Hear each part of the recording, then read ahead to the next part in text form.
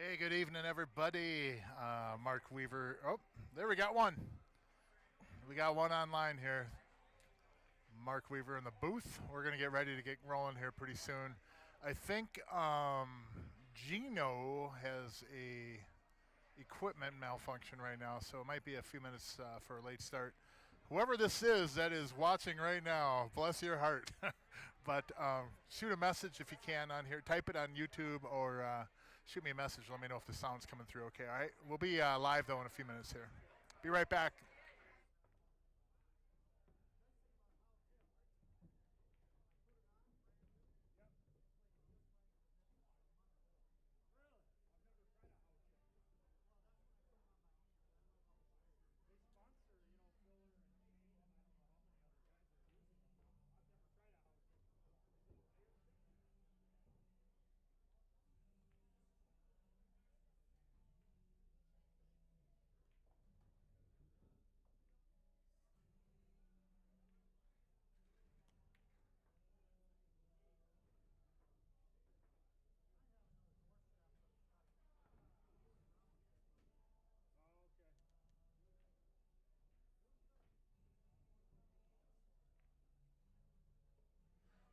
Hey, everybody.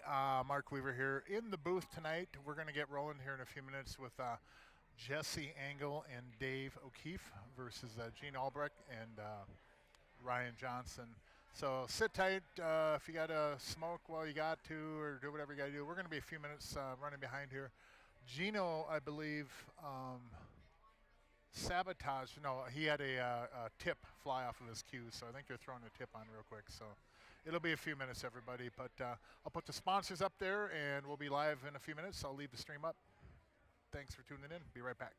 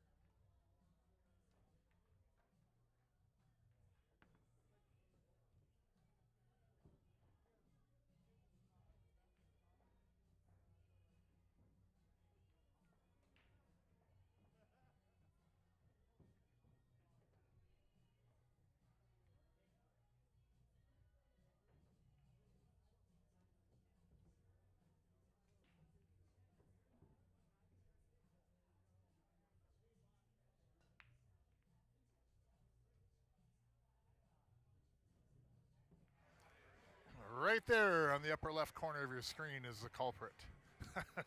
No, again, if you're just tuning in, everybody, Gino had a tip fly off his cue. He was actually shooting by himself over there on 15, and tip came flying off. So Stevie Wonder is back in the cue room, and putting a tip on for Gino. So we're going to be a few minutes out still, folks. Thanks for tuning in. If you got to fill up that beverage or pop some more corn or do whatever you got to do, you got a few minutes. And apologize for running a little bit late on our start time, but equipment malfunction. You see, actually, Gino's holding the good half of his cue. The other half is under repair. So we'll be back in a few minutes. We'll go live here in just a few minutes with the match. So tonight, race to 11, BCA rules. Jesse Engel and Dave Action Man O'Keefe will be taking on Gino and Ryan Johnson. We'll be back in just a few. Thanks for tuning in, everybody.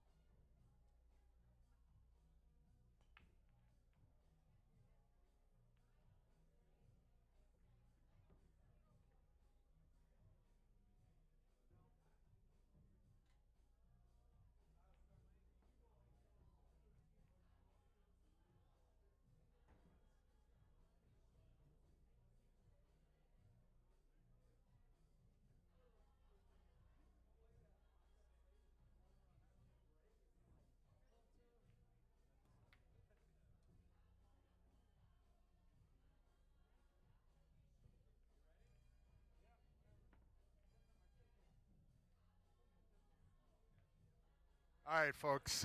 Thanks for tuning in, everybody. It's Mark Weaver in the booth. I'll be flying solo unless I can get a couple of guests to swing in here with me.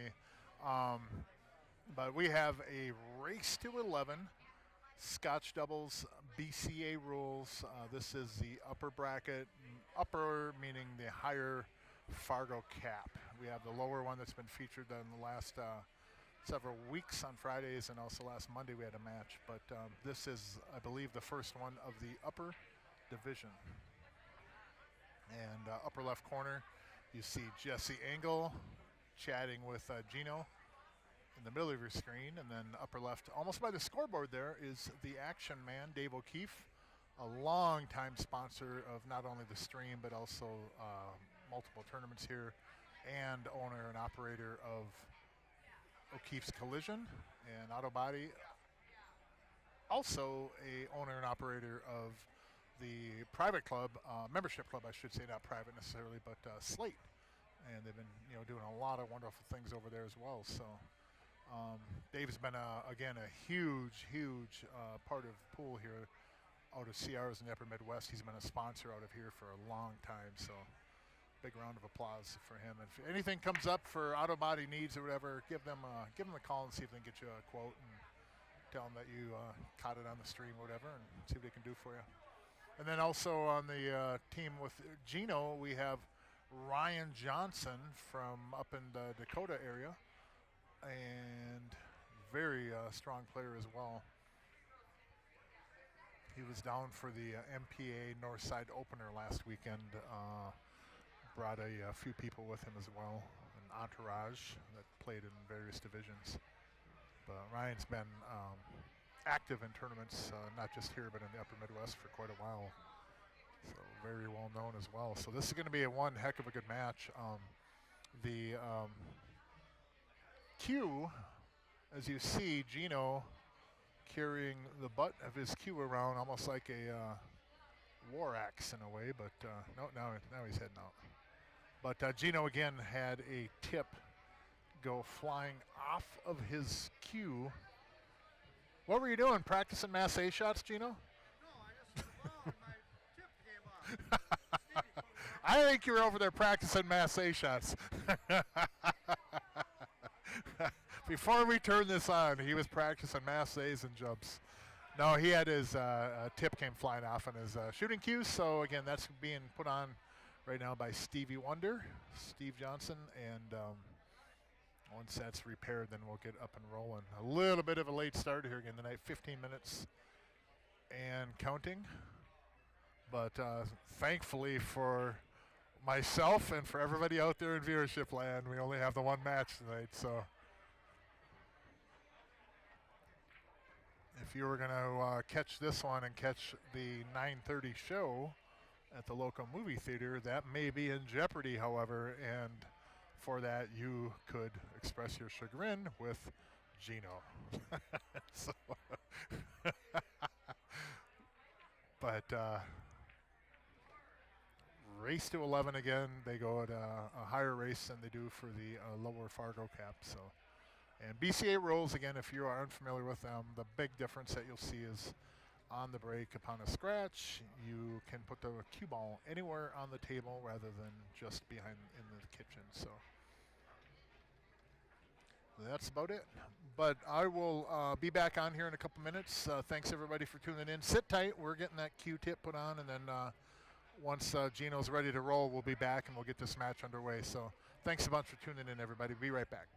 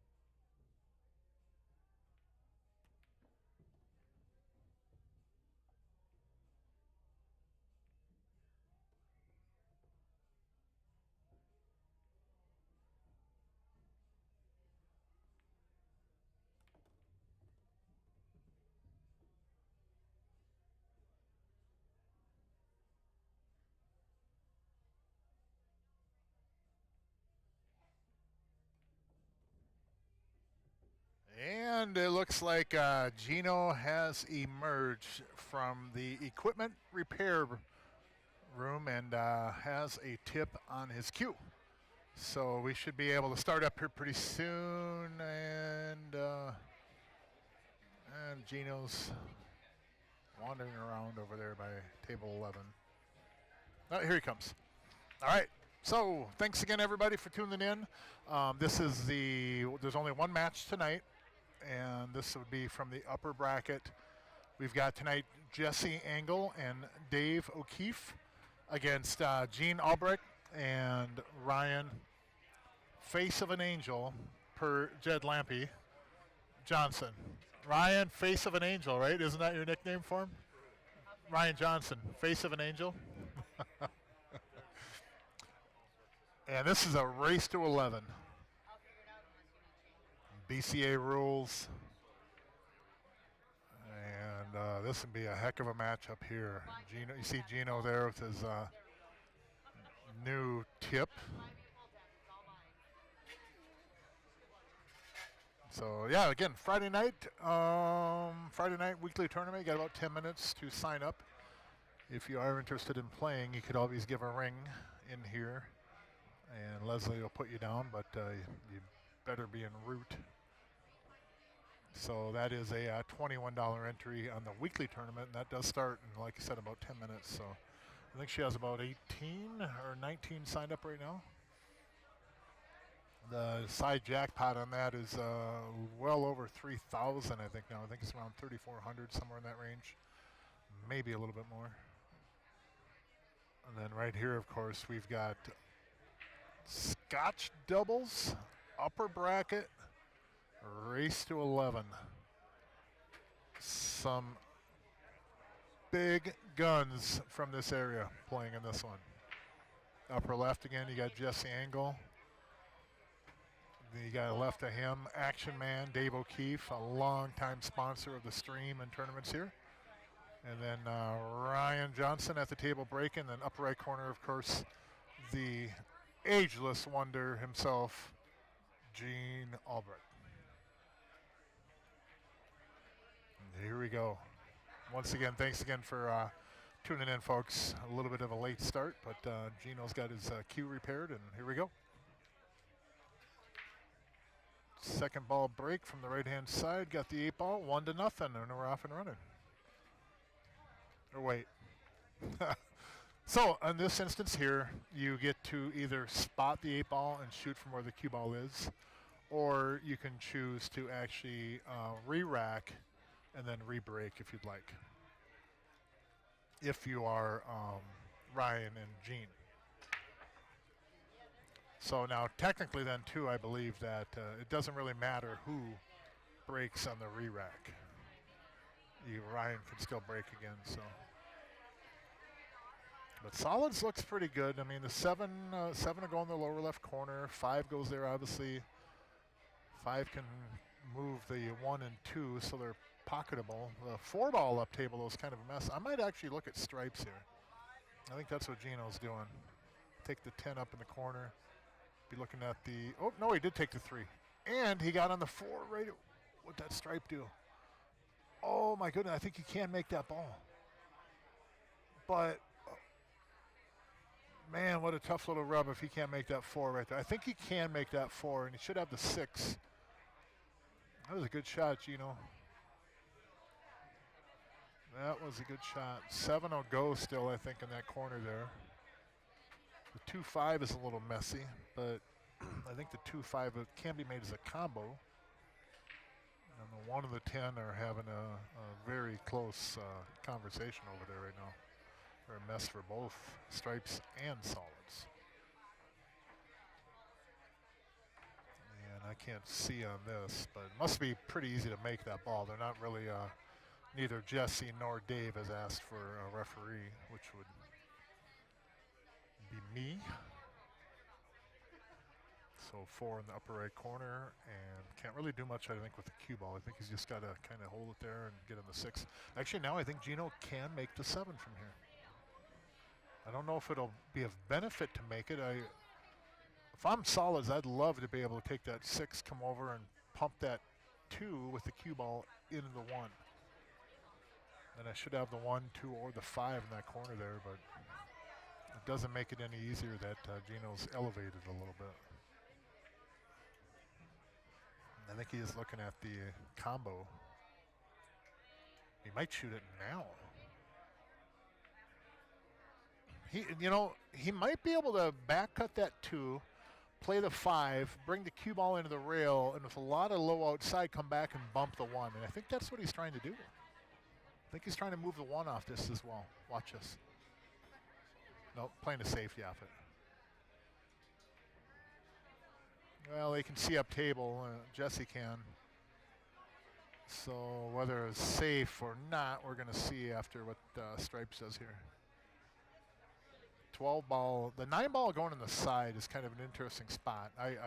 If you can get above that 9, you can take it in the right side pocket on your screen and then slide over into the 10-1.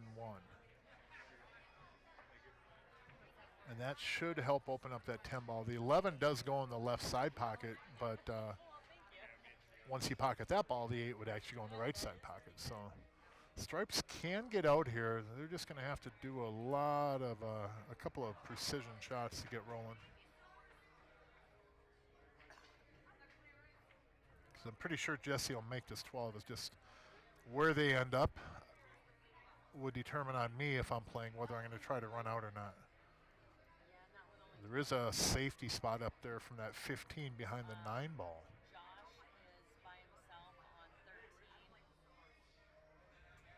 If need be. See, like right there.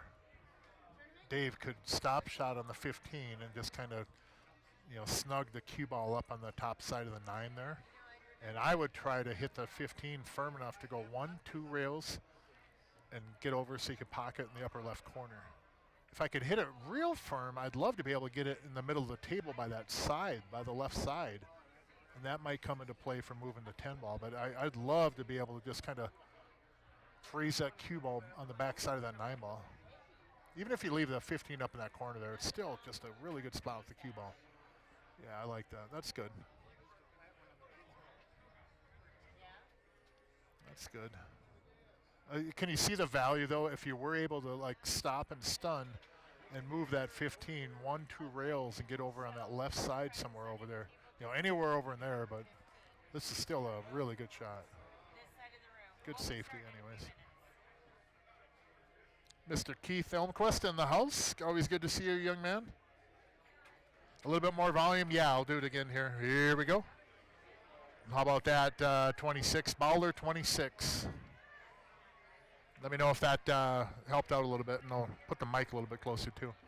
So Ryan's on solids here, just trying to get a good hit. I think he's going to just kind of tickle that 1 and hide the cue ball down there behind the 2 and the 5. And he got a good hit, but double kissed on it and put Jesse Engel in a spot where he can free up the 10. And he could also free up the 14, but I don't know if he can pocket either one of those balls. I think the 14 will bank in the left side, but that's not any way to make a living shooting those shots. The 7 still goes for solids. I think solids, has a really good advantage here. If Jesse can go off this 14, though, on the right side of the table there and put the cue ball up there, up where he was kind of looking, up behind the 15 in that area. That would be nice, but the problem with that is that 6 ball is very, very pocketable from up on that right side of the table. And the 6 from up on that right side of the table works really good with the cue ball, just go in and bump the 8 and the 7, and you're going to sell the game out unless you get up there behind that 15 ball. The 14 might kind of hold and get in between, but it looks like he's going a different direction with the 10 ball. He's going to cross bank the 10 to the right side rail and back across to the left side rail and pocket it in the left side pocket. So this would be 1, 2 rails.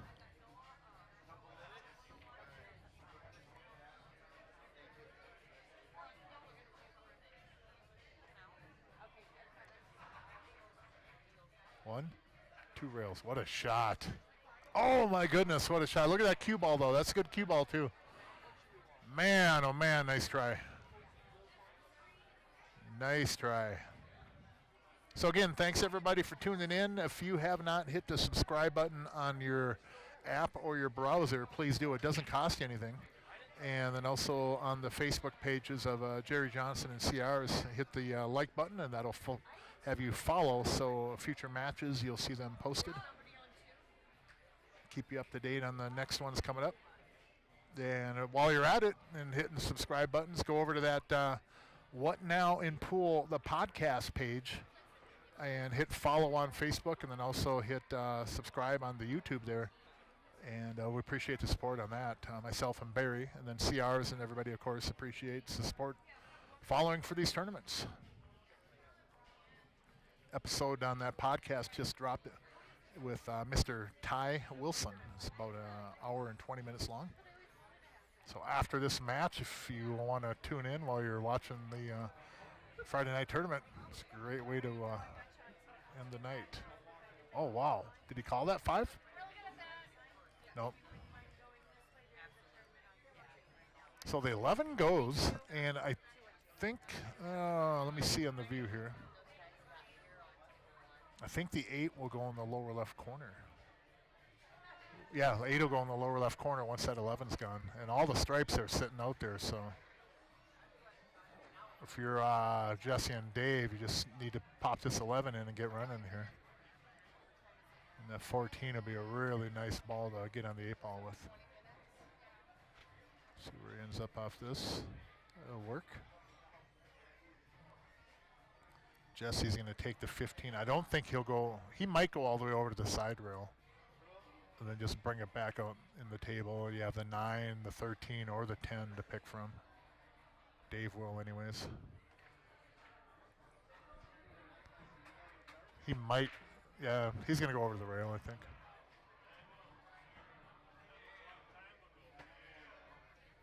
Yep. Just go over, bring it back out gently. Pick any one of those. 9 leads to the 13. 13 leads to the 9. Both of those lead to the 10. That's fine. I need a minute. So it's really just preference of what you're comfortable shooting here. Draw back.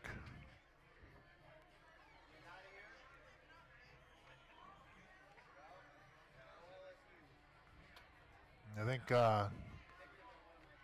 Jesse's going to shape him, or he can just draw straight back off the 10, or maybe even go into that side rail and use 2 rails to get on the 14.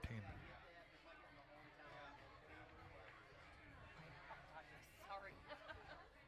Yeah, he's going to get him so he goes 2 rails, maybe even 3 rails on this. The only thing you got to be careful on this is if you go outside with some right English on this and use the 2 rails, it can bring in the right side pocket. Dave should be able to avoid that though. But real easy like that. There you go, good shot. See, it does bring in that side pocket though. He was over a ball away from scratch, and so hit it very good. But it's just something to be aware when you're shooting that.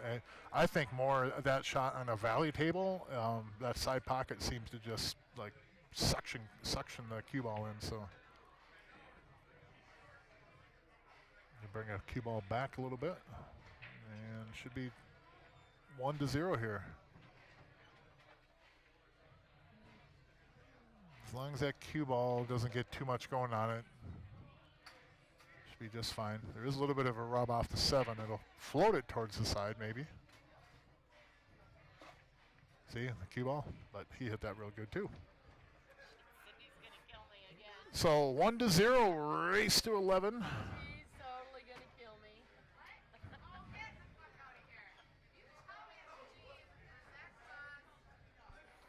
CR Sportsbar, Coon Rapids, Minnesota, the mecca of pool in the upper Midwest.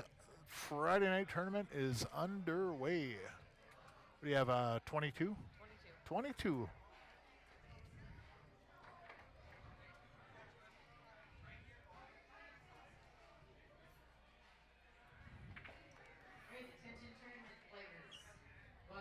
So, Ryan wanted to give a shout out to his folks He wasn't sure if they'd be watching, but wanted to give a shout out. And then Jesse Engel wanted to give a shout out to Brianna and their new baby Emma. And hope everything's going well, Brianna and Emma. And Shane Goya, Cindy Blomquist, table 21. Gramlin, Gino in action, man. I didn't really get anything from them on that, so. But congratulations again, Brianna and Jesse with baby Emma. So congratulations. And congratulations to Denise, Brianna's mother and grandmother now. So congratulations to you. But race to 11, BCA rules, CR Sports. That's Mr. Gene Albrecht there with a brand new tip on that cue. No excuses now. The 4-ball does go on the left side, so solids is good. Just got to get back there. 7 goes to the 5, 5 to the 4, 4 to the 8. That's the road I think they should be taking. 2 to the 1, 1 to the 3, 3 to the 7, or even come back from 2 to the 3. But I think he's playing for the 1 here. Yeah, John.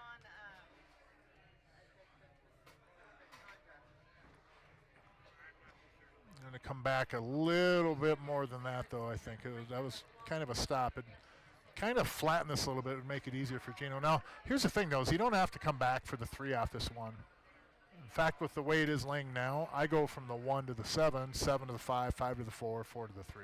3 then to the 8-ball. Use a 3 just to come across table and get in the 8. So that way you don't have to mess with holding this cue ball at all. You can just play for the 7.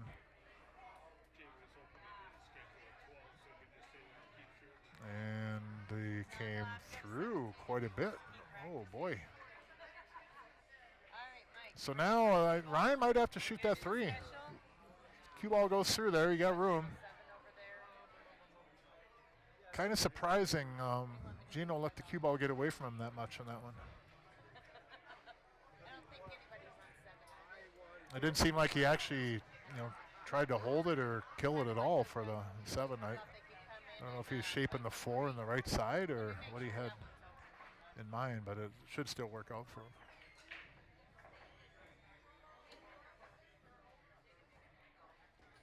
That was a good shot, too. Well done. And these two should be able to tie this up here. This is pretty good out by these two.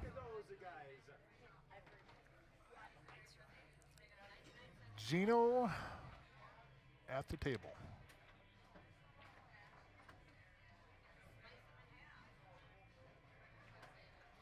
There you go. Good shot. Should be able to hold cue ball for the 5-ball, for the 4-ball here. Would have been nice to have that cue ball up just like another turn, though, wouldn't it? It's kind of dicey now, right? Ryan might not be able to hold this ball. Hold it mean shoot it with some draw and just kind of slide back and then take the 4 in the side pocket. The shot's there. I mean, it's not extremely difficult, but at the same time, it sure would be a lot easier with that cue ball off that rail. I'm surprised Gene went down to the bottom rail. If he went right over to the side rail, he would have guaranteed a good angle off that 5. But Ryan looks like he's almost going to go behind there and get on the 4 for the right side pocket now. I think that might have been caused by Gene's position he played. Hold up. And that's what he did. He did go behind there. I think, Gene's angle that he left Ryan off that rail, Ryan is just hesitant to put a lot of right outside and just kind of chintz, kind of draw. That's not an easy shot always.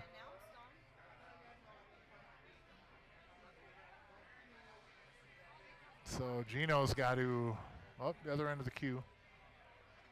Gino's got to figure out if he wants to go up. It looks like he was trying to play into that 11 ball with the cue ball.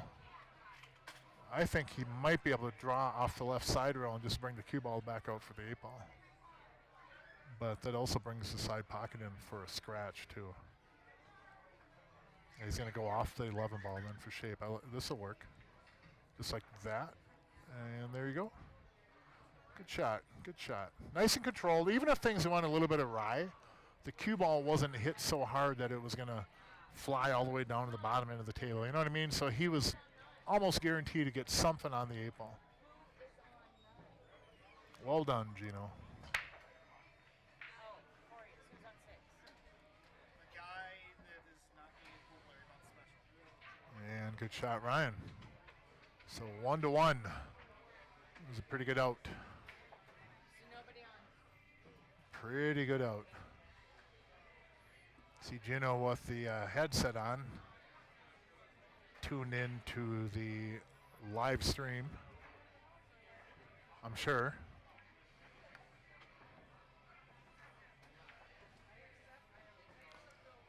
So 1-1, race to 11, BCA rules live at CR Sportsbar.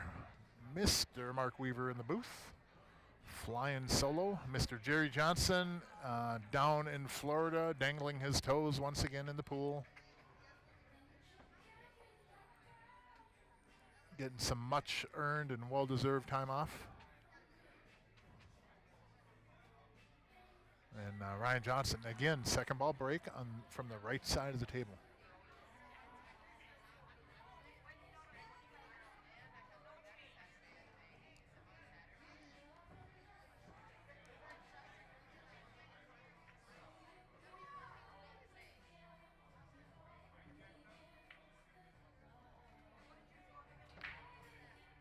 Jed Lampe had given Ryan the nickname Face of an Angel, which you can take from it as you will. And Jesse Angle at the table. We're looking at a race to 10 now. Stripes looks pretty good, except for that 8-ball. It's kind of it's not inaccessible, but kind of messy there.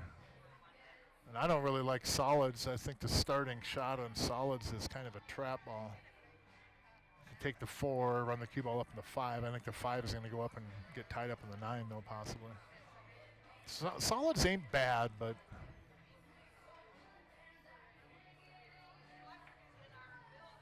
yeah, solids ain't real bad. And you take the 4, bump into the 5. You'll have the 1 or the 3. Then you just pick it to the 2 and the 6, but I don't mind taking stripes here either. I think he's looking at his contact point with the cue ball on the 5-ball. If that 2 was a little bit further this direction, that carom with the 4 off the 2 would be a really good starting shot.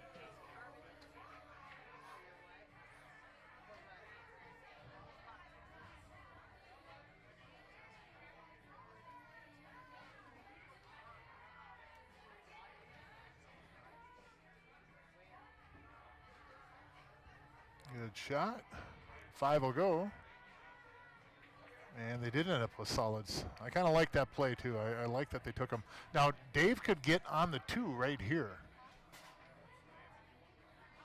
And then it gets pretty easy from there. And I like this going from the 3 to the 2, and then the 2 gets me right in the 5. 5, 6, 7, 1, 8. You can also go 3 to the 7.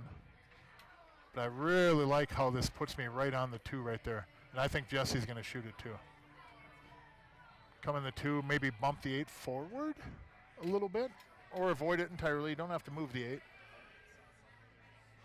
But he's got such a good angle right now on the 2. I'd have a hard time not shooting that 2 right now. A little bit of draw, a little bit below center, and you can slide out, get on the 5. That feeds you the 6 ball. And then 6, you can get on the 7, 7 of the 1. You could, again, you could bump the 8-ball with the cue ball on this and really open them up, but you don't have to. We'll see what the right way to play it is by what Jesse does here. Yeah, I don't even move it, right? Don't move it. You don't have to. So action man, Dave O'Keefe. Take the 5, get on the 6, and then 6 will lead to the 7. Almost guarantee they're going to go 7 to the 1. Got to come back out. There you go. Good shot. Good shot. Did he get a little straight on? Does he have an angle? Yeah, he's good.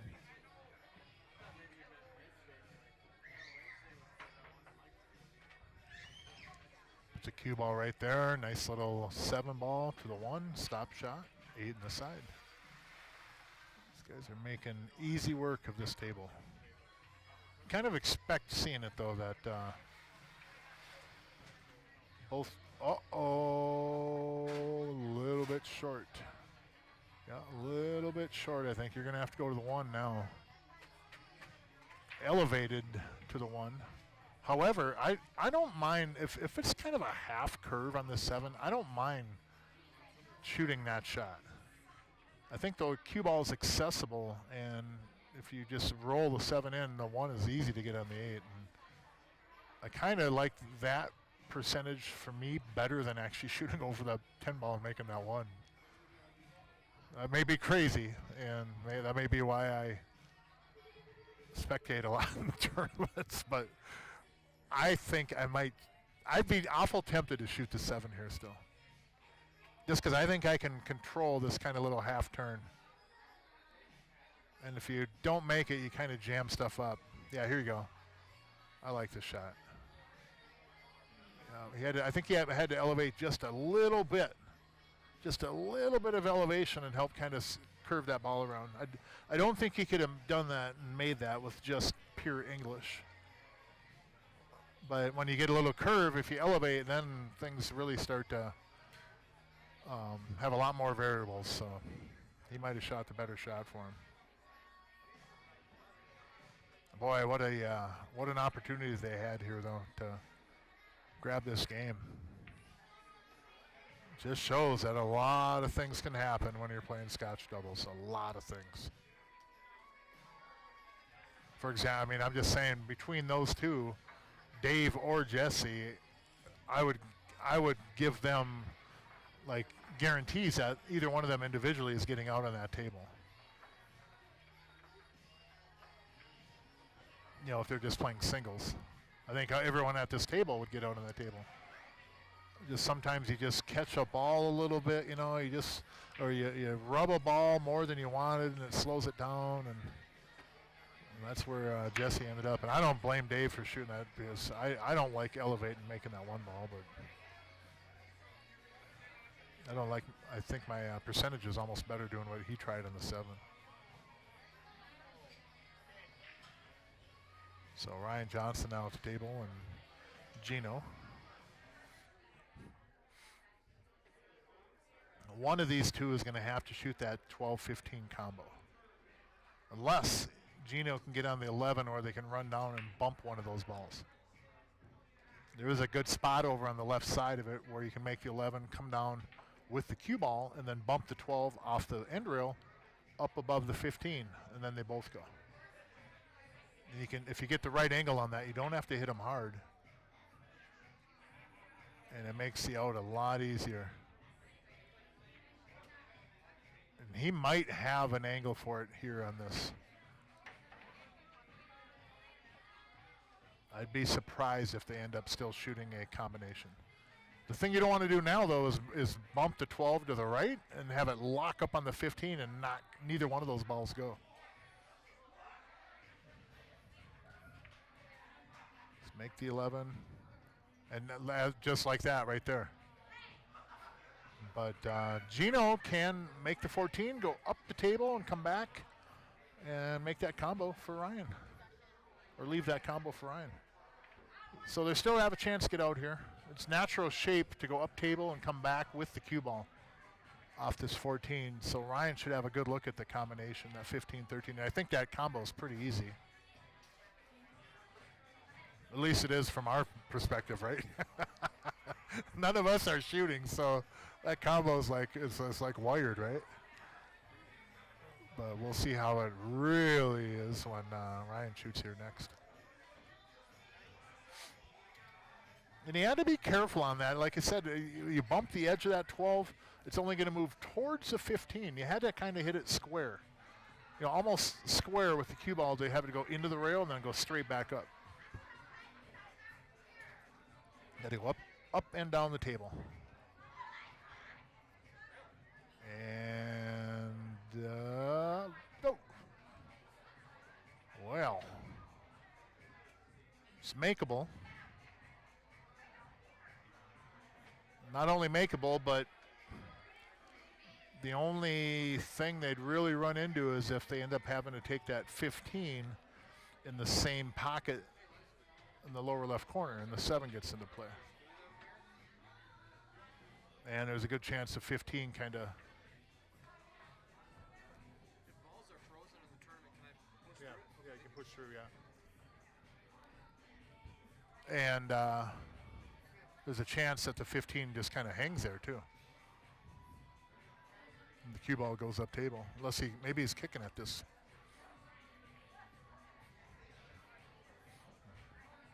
Now the 8 ball may come in play if the 15 has to go up in that corner, and the 7 may come in play if it has to go in the lower left corner. Or, man, he hit that one pretty good. They would have gotten out from there.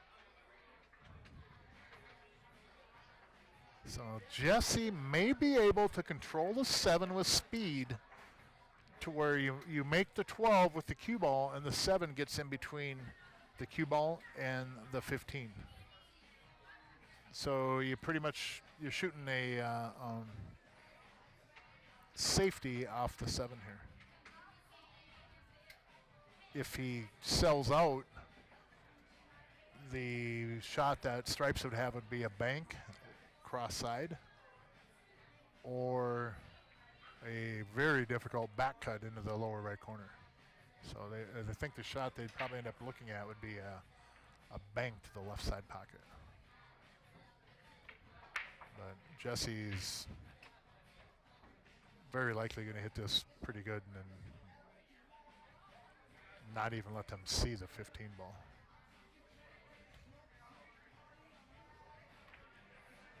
I think the big thing he's trying to do is just make sure he doesn't sell that bank. I would be okay with them almost having the back cut, because I think the right side pocket comes into play on a back cut. But I'd rather have them not have that shot either. Obviously, ideal would be to have the 7 right in between. Just like, not like that, but boy, this is tough. This is a tough back cut here.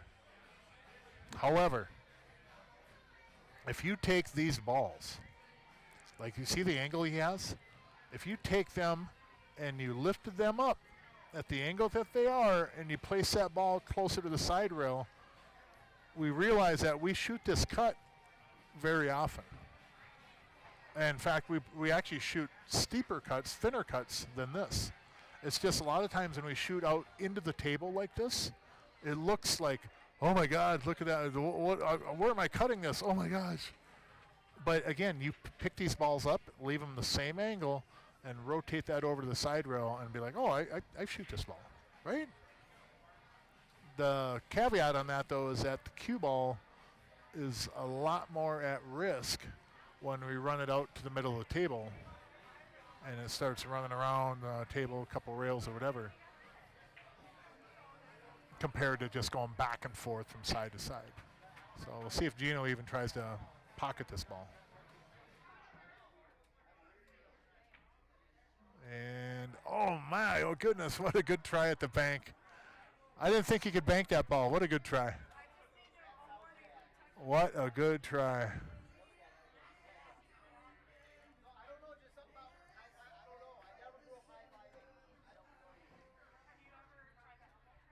What a good try, man. So I think Dave's going to go 1-2 rails with the cue ball. Nope, 1 rail. Came out a little bit of elevation with the cue.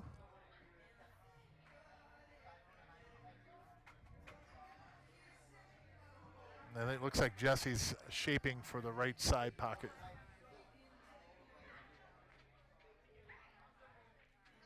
Cue ball will come over right about where his hand is. I predict a little bit more up table though. Or is he coming up or down table, I should say, from our view? Yeah, he did go across. Uh-oh. Well, I think it goes. I think it goes. Maybe it don't. Uh-oh. No, it don't, does it? I don't think Dave thinks it goes. It might be tied onto that 15 too much.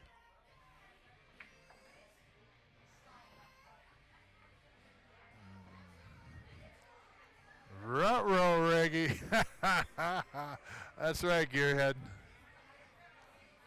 Things got a little bit of ride, didn't they? Surprised Jesse didn't come down table with the cue ball, though. There's a lot of room down here. Dave's going to just try to put the cue ball down, get a little distance. Now it's just a matter of pocketing the ball. If you hit this with a little bit of like center and just a little bit of draw, cue ball should just float over to the right of it, and 8 should be easy in the left side pocket there. Yeah, cue ball wants to go right over there into the rail. Careful putting a draw on it. Careful under hitting it and then going off the 8, because I don't think you'll swim in the side pocket, but you might make your shot difficult. A little bit of outside on this I like, just to kill my cue ball off that right rail.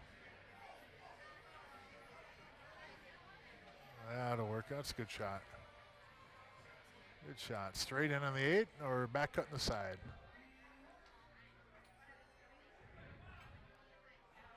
And Jesse and Dave might have had one get away from them there. But as I've seen in a lot of matches, these Scotch matches, that usually gets paid back in their direction at some point.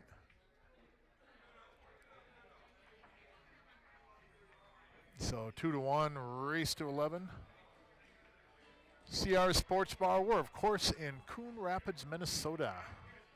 Friday night tournament well underway. Side jackpot well over $3,000. Will tonight be the night? Nope, Leslie doesn't think so.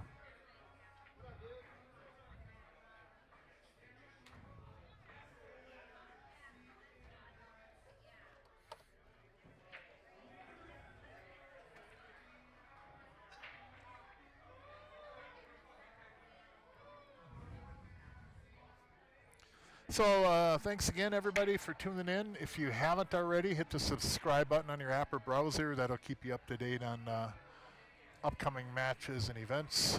And it doesn't cost you nothing. And then also on Jerry Johnson and CR's Facebook page, hit the like button, and that'll follow you so that you keep up to date on the posts as well.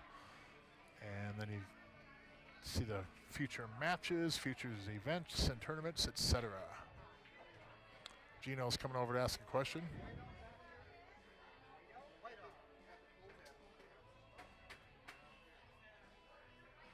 Gino is coming over for whiteout. Yes. That's not misspeaking. That is factual. He is over looking for some whiteout. I believe that he is going to use some whiteout on the white part of his cue on the very end by the tip. If you notice, he has about a I don't know, 4 or 5 inch, or it's white on the black. I think he used to play with like a white shaft even for a while. I know he was slinging them and selling them, and then now he has a black one with the tip being white, but maybe I'm giving out an industry secret that I'm not supposed to, but it looks like that white is whiteout. For those of you wondering out there. But that is why Gino is not at the table. Yes, he is painting his tip with a whiteout like it's a toenail. Basically, he's putting toenail polish, whiteout polish on his tip, and here he comes. I believe it does match his hair as well. And here we go. There he is. See how shiny that white? Look at how white that is now. Look at it.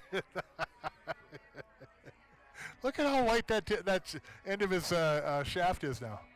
He just put whiteout on there. He was over at the pull tab booth getting whiteout from Hawkman. Yeah, he put whiteout on his tip. It matches not only his the white on his shirt, but the white on his shoes and then the white on his head. So he's very color coordinated, but I'm not sure what the white part is on the end of his tip. I know I'm having fun with it, but he's got some rhyme or reason why he does it. And if you see him play, he, yeah, maybe Earl of the Midwest, Minnesota Earl. That's not bad, Gearhead. That's probably a pretty close moniker. Yeah, Minnesota Earl. All he needs now is like the, he needs the, what's that big wrist guard that Earl wears too? Like a huge wrist guard, and then he's got all kinds of contraptions. It's either Minnesota Earl or the Tin Cup of pool. When Tin Cup had all those gimmicks and stuff, and he was trying to find his golf swing again. But here's the thing of it: we can joke about it all we want. Gino plays some championship pool. Even at this stage in his age and career, Gino plays some jam-up pool. So as much as we can have fun with it, he is a machine at the table. And I got a lot of respect for his game. He's helped me a lot over the years, gave me a lot of tips. He's given me some mini lessons, and with that said, he used whiteout on his tip like he was polishing his nails. So we all have our idiosyncrasies, right? We all do. Everybody has maybe their own superstitions, etc. and stuff. So, but for whatever reason, whatever he does that, it works. So give that man all the credit in the world for that. It works because he plays well. Jesse Engel at the table, playing a safe. Off to 6, trying to put right back under the 7 there. Came up a little bit late, but Stripes can see a ball. I don't think they can do anything with it, though. Maybe the 10-13 combo, 13 in the upper right corner. Maybe, but you shoot those shots in a bar, you're usually buying a lot of drinks for your opponents. And then you're getting quarters and putting quarters up. And well, Gearhead, no, you can't say that. I never have any ticks or routines. Your name is a routine, Gearhead Daily. So that's a routine. It's something. You're Gearhead Daily, so you are a routine. So yes, you too.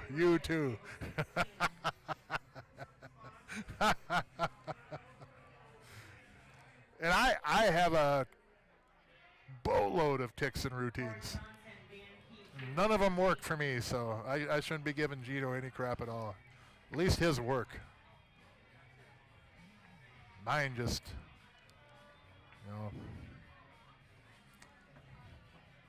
100% unpredictable. Okay. Well, bless your heart. Why did he white out his tip?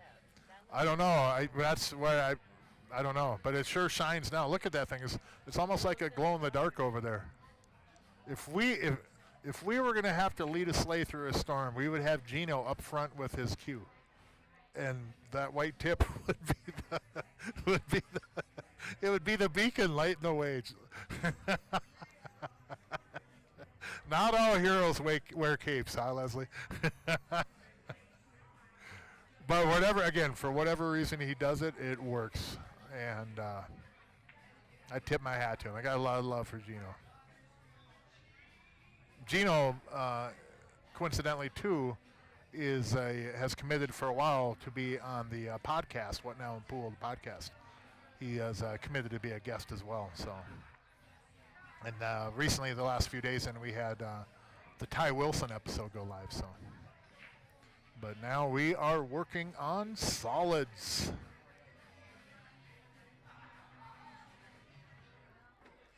This will move the 3, making the one will move the 3.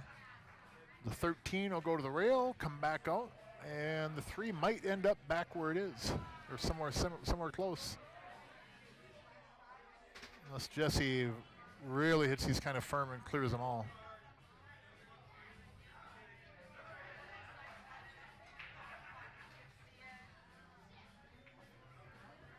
Well, that'll work. 4 goes in the side. 4 actually goes up in the corner too. But you have to almost have ball in hand to put that cue ball in a good spot for that. If I'm Dave here, I'm actually going to run up into the 3 off the rail. Take the 6, run into the rail, come off the 3, move the 4 out into the middle of the table. 3 should go in the side still. Maybe it gets tied up to go in the corner though. And you'd have to be careful too. It's a small chance, but you got to be careful and watch the scratch in the right side pocket. And I think the guy that does the caricatures is set up. So if you are coming up here and want to get your caricature done, maybe run the blow dryer in your hair a couple more minutes, or put another layer on of whatever and come up and get your caricature done. He does really good work though. I've seen some incredible examples of his work with people here. Really, really fun too. Something you could actually keep. Good shot. Look at that ball.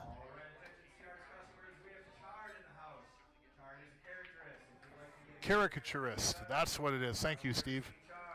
Say that like 3 times in a row. Caricaturist, caricaturist, caricaturist. Actually, it was not that bad.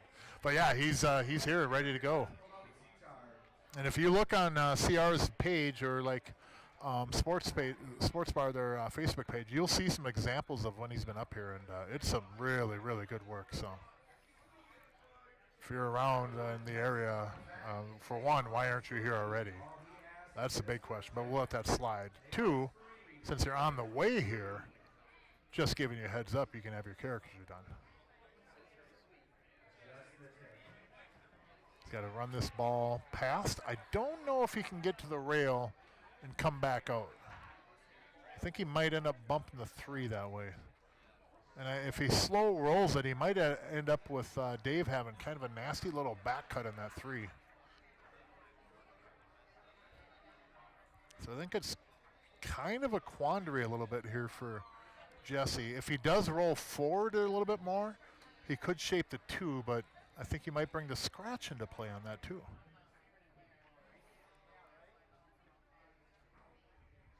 Sometimes that angle or lack of angle just makes it a little bit more dicey to navigate around the table, so we'll see what he does here. I'd expect the 3 to move a little bit. Probably just bump over and still go in that corner pocket though.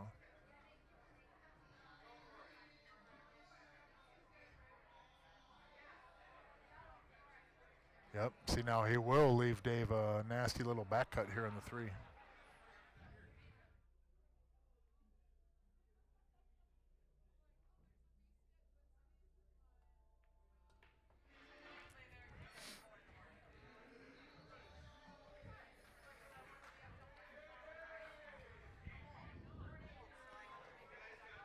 So back cut on the 3. You could go with inside or outside, depending on what you're confident with here. I think he's going to go outside left. Oh, miscue. Uh-oh. Uh-oh, that makes it tough.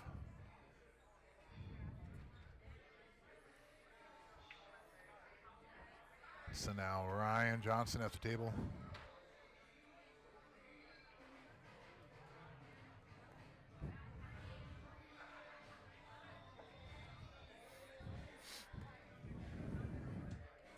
Punch bottom left. That sounds like a knockdown, cut, fade, draw in a golf swing. But you're right, yeah, little punch bottom left.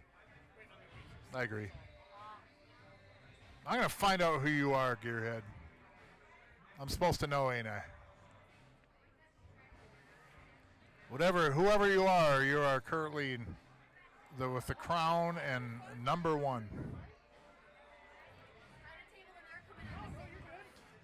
So Gino on stripes here. I think he can hold this ball for the 13 in the corner. Although he had a shot a couple, was it a rack ago or whatever, where kind of let the cue ball get away from him on this kind of a shot. And this one he actually held a little bit better. Put him in the 50-yard line here. 13 or the one on the side there. What is that, the 10 ball? Or you could even take the 12. Anything can happen.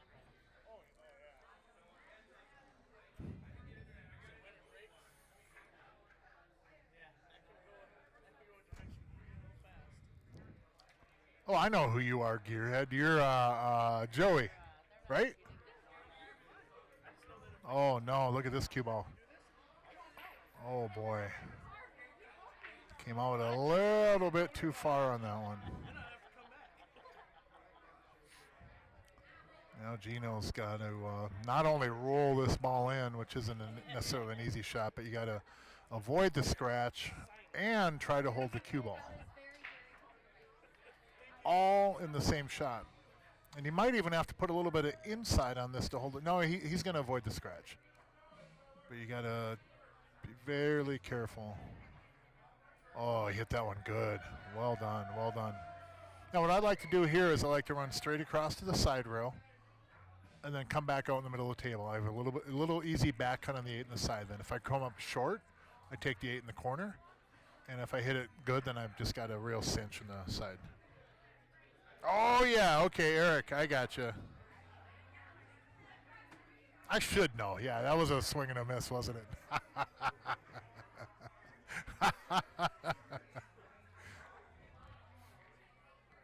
That kind of a shot right there. Well done. Well done, Ryan. Hit that ball pretty good. So they should go up 3-1 here, barring a miscue. Fresh from the cue repair room with that tip, Mr. Gino. 3-1, race to 11. BCA rules, we're live at CR Sportsbar. Friday night tournament is swinging underway. There's, 22 again? Yep, 22 in play.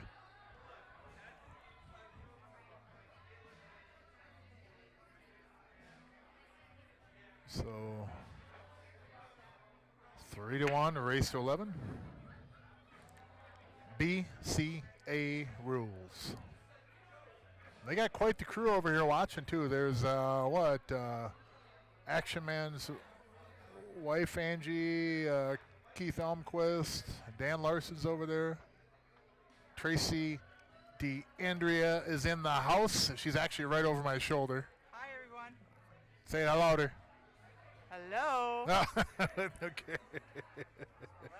I remember my first time on the mic too, so. Oh, I was on the mic in Illinois for a tournament I played in here probably about 6 years ago. Ended up getting 5th with a really tough field. Yep. Outplayed Chris Angelini in that tournament. Gino. No, now Gino's breaking. Ryan was breaking. Now Gino's going to break. Maybe it was the. Nope, actually, he doesn't have the whiteout on that cue. I think if he went over and put the whiteout on, he'd make a ball on the break. But oh, I love you, Gino. But yeah, go put some whiteout on the break cue tip. Actually, on the break cue, I might actually put it more towards the joint, so it's on the other end of the shooting shaft. And then when they're in the standing over there, they kind of match better or something. I don't know. I'm going to ask him about that, though. I'm not saying I'm going to tell you people that, but I'll find out from him after the broadcast why he does that with his shooting shaft. He put actual whiteout on the shaft. What are you liking here? I go with stripes. Yeah, I think I like stripes too, Tracy. Yep. I think that ball right there is going to be the key one, of course. Wonder if that 12 goes over there. The 10? Is that the 10? Yeah, I think it's the 10. The 12. Oh, the 12. The 12's underneath. It does go over there. You can actually get on the 12 from the 9 ball. 13. Definitely, yeah. Stripes is the the route to go. And if he takes his 13 off the 15, of course he's going to have the 11, but I'll be curious if he actually gets on the maybe the 10 or opens the 10 up.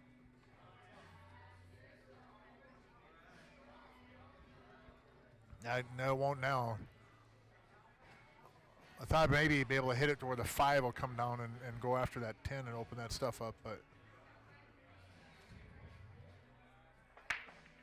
he does have an angle now, though, to shoot the 9 and float down and get on the 12. I don't mind that shot because if you get down here in the 12, make the 12 and the 10 moves, then everything's solved for you. Then you can hit that 13, 15 gently. But a 6-inch draw shot? Yep, just kind of. I think he's gonna hit that pretty firm, anyways. Yeah. Not sure. Wow. Okay. That should work though. Jesse's gonna shoot the 12. Cue ball going to the 6. 10 is gonna move up a little bit, and then you have the 9 in the corner. Yeah, this should work fine. What's he shooting first? He's gonna shoot the 12. You take the 12. The cue ball is gonna bump into the 6, and the 6 will move the 10 up towards the 2. And then it'll put Dave on the 9 ball. Which one's the 12? That's the pink one here. Oh, that's Yeah, why it's I these messed TV up. balls, Tracy. The 12 and the 4 are the Gotcha.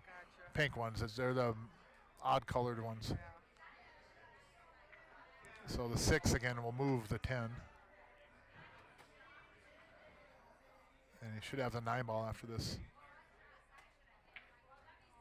Nice. There you go. Oops, sorry.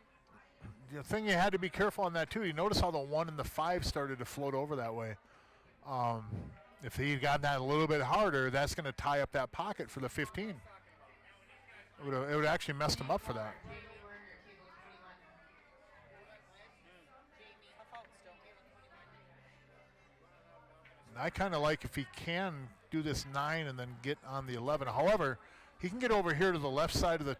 I don't want to go there. I might want to get down to the bottom rail and take the 10 in the upper right corner. Because if I can get over about the first diamond on the bottom rail in that line, I shoot the 10 in the upper corner, I slide right over for the 15, 11. I just don't know if getting from the 10 to those 2 balls is going to be really good from here, especially when you're there. See, he could have slid over to the bottom rail and got over here on the bottom rail and then took the 10 in the upper corner. But now they're in trouble. Big doo-doo. Yep.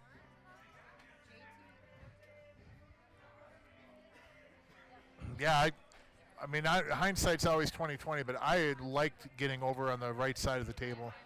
There's a lot of room over there to have some kind of a shot on the 10, and that leads you directly over to the left side of the table. And I don't think Jesse can actually even jump the 11 from here. He can jump the 10, but not the 11. What's he doing now? Is he going to kick the 10? I want part 1 through 10. Thank you. I'm going to do the grilled chicken sandwich. Yeah, No that's. buttermilk, no lettuce. That was such a small little spot down there too, and I don't think Dave had a real comfortable stance for it either.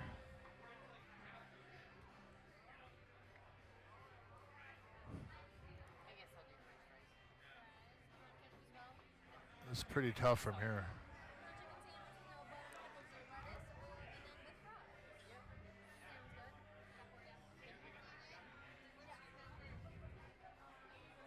If he does make it, Dave should be on the 11, but there's a chance that cue ball gets tucked underneath that 6.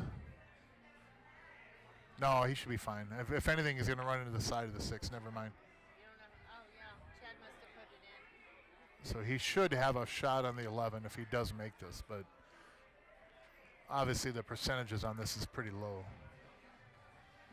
Chad Cermak, Mike Quackenbush, table 19.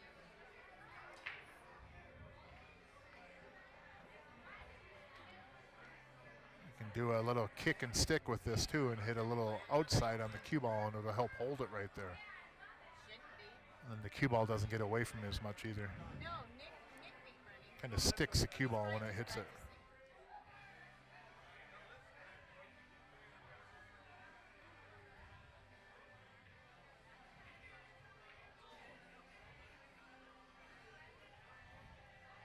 Josh Schmidt, Shane Jackson. Oh, what a good try on that ball. Very good try. Now solids, thing you're going to have to work on here is going to be the 5 and the 1 ball.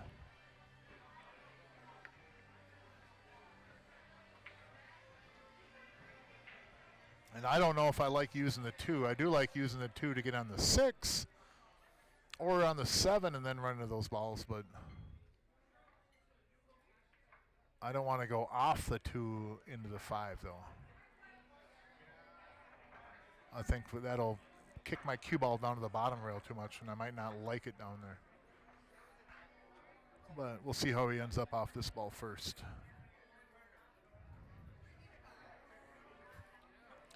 That's not bad. I mean, it's natural now to go into the 5, so I think you have to here. I think just watch the cue ball because you might end up down on the bottom rail and back cutting the 6.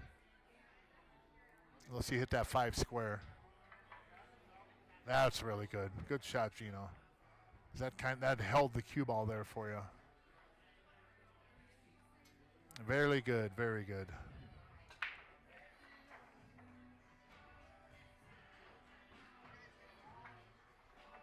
I like the 7 here, and then bring the cue ball right underneath the 10, and maybe I shaped a 6-1 combo. But this ain't bad either.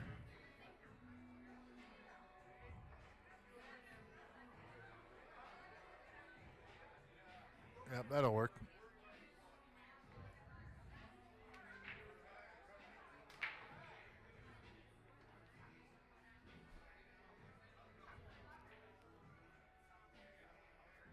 Man, look at that first place on the weekly. That's a good chunk of money. And if you win the weekly and win the jackpot, you're walking out here with like 3,600, 3,500, somewhere in that range. 155 for first on the Friday night weekly. 110 for second. 70 for third. 55 for fourth. And fifth, sixth each get $50. It's a heck of a good Friday night weekly tournament. It's been going on for a long time. And you play players of all different levels too when you get into it. So definitely a good tournament. $21 is all it costs. You can play anybody here. All levels.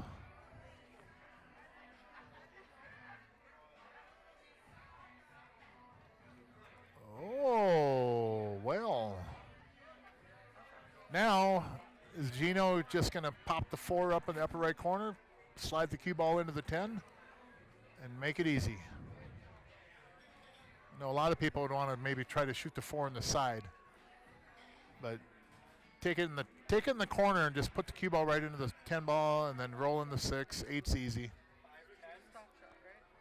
Yep, just stop shot. You can stop or draw just a little bit. It'll slide naturally in the 10. Yeah, he's going in the corner. So this is the right shot here. Just like that.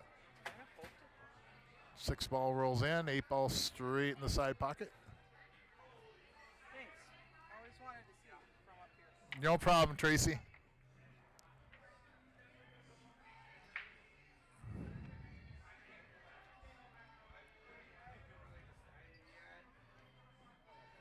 So they should be able to go up 4-1 here after this in a race to 11.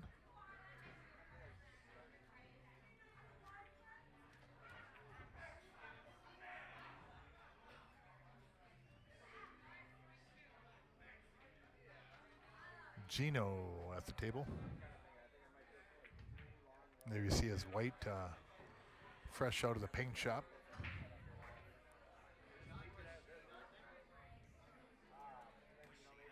Four to 1, Gene and Ryan over Jesse and Dave early on here in the match. We are at a race to 11.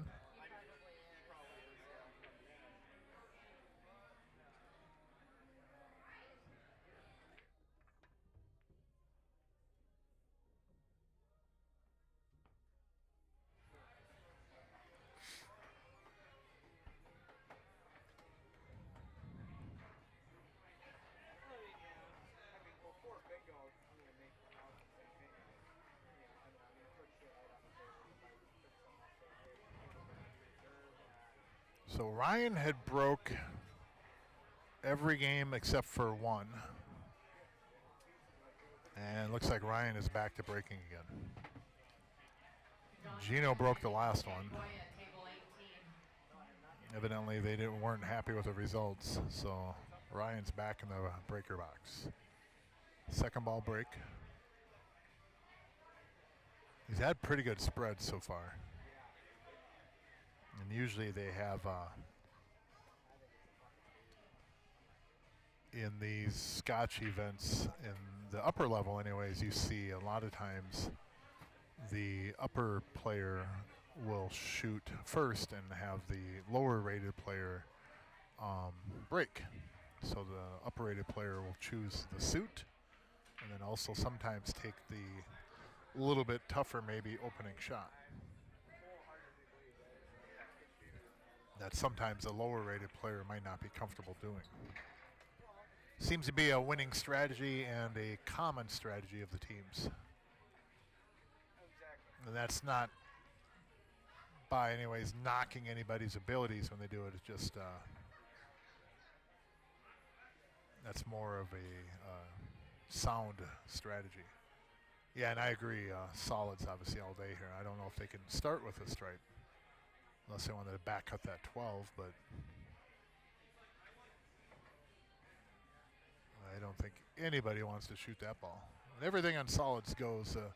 2 does go in this corner that the 7 is going to go in. So Gene and Ryan get in a groove here and pick up a few games. They could really, really, really start putting some heat on Jesse and Dave.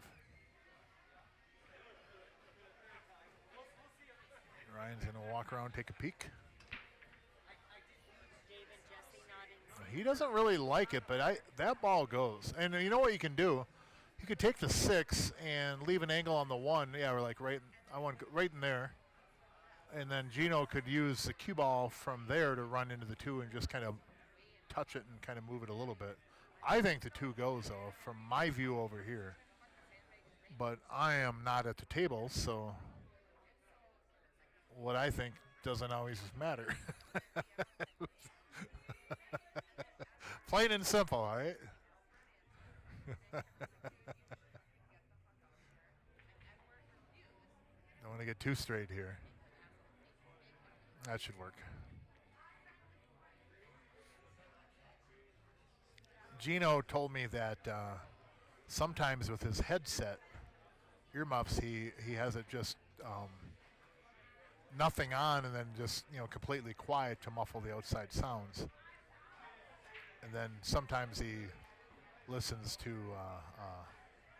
Danzig and a couple other bands I didn't really know the names, Avenged Sevenfold or something, and I know Danzig is one of his favorites. So, and I think another one he likes to listen to is what is it, Gore, G-O-R or something like that. Surprised me, but Gino has some different music tastes, I guess.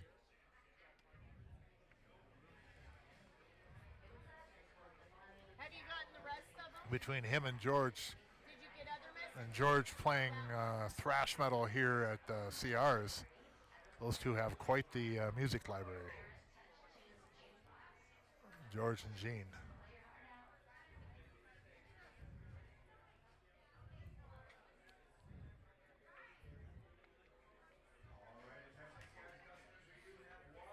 You got to take the 1 here.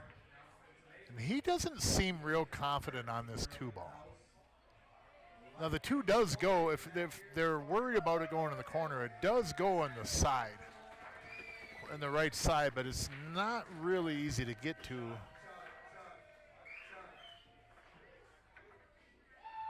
From the balls that are on the table. I mean, the 4 doesn't really lead there, the 3 kinda maybe. Is he going forward with this? Yeah, he did go forward. But he didn't. I think he wanted to go forward enough to where Gene could have dropped down onto the 2 ball with the cue ball.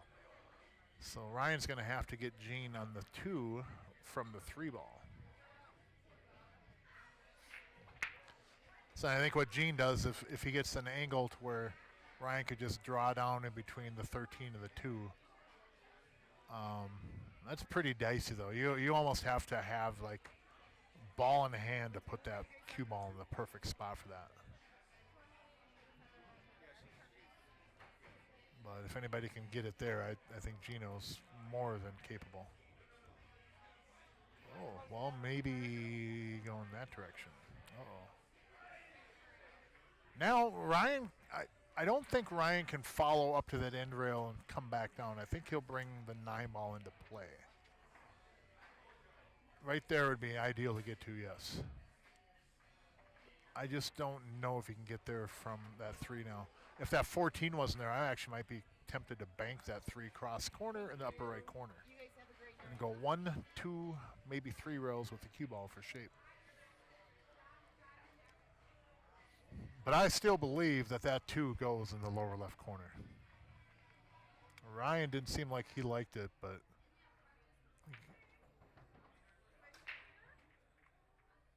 I think he's going to try to get him on the side, though. There is a path there with this cue ball. He's going to have to hit this one really good. Just like that.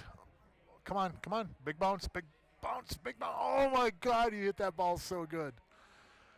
Oh, you hit that ball. You hit that ball good, man. Yeah, he hit that ball good. I still think that 2 goes over here, but it's all moot now. Gene should be able to make that.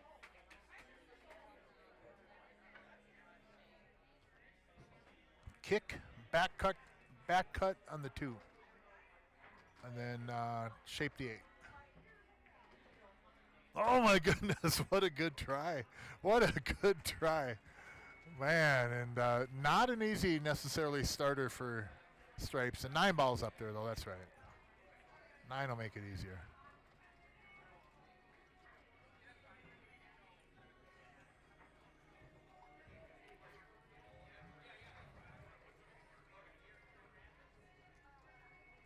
So Leslie was talking about her back aching earlier.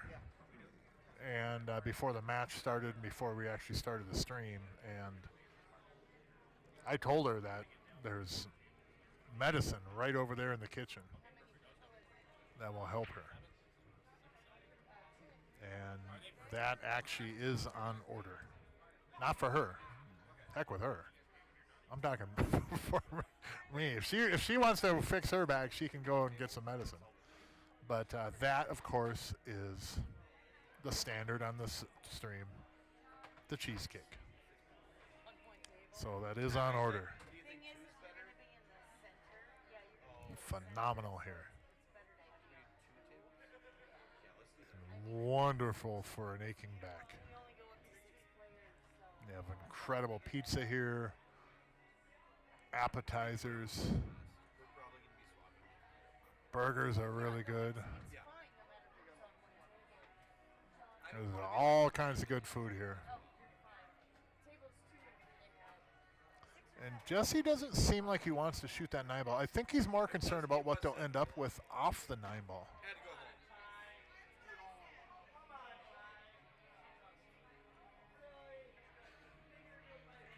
So he's going to reach out on this one.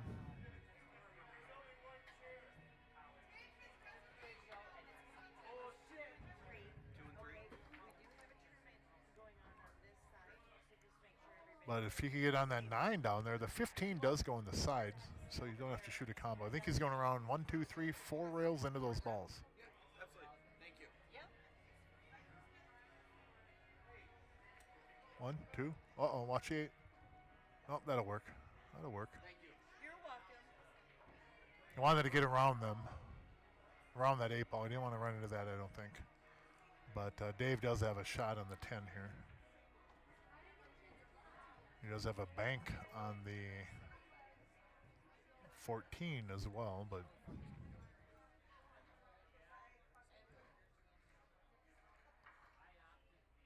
and the 2 does go in either corner up there, so you can't really hide the cue ball down here.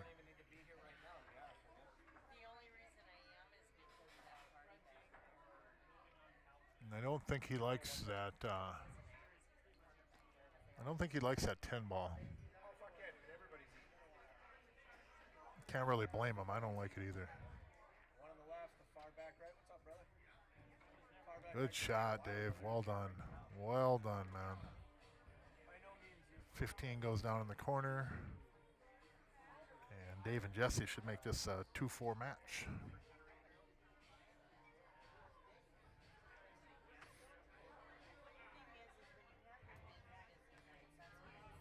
Yeah. I mean, for Christ's sakes, I'm fucking here 90 fucking percent of the time. You know? And that thing runs itself. Just put it on auto fucking. I don't stay long. I've left as early as 7. So action man at the table, 13 to the 10, 10 to the 9, 9 to the 8. John knows I'm not super routine because I'm running A little bit of inside on this, which would be right English for Dave here, maybe. No. Nice shot, good control. Cue ball come right up the table. Off this 10. He'll travel just left of the spot there. Or maybe Jesse will go 2 rails even. 2 or 3 rails.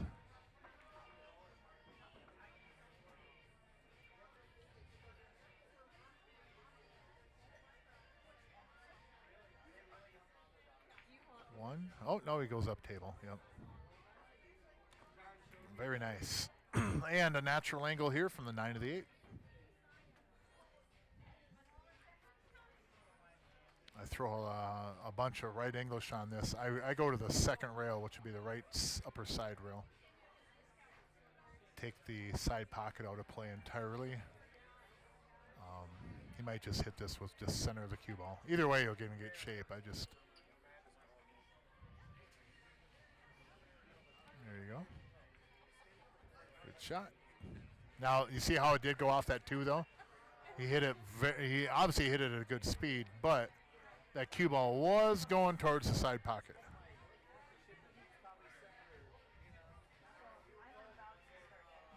And there we go. 2 to 4, race to 11, BCA rules. We are, of course, live at CR Sportsbar in Coon Rapids, Minnesota.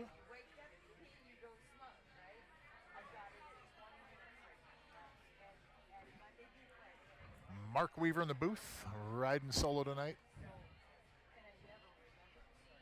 Had Tracy Deander up here over my shoulder, but she didn't want to throw a headset on.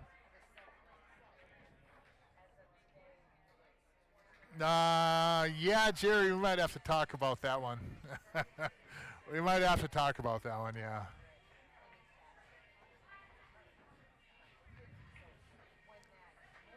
I don't know if you set one up on the counter back there, and then if you have it so you can set it from here and push the button every time or something, I don't know. But I would agree that at some point maybe we look at a shot clock for some of these.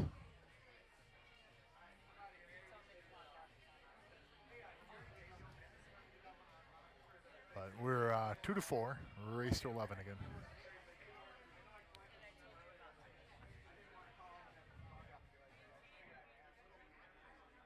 Yeah, I'd agree on that, Jerry, too.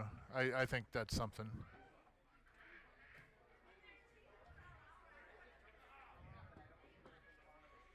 I'd agree with that. And here's the thing. I get on these matches, too, where I get maybe a little bit slower at times, too. So, but I'm slow out of the gate, man. I graduated with 27 other people. What do you expect out of me?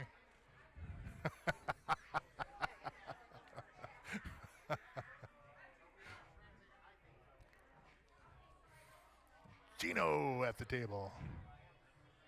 Yeah, man, let's do it, Jerry. We'll get one of those. Then we just got to get somebody to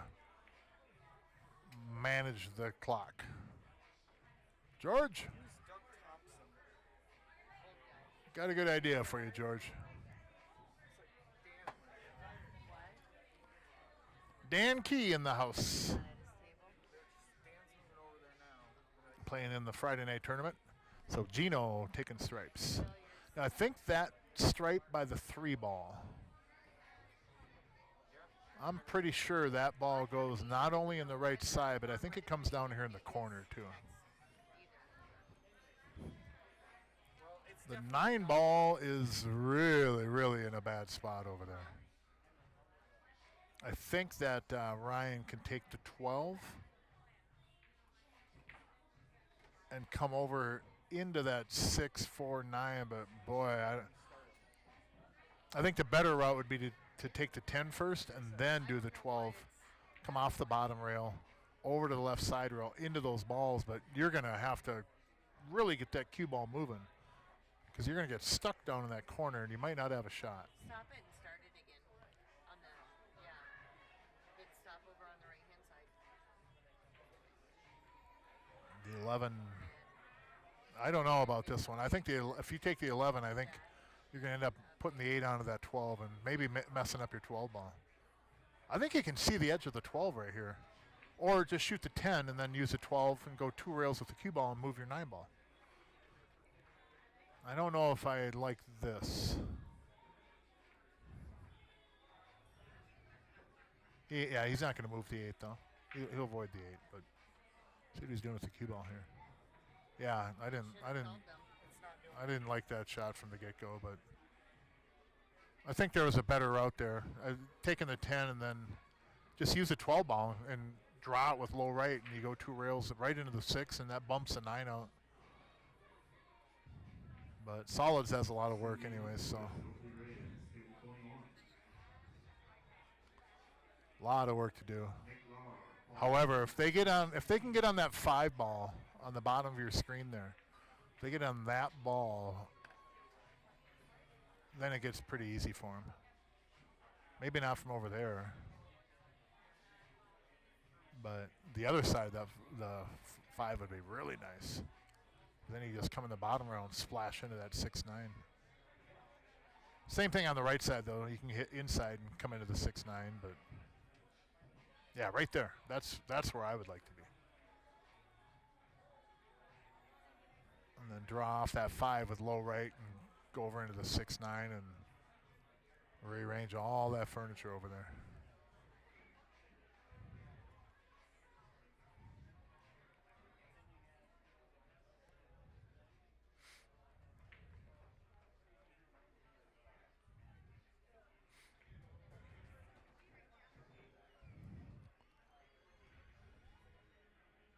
Jesse's going through every ball here. You should do it for stripes too.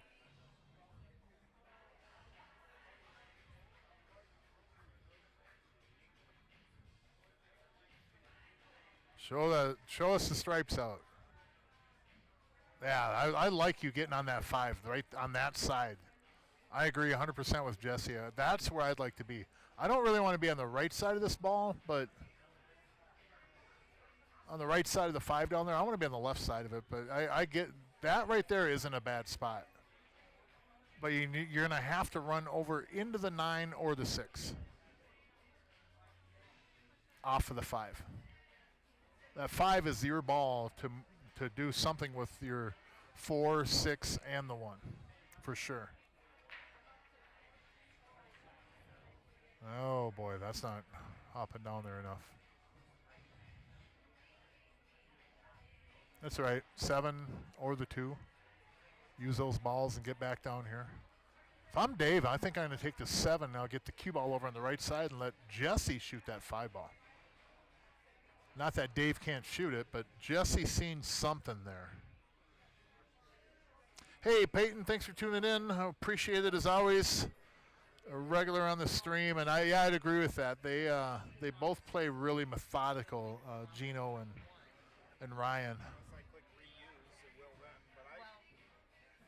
And they're off to a good start here. I mean, 4-2 is obviously it's not like a lead that's insurmountable. We've seen it so many times before where teams come back from leads, bigger than this. But one thing I think with Ryan and Gene is that they don't get really careless with the ball very often. I don't think that they things get away from them too much. I restarted the whole thing. Okay. So it might be working now, but I'll know once the next Let me know. thing comes up. So Hope you've been doing well, Peyton. Always appreciate you being on the stream. If you get a chance, Peyton, check out that last podcast episode with Ty Wilson out of Two Stooges. It's about an hour and 20 minutes. So the 6 will go, the 4 will go, everything goes. You just have to not scratch or miscue or anything catastrophic here, and you should be able to get out. Everybody that's on the stream, we always appreciate it too if you go to your app, on your app or your browser, and hit the subscribe button. It doesn't cost you anything. And then also on Facebook for Jerry Johnson and CRs, if you hit the like button, it'll get you to follow. And what that'll do is keep you up to date on future matches, tournaments, and events.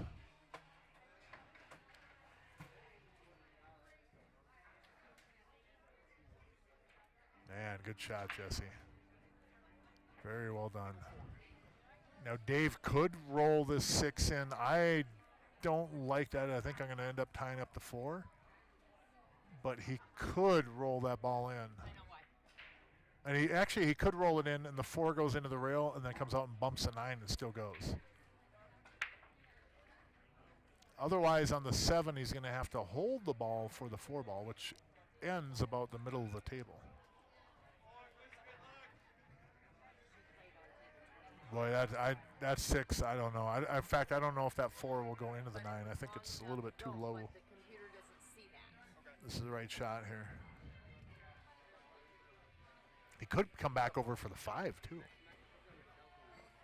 That's a good shot. I think he got it on the 4.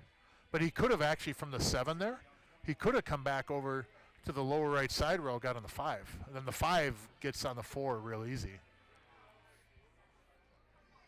But Jesse should be able to handle the 4, and then I would predict that they're going to shoot the if he can see this 4 fully, then they'll shoot the 6 next. If he has to kind of slide it in there, then he's going to shoot the 5 next, depending on where he hits that 9 ball with the cue ball. So yeah, it'll be the 5 ball. And be careful you don't draw too much on here. And bring the 9 into play. But if he wants to, he can be conservative with the cue ball and leave a bank on the 6 or a back cut on the 6. But Dave has enough control. He can just draw back and shape the 6.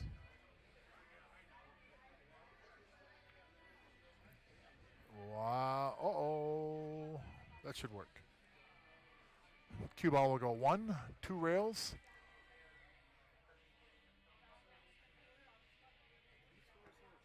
Eight in the lower right corner. Maybe. Well, you charged it for me a while back. Yeah, but I don't have the same cords right now. And there's kind of a scratch in the side pocket on the left side, but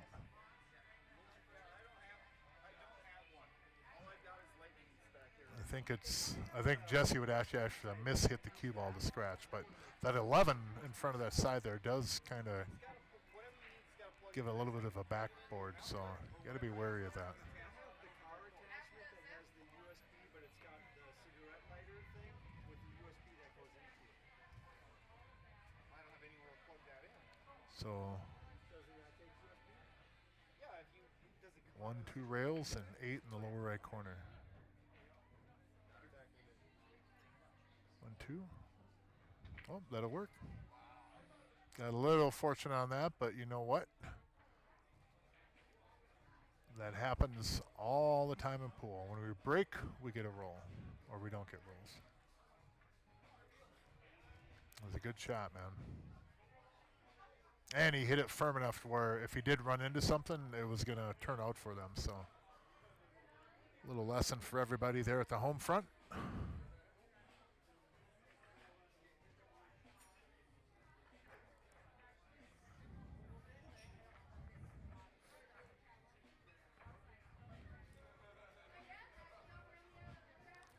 So 4-3, race to 11.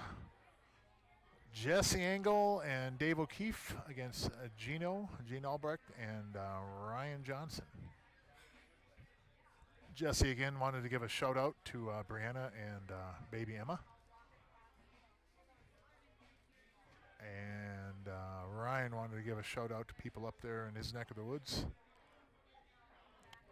Gino wanted no part of it, and I didn't get a chance to talk to Action Man.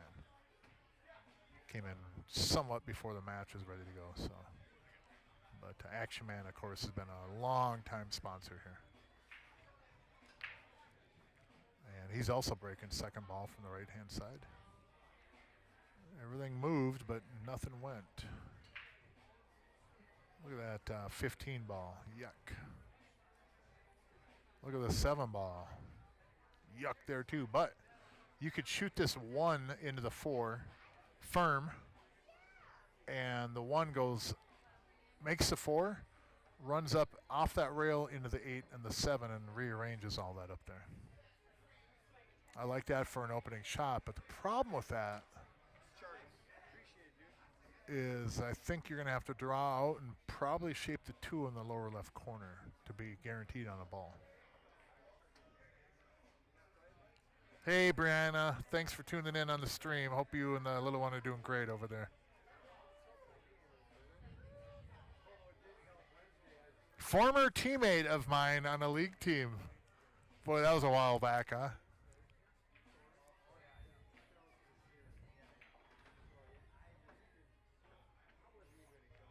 There we go. Took stripes, and they have a lot of work here. But you want to make it maybe easier. Take the 11 here, get up to the upper end rail, leave a back cut on the 14. See where his right hand is? Leave a back cut on the 14 to that pocket. And then the cue ball will run right down into the 12. 12 goes into the 1. It's a mess, though, because even if you move that 11 down the bottom, you got the 6, you got the 10, you got the 5. One shot on that, though, is if you can get an angle off that 14 where you run the cue ball into the 12, that 11 goes 1, 2 rails down and opens up that stripe by the 6, but he's not going that road at all. I go out, I shoot that 11, and I go for that breakout off that 14. I love how those balls are going to splash. I don't like that because,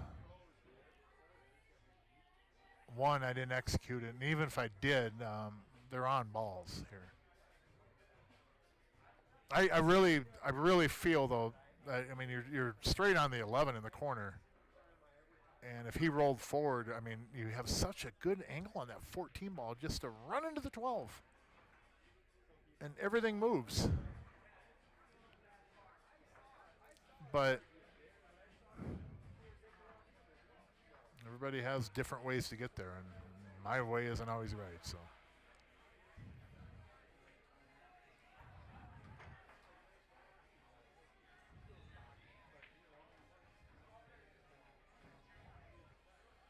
So I think he's going to go down on the 3 ball now from here off the 1. Boy, it'd be nice to just tick the outside of that 6, wouldn't it? He might be trying to do that. Just touch that 6 ball. You just have to touch it a little bit. But I think he's shaping the 3. See, there, just touch that 6 right there. That would have been really, really extra nice.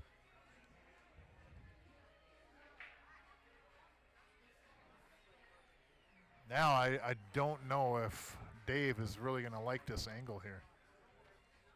And at some point, they're going to have to do something up table with the 7 and the 8 ball. That 4 is really good for it right now, but you're not really guaranteeing yourself a shot because I think you're going to have, 1, 2, 3, maybe 5 balls will be moving around the table off this shot here. The 8 will move, the 7 will move, the 10 will move, and possibly the 14 will move. Oh, that'll work. Well done, Dave. Well done. That will work. So next Friday, then, we have 2 matches going on. Myself and Josh Wallstrom will be playing Rob Madsen and Brent Fletcher. And the second match will be Jake Doby and Joey Parisi versus Min and Travis. So there'll be 2 matches next Friday. And I will be competing in the first one. I believe those will start, what, Jerry, 6:30 probably?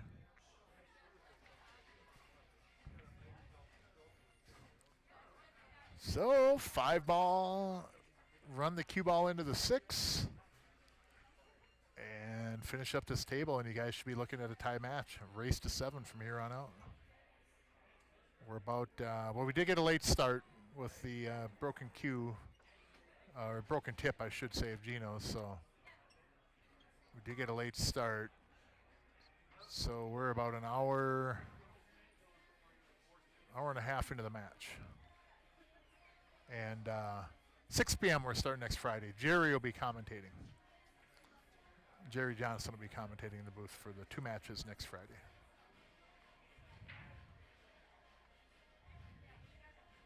So we have 1 upper division match and then 1 lower division match.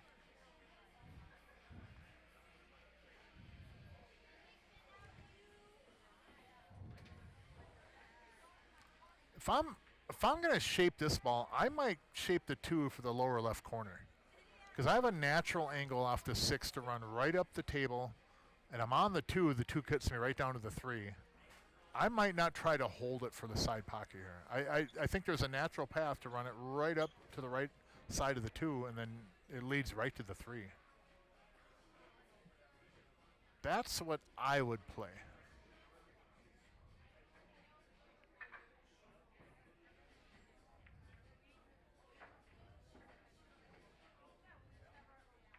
Like that, right there.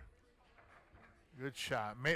Really, he kind of got unlucky on that, because I think if he would have hit that less full, that cue ball would be in a perfect spot. And I think what he ended up doing is just hitting that 6 ball just a little bit too full. He didn't hit it too light. He didn't hit it too soft. He just hit that 6 ball too full. So that cue ball would have went up about 3 more inches, and then it really gets easy from there. So I think that's the difference there between hitting a ball too hard or too soft. That's not always the case. The variables involved also is how thick or thin you hit your object ball. Can really affect the speed off that rail. And that's a good shot by Dave there. Good ball. Jesse should be able to come off this bottom rail and run the cue ball up table to the right side of the 11. And 8 in the upper left corner. Hey, thanks, Rainy Lake Charters. We appreciate it. Be in the trenches next Friday at 6 a.m. So you hit some follow and a little bit of left. He actually might be going low right and going 1, 2, 3 rails, maybe 4 rails.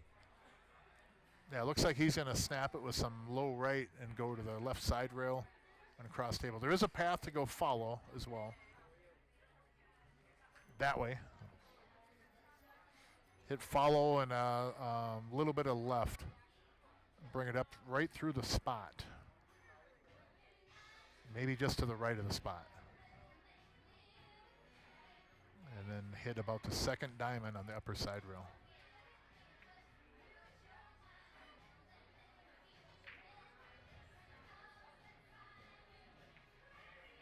The 2nd diamond about, yep. Good shot. Well done, well done. Look at that control. Nicely done, you two. That was a really good out.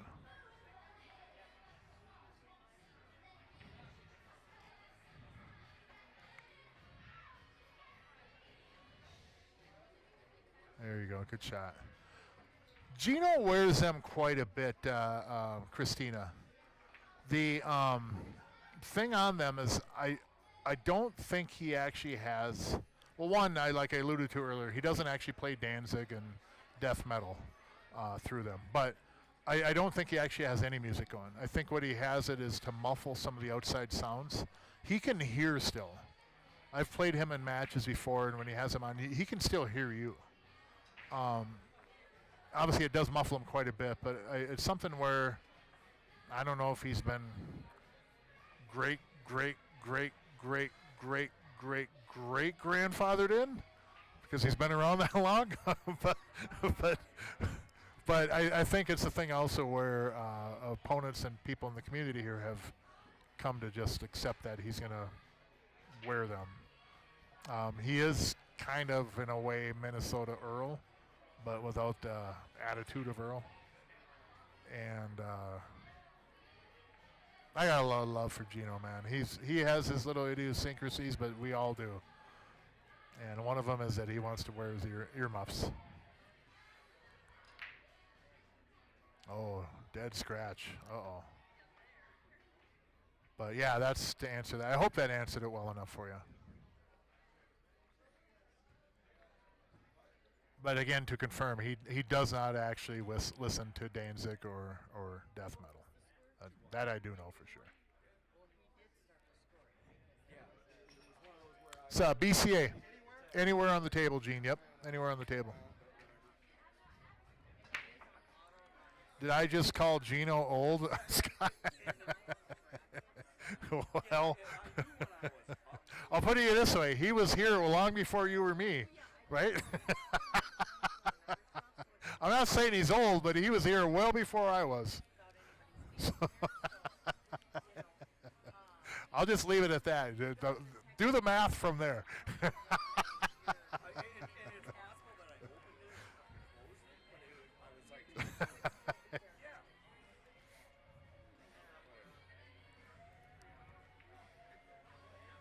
I mean, you could ask him what it was like playing pool before Prohibition, during Prohibition, and after.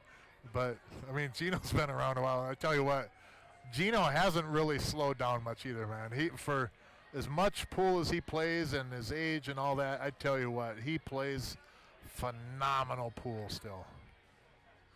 Jam up pool. And, you know, it is everybody, you know, father time gets you here to there on some things, but Gene's understanding of the game, his execution is still just right up there with everybody. It's impressive.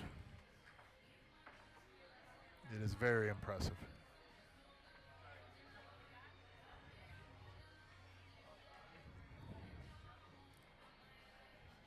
But he obviously does have, we all do as we age, we get some nicks, scratch and dents, and things just don't always work as well. But he's still out here competing and doing it on a really high level, and that's very remarkable. And with that said, let's go back to making jokes. But man, I love Gino. We got a tied match now, race to 7. Stripes is very, very runnable here. The key ball will be getting from the 10 to the 11, I feel.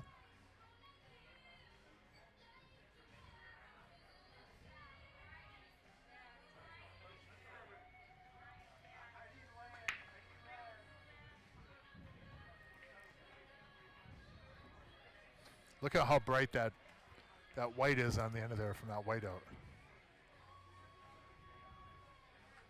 I will honestly say, and I've never seen that before, where a match was held up because one of the competitors was putting whiteout on the end of his pool shaft.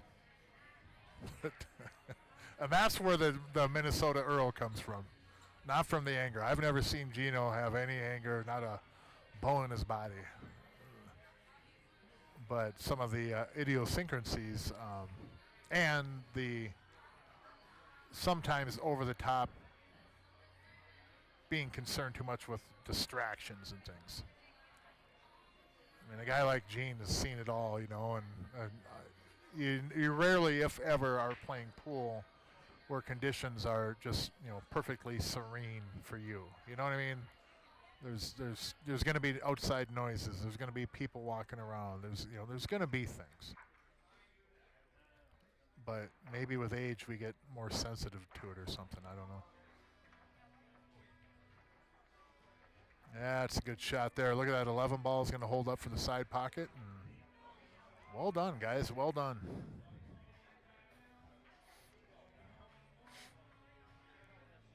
So everybody on the stream, we appreciate you tuning in. If you have not already, hit the subscribe button on the app or your browser. It doesn't cost you anything.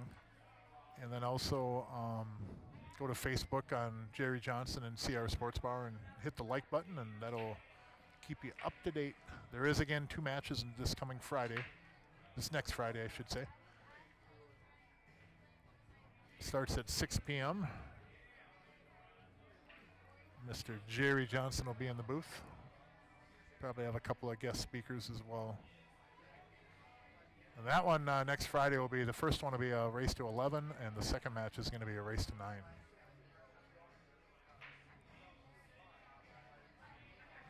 So Ryan will just have to get Gino on the 8 here. And they're almost halfway home.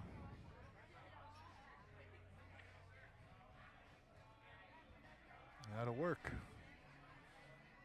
It's a tough one on this one. A lot of people ask me sometimes before matches, if I consider either one a favorite or anything. And sometimes it's not a thing of where I'm picking an actual favorite, but just in this one here, I kind of thought that I gave a little bit of an edge to Jesse and Dave. And the only reason I'd say that is I think they have so much more familiarity between the two of them. But Gino and Ryan have showed me that so far, anyways, that doesn't mean anything in this match because they have gelled together really well. And as Peyton had mentioned in a post on the YouTube, that they're both methodical players, and that right there is so much a commonality that they're playing very well together. And I think with Scotch, it's obvious that having some form of chemistry or some familiarity and stuff, it really goes a long ways. And then sometimes too, you'll see people on this on these tournaments here where they're even teammates. They play with each other all the time, and they just seem like they're on different planets. One came from Mars and one from Jupiter or something, and it's weird sometimes. It's it's part of pool. So it's a crazy game. It can reward us so well with things, and then sometimes it just makes us just scratch our head, and we wonder if it was all worth it. And then, of course, it is, right? Otherwise, we wouldn't be doing what we do, right? It's a wonderful game. Community's wonderful. And now that we've got, oh, I did the wrong one. I'm sorry. Now we've got Ryan back at the breaking. Second ball.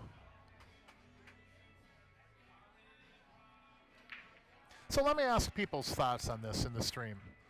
And I'm not starting up a pattern racking discussion, right? But there are some balls in a rack that on the color palette or color scheme or whatever, that some colors stand out better with this blue than others. And, oh, wow, look at that cue ball get through there and not hit anything. Oh, then look at the 15-12, yuck. But, some colors just stand out more. For example, I've was learned or educated on, like the 5 ball, for example, the 5, the orange. That, to the eye, to most eyes, stands out more with that blue cloth than other balls, okay? So compared to like the 1 ball. The 1, it seems like there's more glare. I've talked in the stream before that I'm a huge proponent of not putting the 1 ball on the top of the rack.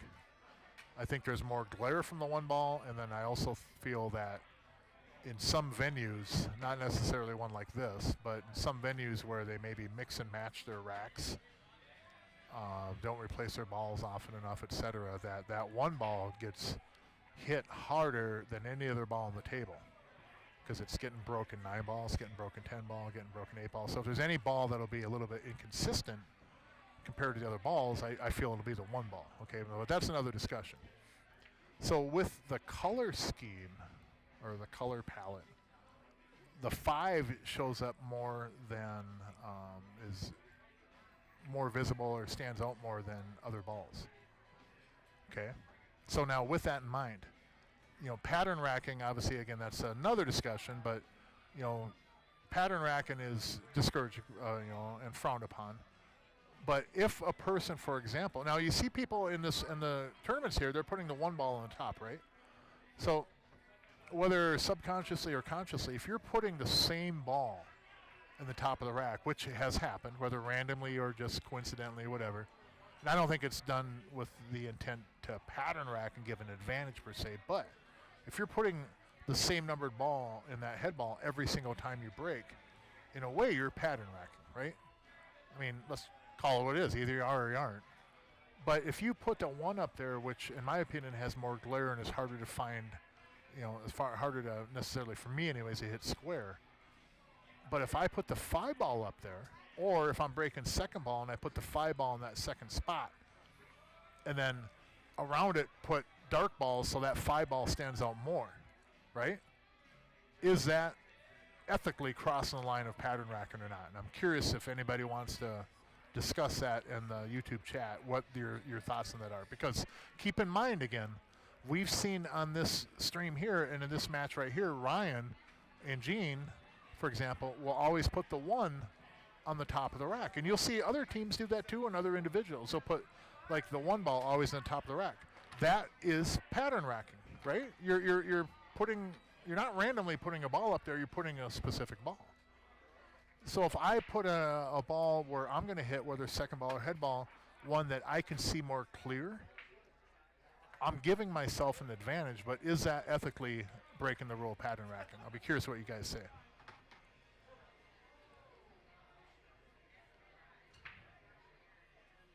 You put the 5 ball up front, Jim? It's because your goal is to run 5 in a row? My break is not contributing. Yeah, my break doesn't contribute to it more either. My break and me are on board as much as your break and your game is too, Jim. But consider that question though, because again, people put balls in specific spots, not with a really intent to pattern rack. But if we're going to allow that to happen, then why wouldn't you put a ball in a certain spot where you're going to hit that you can see more clear than another colored ball? You really are giving yourself an advantage, right? And that technically would be pattern racking. And I'll admit that I do that. I do not like hitting into the 1 ball, whether it's a second ball break or a head ball break. I do not like hitting that ball. Not necessarily because it's beat up in 9 ball and 10 ball breaks, but more so because I can't see very well with that ball.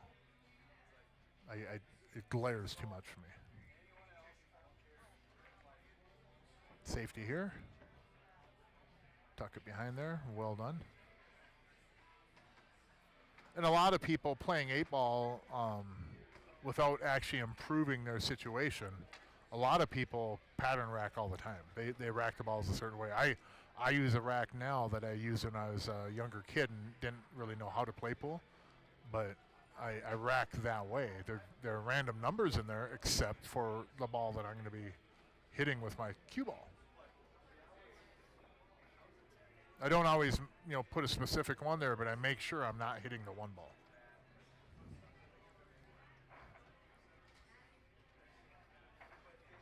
And again, that is just my personal preference. I don't know.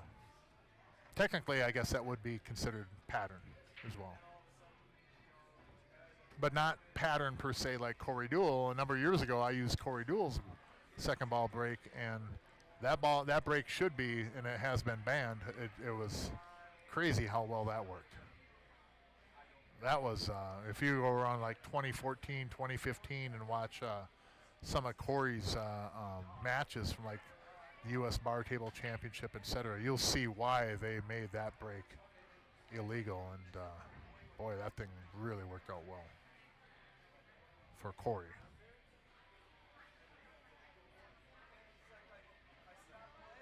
What a mess here for stripes, huh? The 9 and that 11. You can move them off the 15, but I don't think you're moving them hard enough where I want to shoot the 15 and do it. And I don't want to move them so they move down towards these solids either. I want to move them to the side. So I don't know if this 15 is the right ball to move them.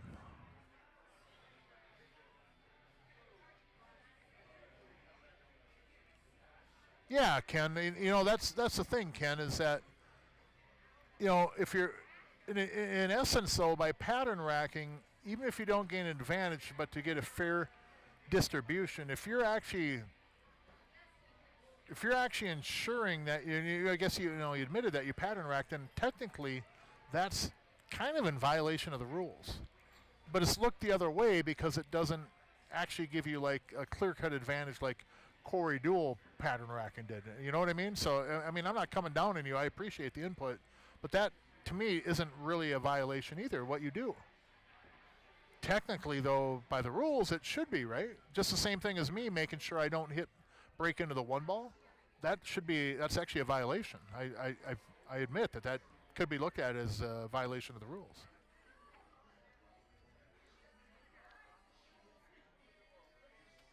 Yes, Brianna, that's better. Yeah, that's a better way to describe it. Is that they're complementary, making them contrasting. That's the right word I was looking for. Thank you. The 5 on the blue is such contrast that it stands out that way. That's much better explained than I tried. And that's why I do that. And in a way, I guess that is looked at as it would be considered pattern racking. And I feel that it does give me an advantage.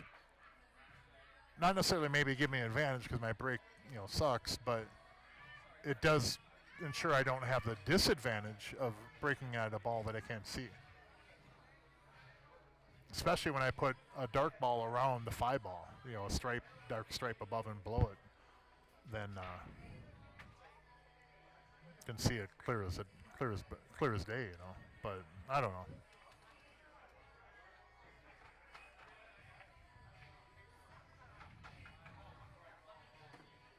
So solids, everything will go after this shot. We'll see you, Keith. Have a good night. You've got to bring the cue ball, though, over to the left off this so that you can... I'd like to shoot the 3 next. You don't want to get buried down here, obviously. And I think some left English. There you go. Yep, get on the 3 right there, or the 4. Well done. Well done.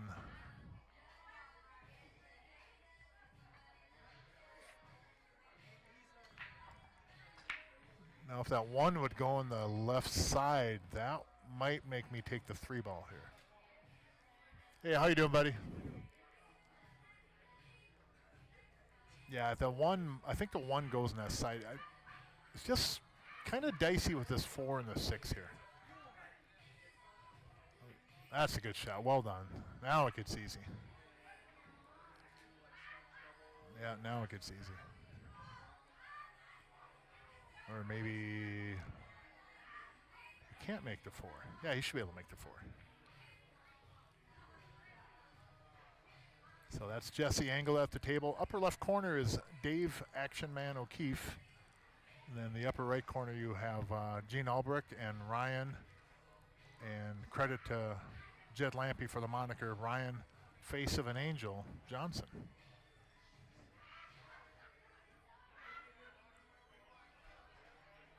Jed has his own moniker as well, Jed Who Fled, Lampe.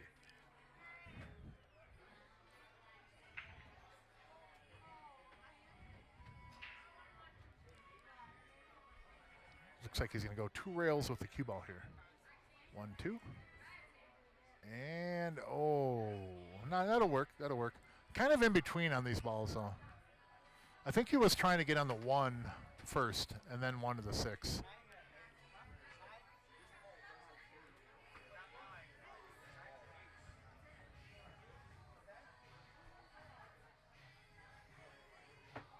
Now, this will be all about pace to hold the cue ball. However, how about this for a shot? Go around with the cue ball. 1, 2, 3, 4 rails and take the 8 in the lower left corner. It's not going to do that. Don't do that, all right? Don't do that. But there is a natural path to go 4 rails with the cue ball here. But it's also easier to play it for the right side pocket.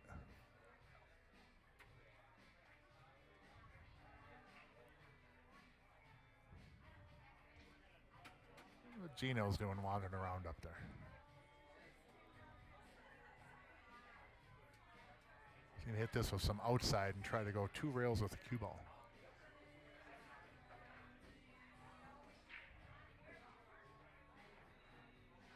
Got to watch that second rail with this spinning too far up and making it tougher. Well, it should be all right, though. A little bit of a back cut. You could bank it, too, but no, I don't think the bank even goes. So a little bit of a back cut, elevate over the 15 ball. Watch, there is a little bit of a scratch here, too. Watch this. Cue ball off the 11. Going for a swim in the lower right corner. I think that's his concern right now. Yeah, there is a concern on that, ain't there? No, he should be fine. I'm surprised Jesse didn't even entertain that idea, though, because there was a dead 4-rail shape on that ball. It would have went around the left of the 15, up to the upper end rail, upper right side rail. It would have went 4 rails and went straight in on the 8 ball with the right speed, of course.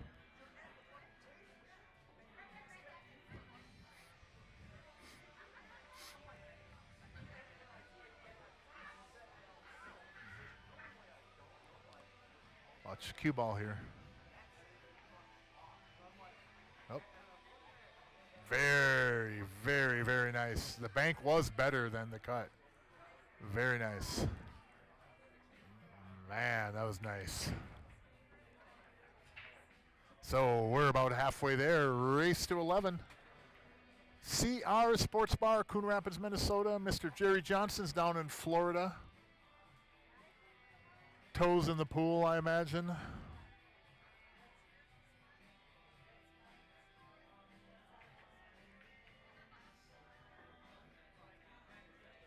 And it looks like, Leslie is still here. I think she turned over the Friday night tournament to John, though, John Condra.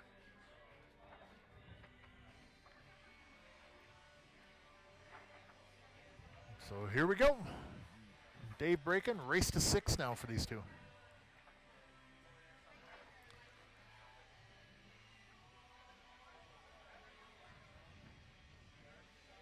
What do we got here now?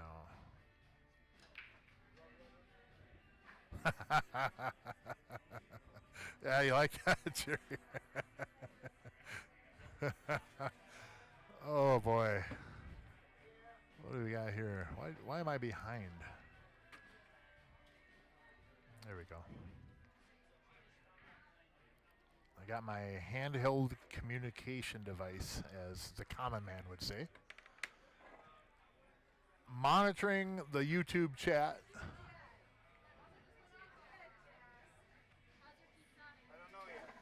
So he's going to move the 8 ball off this, and solids looks pretty good.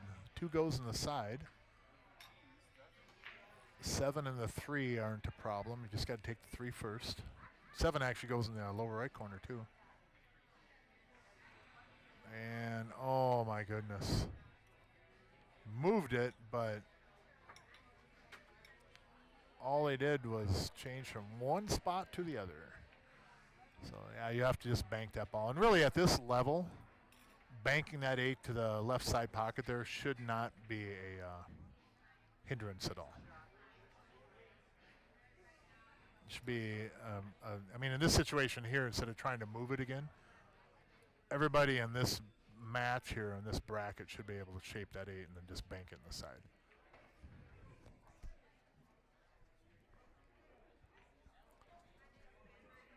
I mean, it just shouldn't scare you, is what I should say.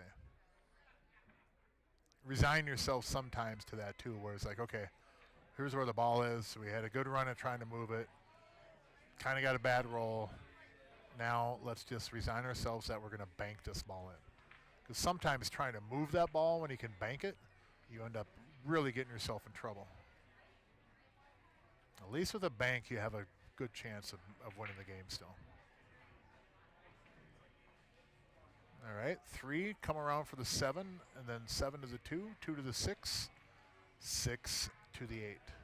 And he could take the 7 right now, too, if he wanted.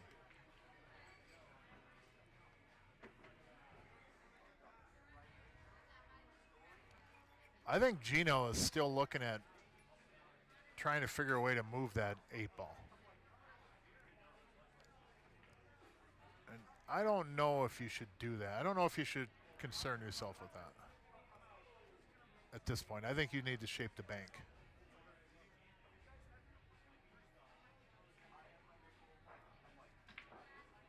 And it'll be Gene banking it. Unless somebody shoots a combo here. Imagine that if you're playing a Scotch event and you have to bank a ball, and the rotation has your teammate shooting it, but then or it has you shooting it, and if you don't want to bank, then you shoot a combo and you don't have to. So or make 2 balls at one time. And then your teammate has to bank it. That would be a you-know-what move, wouldn't it? I don't want to bank, so I'm going to shoot 2 balls in at the same time. We're going to lose this way, or I'm not going to bank. So, but Gino, you are going to be banking that 8-ball, my friend. And Ryan's going to put you right there.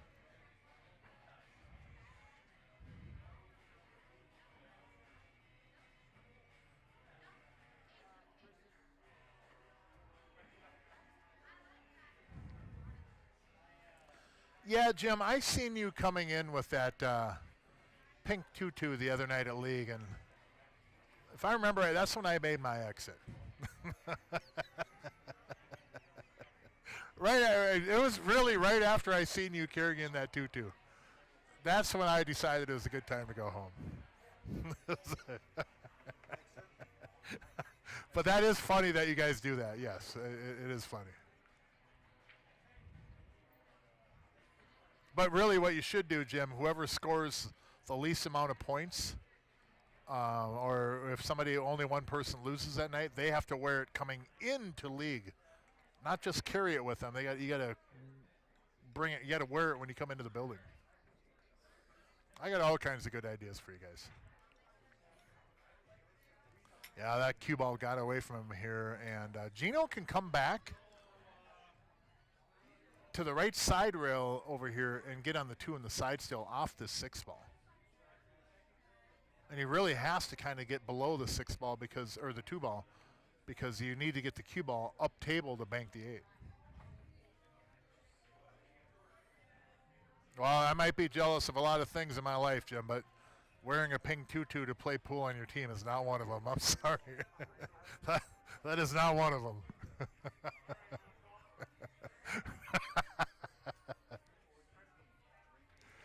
Oh, tough scratch there, man. Tough scratch. And they had such a good opportunity to get that game. Such a good opportunity. Now, hey, have a good night, Shane. Drive safe, man. We'll see you.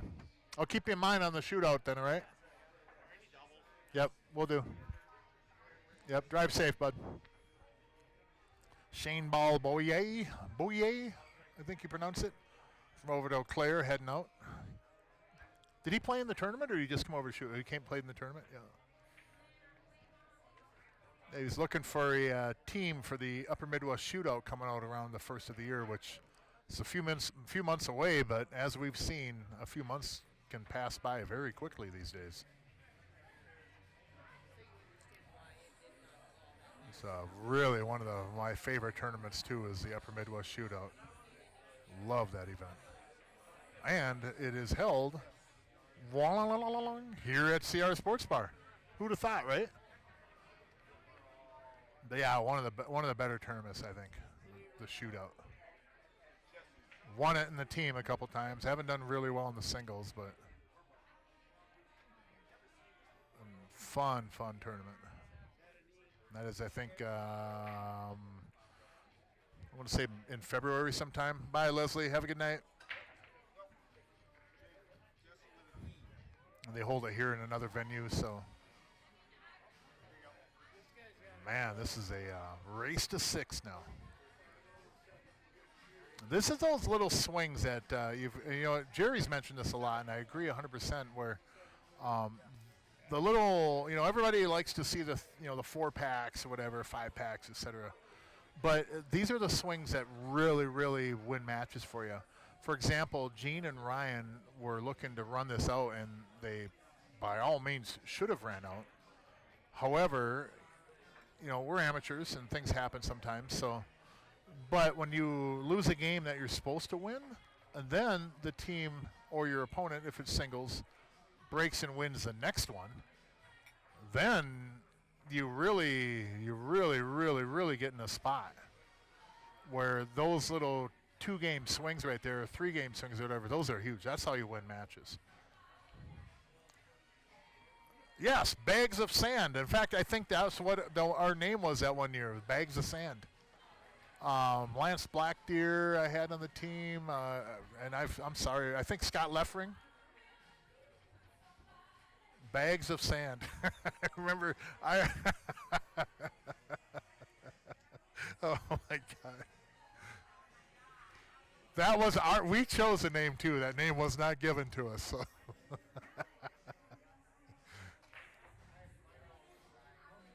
Good shot. 9 leads right to the 8-ball. I like going to the second rail, the side rail with this, but some people will come right up off the end rail. I like going 2 rails with this.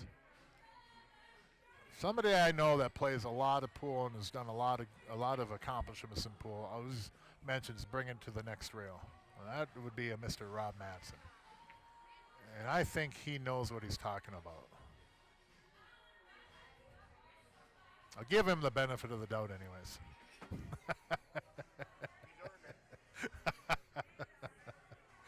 There's a story. We're going to get him in the booth here real soon, Rob and his dad Eddie. And there's some stories that I'm going to bring up that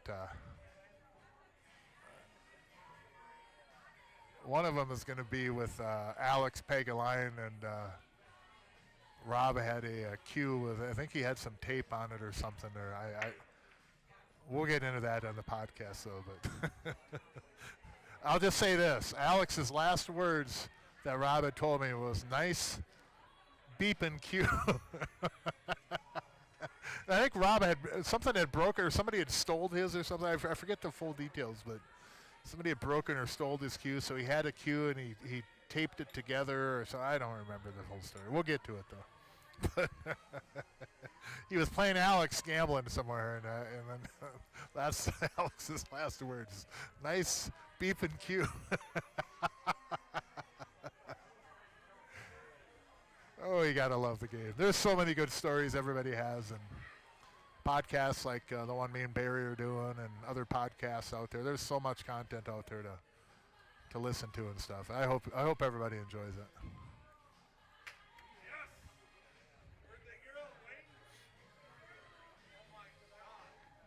So 6-5.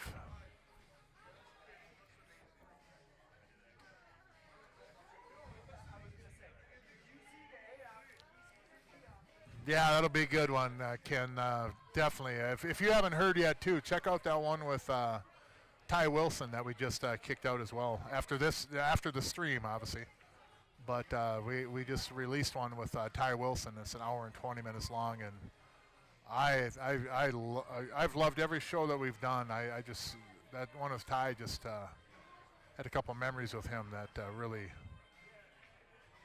I think were pretty special. And he touches on SVB, Mario, Nick Varner, a lot of his championship teams and accomplishments. And I'll tell you this: what I learned is that Ty loves the game of pool and the people that come with it, and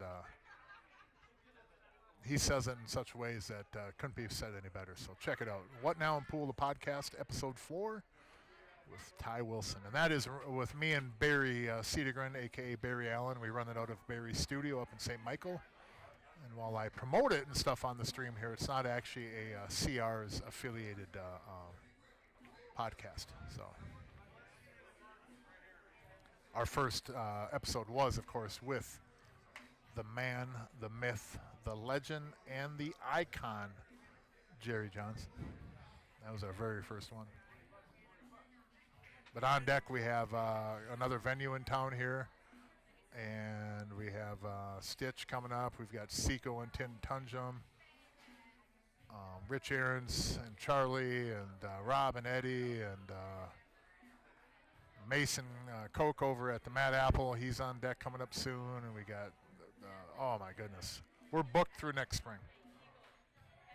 And we are looking for if we're looking for somebody to help us out with social media and a couple other things too. So if anybody out there, you can do it all remote too. If anybody out there wants to handle some of the social media and some other stuff, reach out to me. We'll definitely looking for somebody to help us out, and you can be part of the show. Oh my goodness, he missed those balls. That was such a good run at that too. Now, Dave can bank this 11, cross corner, and open everything up. Or he could play it safe and be a little bit more conservative. I like kind of a little safety right here. I really think putting the cue ball up over there, you're going to put solids in a tough spot, but you also have to deal with this 10 ball over here. Which anybody that, oh, look at this safety. That's not even nice, man. That's not even nice. But if anybody is, people that have listened to the stream before, that 10 ball is, and me, we don't get along.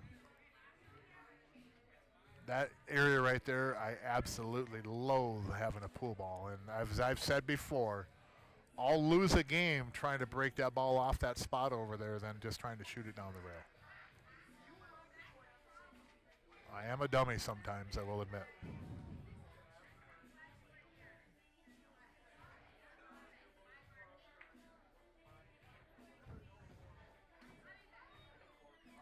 I don't know if he can even hit a ball from where he's at. I don't think he can actually hit a ball. I don't think he can even shoot out between those balls.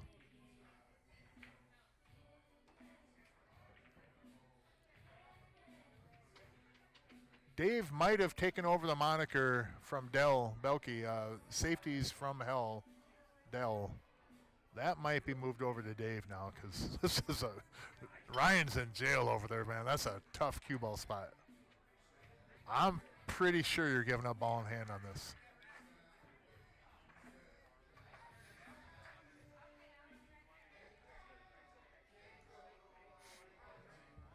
Boy, this is tough.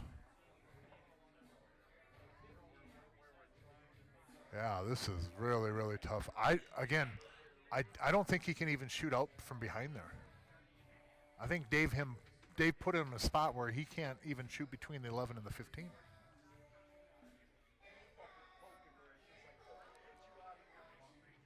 This might be one where you just give them ball in hand. Gino don't look too confident either. Does he?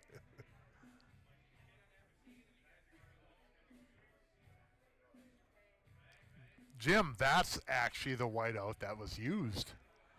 That's the whiteout that was used. And not only you can make corrections in typing with the whiteout, but you can oh, look at this hit. You can customize your cue shaft to look just like Gino's. Max, the podcast name is What Now in Pool, the podcast. And we do have a Facebook page. We do have a YouTube channel. We don't have much content yet up on the YouTube channel. There are the 4 teasers up there, but What Now in Pool, the podcast. We do have a Facebook. And everybody on there, if you get a chance, hit the like button on our Facebook page, and on the YouTube, if you can hit the subscribe. We're going to get more on there, more content on there, but this is episode 4 we have out right now, so.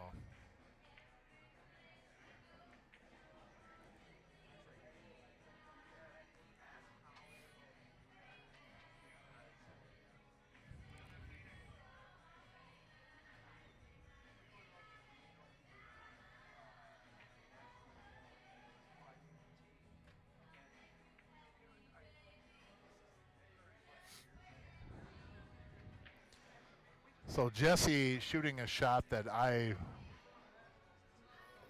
my least favorite shot in pool right here.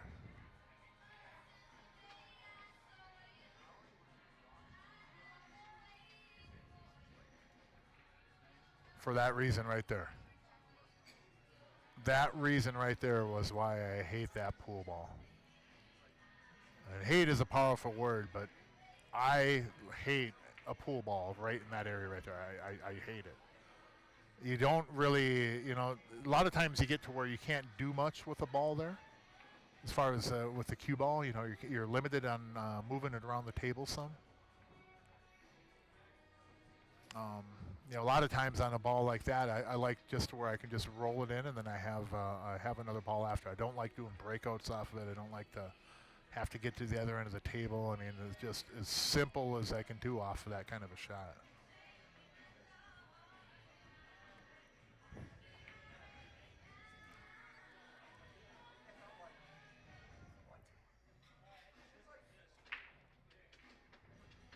And look at this cue ball. Oh, boy.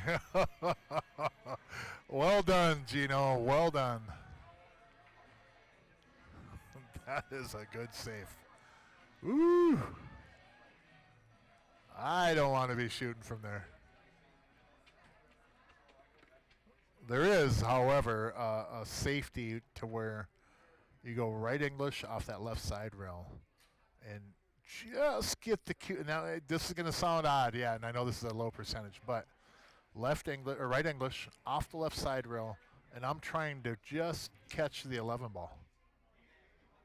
Because I run into that gently, and the cue ball will hide behind the 15 ball. But here's the thing. I hit that so soft that if I don't hit that ball, I'm okay with it. I'll give ball and hand up on that. But he's going to go after the other ball, and what is that, the 14 over there, yeah. And Solid still has a lot of work to do here. However, here's a good safety for them. Ryan could shoot the 3 into the 6 and then have the cue ball nestle right in between the 7 and the 8 ball, right? Leave the cue ball there. Shoot the 3 into the outside edge of the 6 ball, the left edge of it. The 6 will go into the rail. It'll come back out, and then the 3 will clear too. So you open up both of your balls, and then the cue ball's locked in between the 7 and 8. And I think you win the game from there with that shot. So you just kind of shoot the 3 and just kind of stun it over into the 7 and 8. And even if I don't really spread the 6-3 well, as long as I get one of those balls up there, I'm pretty sure I'll get ball in hand and be able to come back and move the other one. So yeah, Max, if you get a chance and check them out, hit the subscribe button on the YouTube and the like page on the Facebook page. Appreciate it. Thank you for the support and the interest. There's 4 episodes out there. They're not video. There is video teasers on the YouTube channel, but I've got to figure out how to do the simple, somewhat simple conversion of an audio with an image, and then we can put them over on the YouTube too. I'm not very tech savvy though. So that's why we're looking for somebody that's got those capabilities and a little bit of social media presence as well. And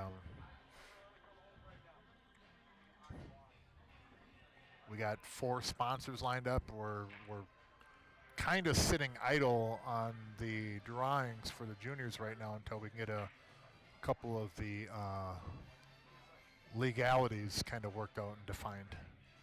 And then we're going to go full bore ahead with the drawings for the juniors. So it's kind of been a little bit of a delay on our end on that. But we do have 4 episodes, so. No, I am still a proponent of the 3 into the edge of the 6, punch it pretty firm, and then the cue ball just floats over into the 7-8 and just hides right there between the 7 and the 8. Just kind of a stun little shot. Cue ball just turns over. You don't have to hit it real hard. I play the cue ball more than I do the 3 and the 6. But he's going to run into it this way, which should still work out for them. And didn't entirely, and no, now they're in trouble. Can't make the 3. Can't make the 1. You could make the 4 maybe. But Gino, I think, you know what you're going to have to do? I think you're going to just have to bank to 6. Show them who you are. Bank to 6, upper left corner, run the cue ball into the 3, 8, shape the 3 in the side, and run out. Or actually, you don't even run into the 8. How about you just hold the cue ball and take the 3 in the corner? Yeah, you're going to have to bank this ball. And you're not going to get a better look at it than you have right now. Here we go, Gino. Dead center. Swish. Good shot. Well done. Well done. Very good shot.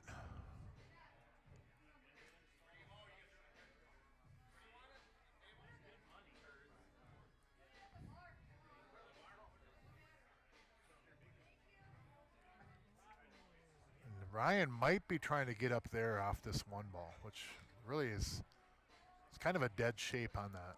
Bring the cue ball back in between the 8 and the spot, up to the end rail, and then the 3 will lead you down table again for the 5 or the 4. I'm going to bring it all the way up to the end rail.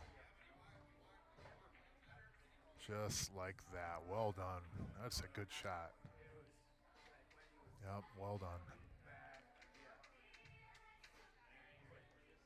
And everybody, again, thanks for tuning in tonight. We appreciate it. Hope you're enjoying the stream. And if you get a chance, hit the subscribe button on YouTube or the app, whatever you're using to watch the stream. And then also Jerry Johnson and CR is on the Facebook page. The aiming system he used on that bank, I don't know, but I think it has something to do with that white out on the end of his shaft. He does use, I don't know what he uses for a system on his bank. I mean, obviously he teaches the perfect aim and the shift, and does really well with that. I mean, there's definitely benefits to it. But I'm not sure if he uses an actual bank system. I know he does something with the butt of his cue. He tried to explain it to me one time, and about 10 seconds into it, my eyes were rolling in the back of my head, and he lost me. It's kind of like when little Joe goes over the kicking in the diamond system with me, and I just, bless your heart, Joe. You've tried so many times, and I just, the math just, and I'm good at, I should say I used to be good at math. But little Joe, I apologize. You've given so much time for me with that diamond system, and every time you just look at me like, oh, why do I keep doing this? Why do I keep putting myself through it? But you got so much patience, little Joe. I hope you're doing well, my friend. It's been a while since I've seen you. You're one of the best, Joe. We're blessed to have you in our lives. Definitely blessed. But he does have videos up here, little Joe. Videos up here to buy. So, and his system again for the diamonds and the kicking is just, it's phenomenal. I mean, not only just to hit a ball, but like what side of the ball you want to hit, and not even just sometimes even hitting them, but making them. It's phenomenal. So much knowledge, little Joe. So much knowledge. We get you up here, get you up in that studio too, and do a couple of episodes with you, little Joe. That podcast.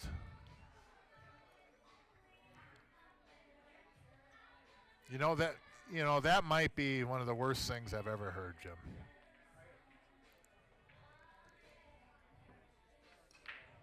That might, oh yeah, it is 6'6", sorry, yep. That might be one of the worst things I've ever heard, Jim. How dare you speak of cheesecake in that fashion? So 6-6, we got a race to 5, folks. Race to 5.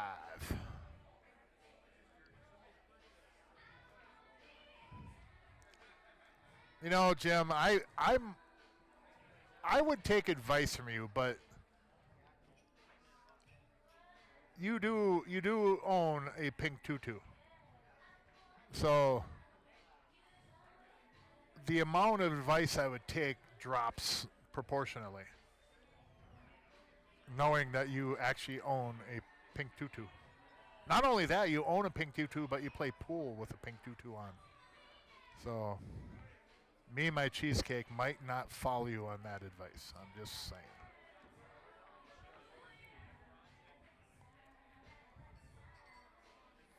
Now, you could take the 2 ball here and run the cue ball into the 6, you're going to end up with a 5 ball unless the 14 jams up that pocket.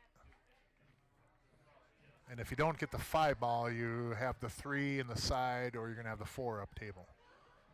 But the thin cut on the 2 in the side will move that 6 ball. In fact, he might end up hitting the 6 pretty square. I like that for my opening shot, though. 2, cue ball into the 6.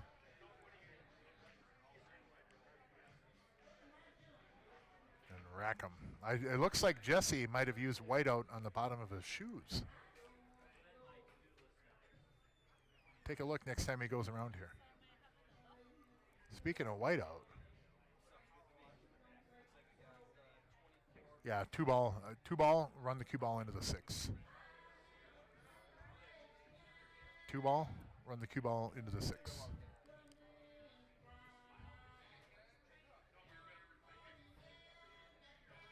Now, see, right down. Look at it. Look at the bottom. He's got whiteout too. Maybe that's the missing link for a lot of us in our games. We need more whiteout.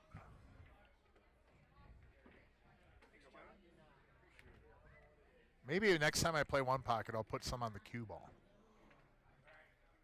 That will give me the edge. You know what it takes? It takes a 700 plus to shoot this 9 with confidence. Anybody in this room shoots that 9 with confidence, it's this guy right here. I'm not confident on the 9 ball. I'm going to chicken out and take the 2 and run into the 6 with my cue ball, but I think Jesse's right on taking the 9. Stripes, other than the 13, Stripes looks pretty good. But I don't know why he doesn't like that 2 into the 6. I'd be curious what he'd have to say on that.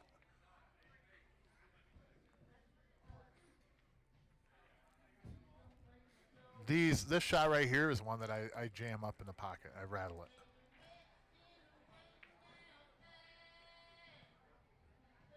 Hits the rail, it points 1, 2, 3 times. Then sits there.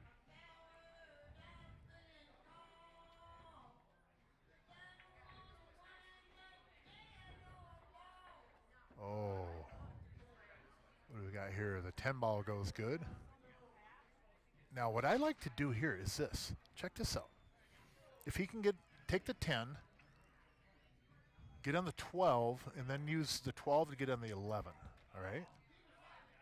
The 11 will roll me forward, and if I get on the 13, great. If not, then I take the 14, and then I run into the 6 with the cue ball off the 14 ball. That spot right there, see where the 6 is? If I run right in that 6, I'm golden on that 13. So my goal is probably not even to get on the 13 from the 11. I want to get on the 14 wall. And it all starts with the 10 ball. So 10 to the 12, 12 to the 11, 11 to the 14. But from that 14, I've got to run off the rail into the 6 ball square. So the 11 to the 14 is going to be the shape that will decide this game, in my opinion.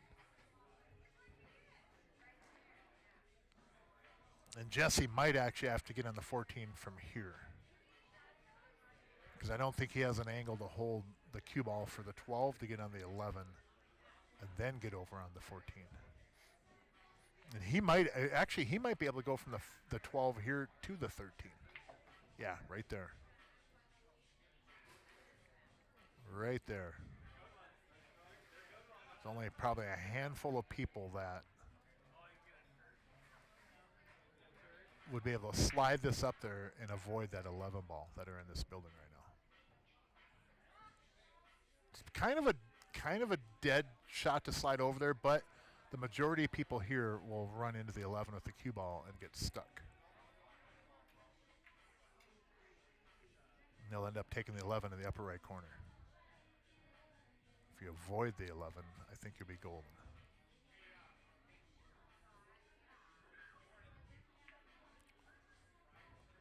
Right there. Oh, wait a minute. Are you kidding me? Does he have enough separation on that to shoot? I don't think he can shoot the 13. I think he froze up on the 1 ball. Oh, my goodness. Yeah, he froze up. He's on the 1 ball, and he can't shoot the 13. If he can't shoot the 13, he probably can't shoot the 14. Unless he kind of swerve curves it. No, he can see this one then. Watch the 1 move. Watch 1. Well, that's a good shot. Well done, man. Oh, my gosh. What a good ball. There was a lot of control in that. Wow, what a good shot.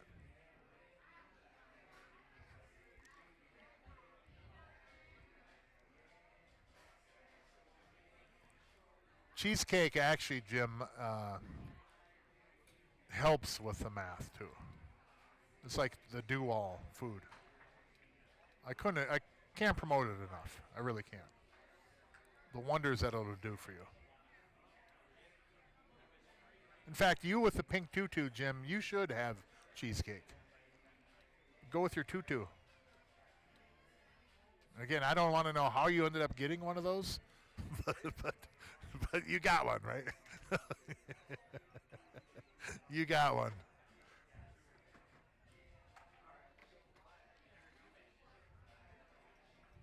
Man, Dave, you hit that ball really good, dude.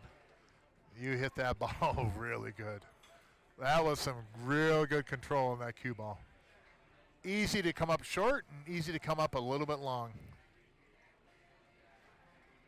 I think you got Jesse in a really good spot to go after that 13 ball. 6-6, race to 11. We got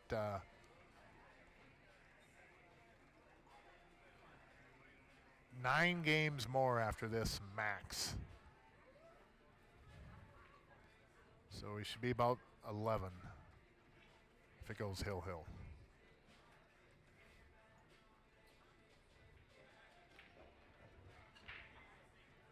Oh, well, I think you bank the 13 from here. Yeah, I think to win this game, I think you have to bank the 13 back to the right side pocket. You could go to the upper right corner too. I think to the right side pocket is an easier shot, but in fact, I think this. I think if you bank that ball to the right side pocket, that 4 ball will end up holding your cue ball.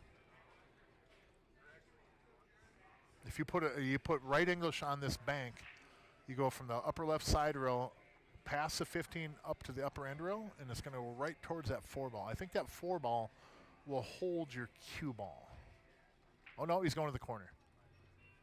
Now I think the 2 ball will hold the cue ball. Or you come out in the middle of the table. Like that. Oh, what a shot. What a shot. Man, what a shot, Dave. Wow. Dave is an avid one-pocket player as well, and I know one pocket on a big table is different than, or banking on the big table is obviously different than the small table, but it gives you confidence to do what he just did. Man, that was a hell of a shot. That was a hell of a bank shot.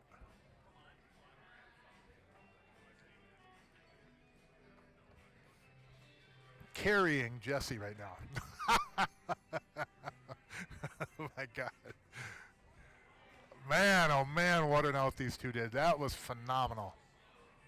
Very good. Very, very, very good.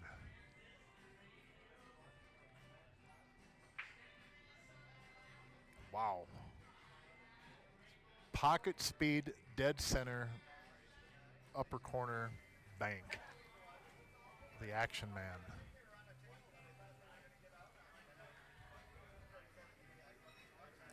Wowza.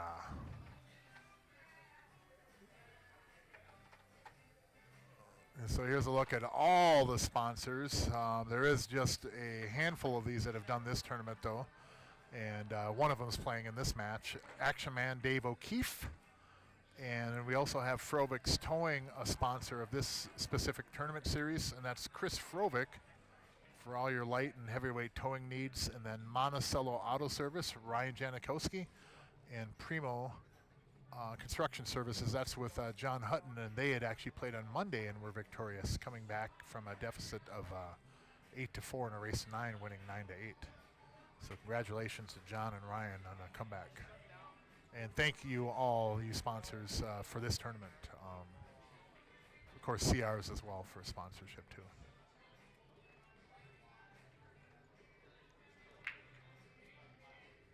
Jesse on a second ball break from the other side now. And nothing. Wide open.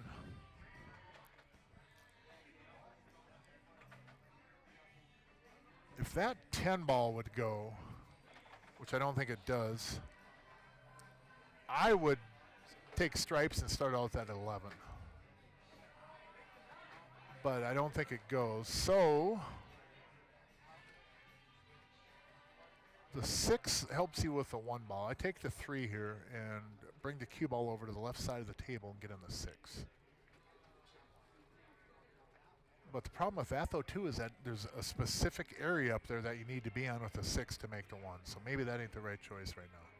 In fact, I'd scratch that, because if you don't get on the 6 right from the 3, you're not getting on the 1 from the other balls.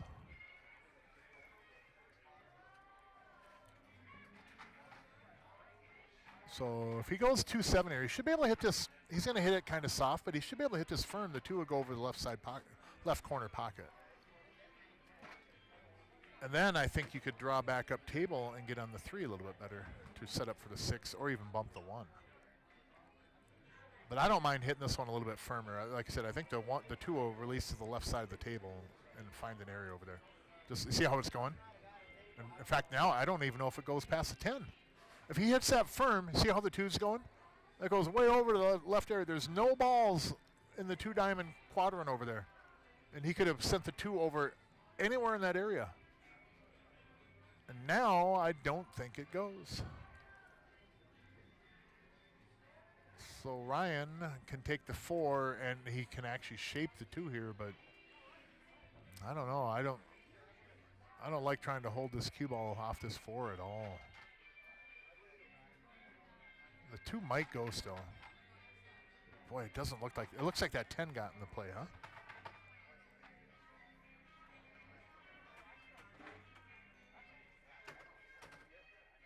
So this match was supposed to start at 6:30, but it started a little bit closer. I think it was like 10-7.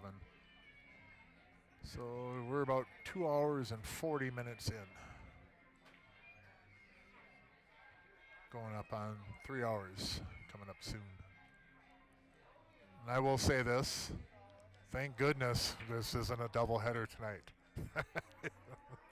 If this was a doubleheader, this is what you would hear for commentary most of the second match, is this right here.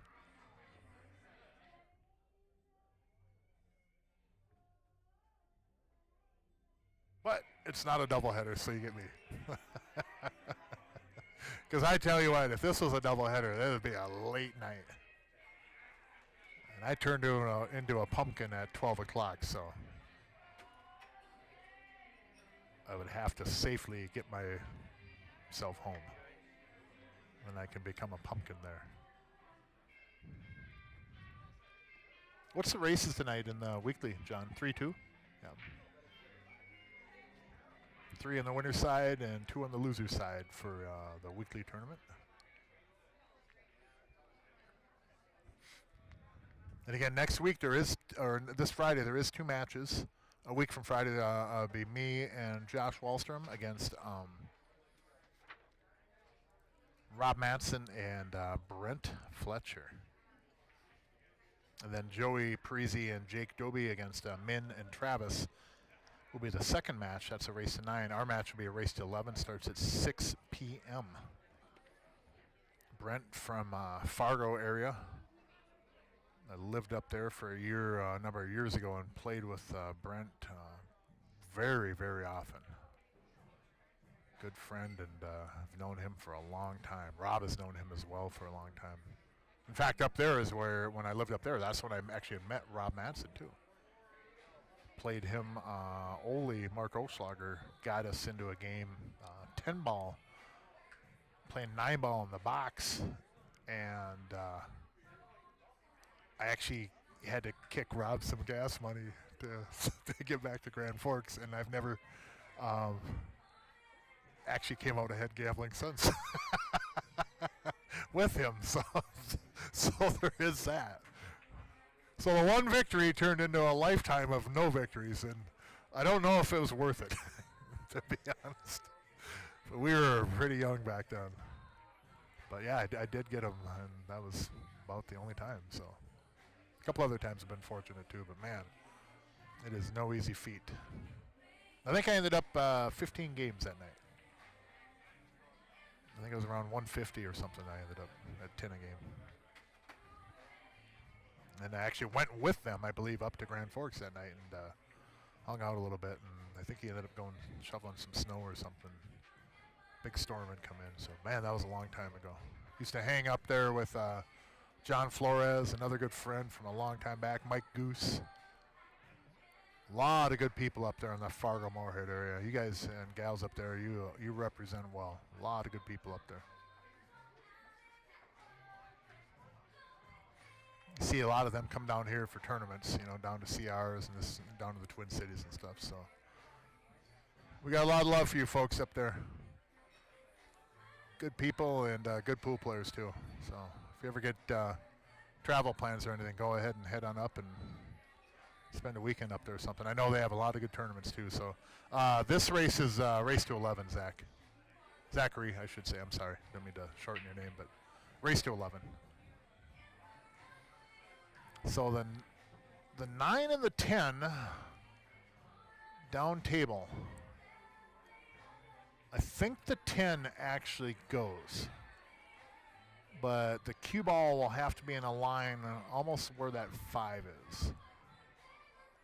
And it almost guarantees that I'm going to have to go over there and be a referee for that shot.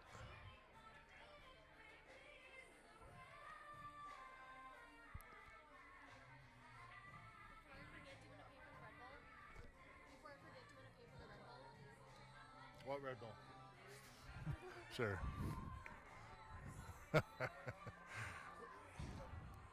No, this is not the finals, Zachary. This is the one of the first matches, actually, of the upper bracket. There's 2 brackets in this Scotch, this series of the Scotch tournaments. There's a lower Fargo cap, and then there's an upper Fargo cap. And I believe this is the first match of the upper Fargo cap.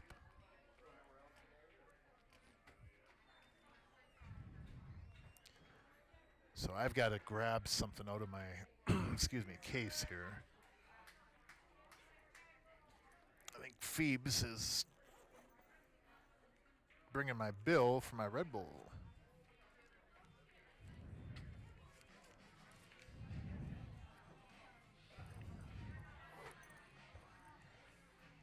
I think that's 9 and the 10. Well, now do you follow into these balls with some upper left, top left, and come off that rail into these 2 balls? Jesse definitely has that shot in his tool belt. Let's see, follow left. Yep. Uh-oh. Uh-oh. So you're going to see a safety here. In fact, if that 9 ball was just a hair more to the left, Solids might not be able to hit any ball after the safety. In fact, Dave might be able to stick him between those 2 balls again. There might be enough room there where he can.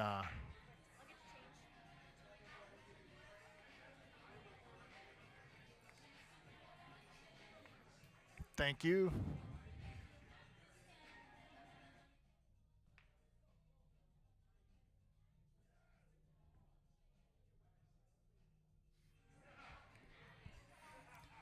So he's going to go safe off the 10 ball. That's a pretty good shot, man. Oh, no, fall ball. Nothing went to the rail. That's right.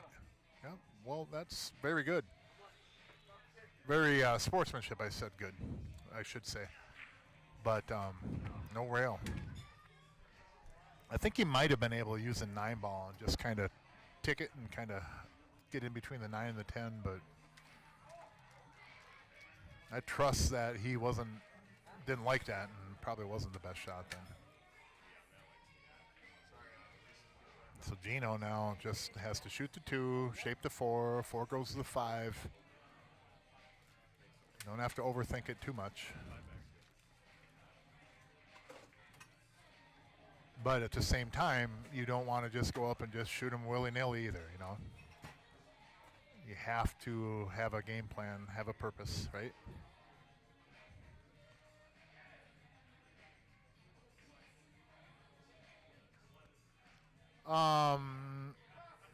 Equine breeder, he has them on.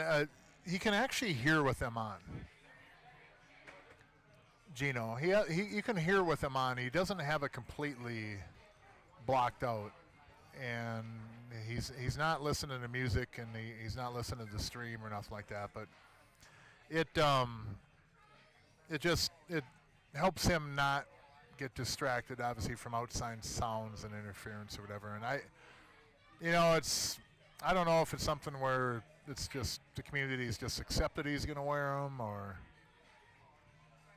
I know if I wear earbuds, people complain about it. You know, if I have earbuds in, you know, technically I think you can wear one earbud. You know, sometimes leagues or tournaments are okay with you wearing one as long as you can hear with one. But thing with that is that I have one ear I don't hear maybe 15% out of, and when I put my earbud in my good ear, then I don't hear anything. So, you know, that's not really fair either, right? Is it?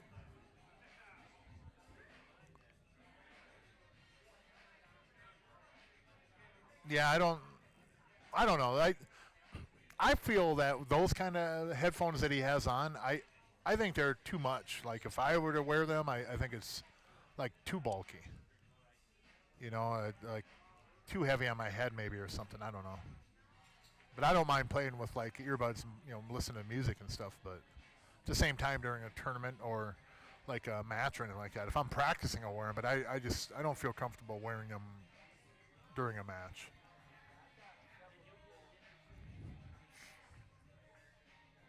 Oh, he got a good little rub off that. Still straight in. So he should be 7-7. It'll be race to 4 here. Unless miscue or something. There we go.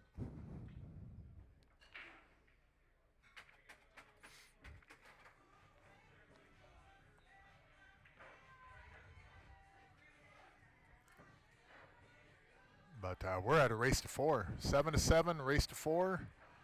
Live at CR Sportsbar, of course, in Coon Rapids, Minnesota. Some would say the mecca of pool in the upper Midwest, and those that won don't really know what they're talking about, but it is. A lot of big events coming up here, too. The Amadon Series is coming up. Huge, huge tournaments. I believe M8 is hosting their regionals here tomorrow, and then down the road, too, as the regionals. No. That might be the if I could give you a prize for that comment, I would give it to you right now. No, he doesn't have a 5-inch long ferrule, but that actually is whiteout. The stuff that you use for typos.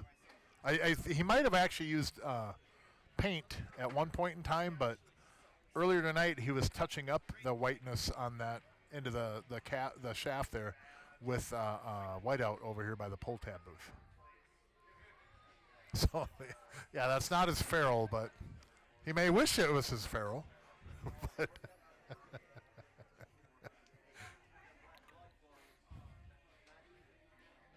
But that is paint and whiteout.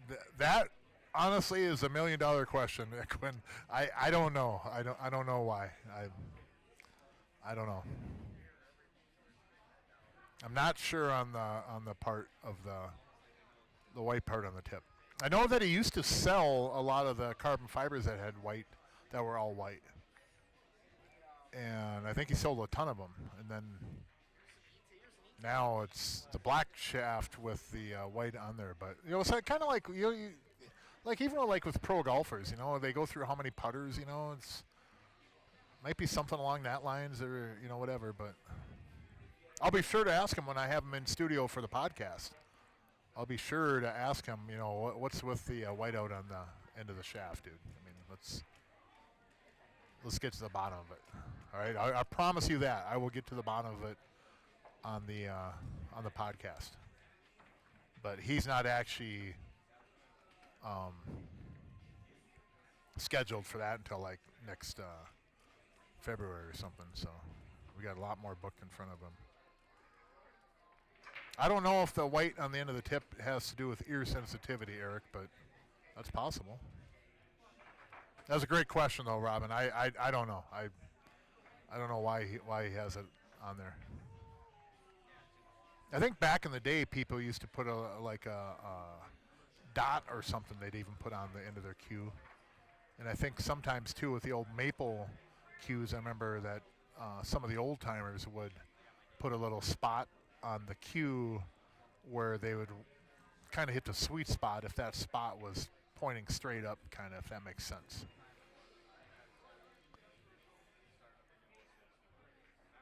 So like, oh no, uh-oh.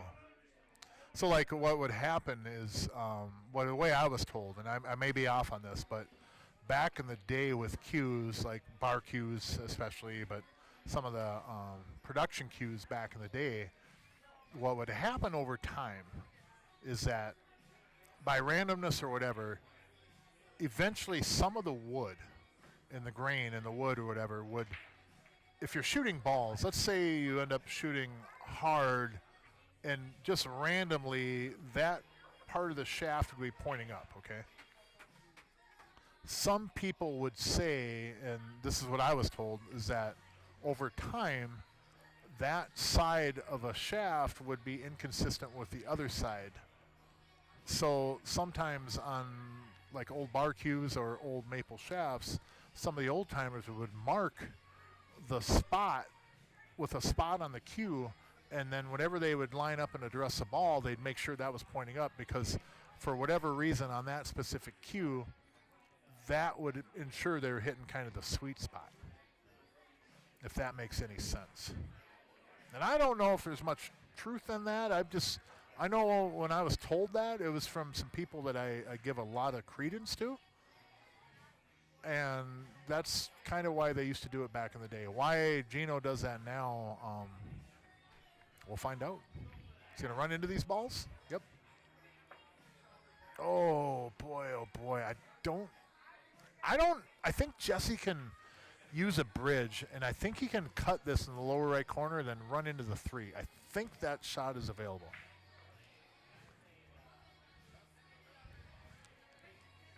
But you got the 9-up table, and you got to move into the 3 and move the 11 as well. Yeah, I know, Eric, on the earmuffs. I was just giving you a hard time.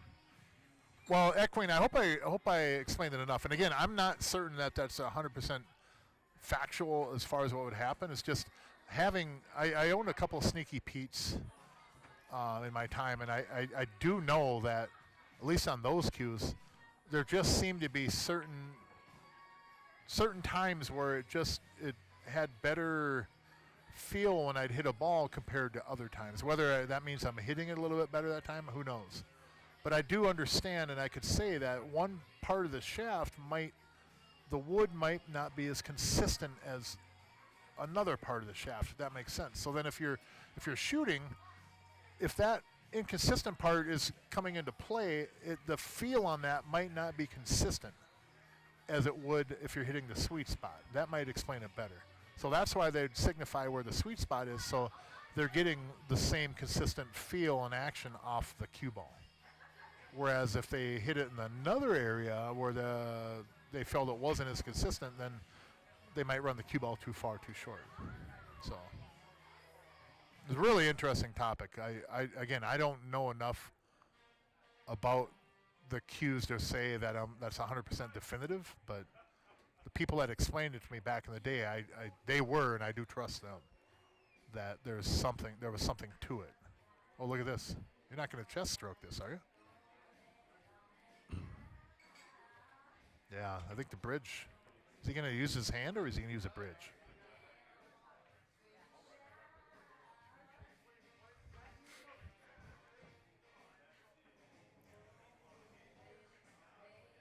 Yeah.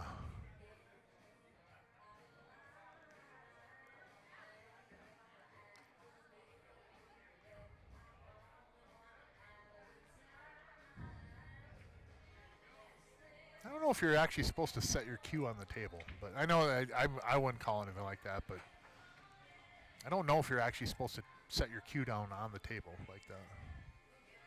But I wouldn't call that. So he's going to hit some inside of this. I think he wants to catch the left edge of the 3 ball, though. He doesn't want to hit the 3 square. And I don't know if he can hit the 3 square. And he might even also be worried about getting the bridge and everything out of the way in time.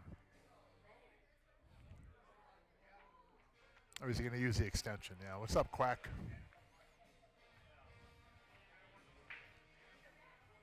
Mike Quackenbush in the house.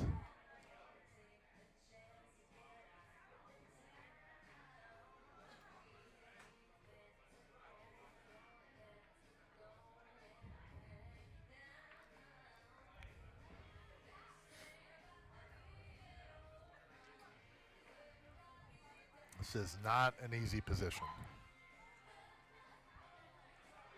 Again, I think he wants to catch right where the number is. I think he wants the cue ball to come off that rail, hit a little bit left of where it is right now. That'll move the 11, and it'll free the cue ball for the 9 ball. He's not even going to run into the 3, it doesn't look like. Nope, he didn't even run into it. What are you guys going to do on the 11 ball? I thought if he could shoot that ball that he would hit inside on that instead of outside. It may have been easier to make with outside, but you need to do something with that 11 ball. To me, it didn't make any sense to make that ball if I'm not moving that 11 ball, because I'm not going to win the game with the 11 tied up, right? It's interesting.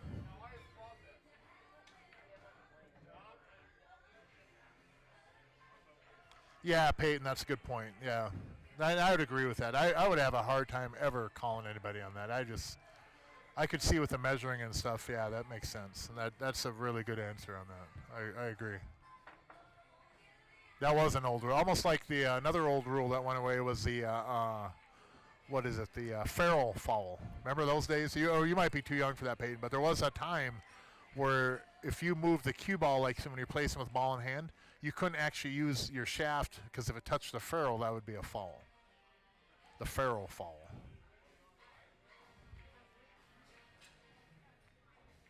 Now you have to deal with the 11 ball down here. Again, I'm really curious why Jesse, when he shot that ball, why he didn't try to run into the 3. It looked like he was actually trying to avoid the 3. Yeah, echoing. Remember that? The Farrell foul. Those are the days. Jesus. Imagine the arguments that people got into over that. Touched it with a Farrell. No, I didn't. Yeah, he did. Then you get a referee over. A referee was saying, well, I wasn't actually here, so if they say they didn't touch it, they didn't touch it. I mean, you could almost get away with that. What a mess that must have made for people. I think that was me. Yeah, I already squared on that. I just see a bill, I pay it. Well, I should have left it out there, and then you could have paid. You could have paid my Red Bull bill for me. Yeah, Farrell fall. Then they still have what's the other one with Vania, the patch falls. Oh my God! Remember the arguments, and they still have those arguments.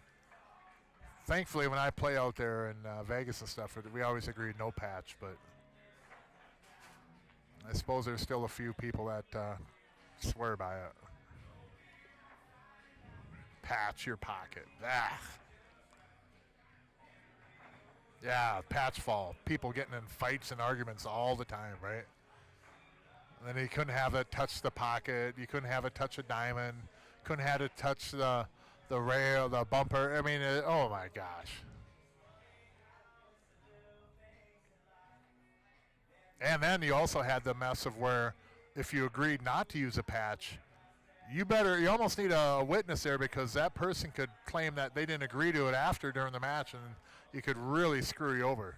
So you almost had to have like a written agreement because and it has happened where people agreed not to use a patch, and then they go through the match, and then all of a sudden someone will say, "Oh, you didn't use a patch. We didn't agree on that," and they win. They win because of that. I know of a specific example, and it's happened many other times too. I mean, I almost have to print up like an agreement and both sign it before you play. But heck with the patch. Down with the patch. Abolish the patch. That's what I say. All it does is open up arguments and chances for drama, right? We have enough of that already. Yeah. A teammate couldn't tell you to use a patch, and if they did, then there'd be a foul on that too. Yeah. Teammate couldn't tell you. And what a mess.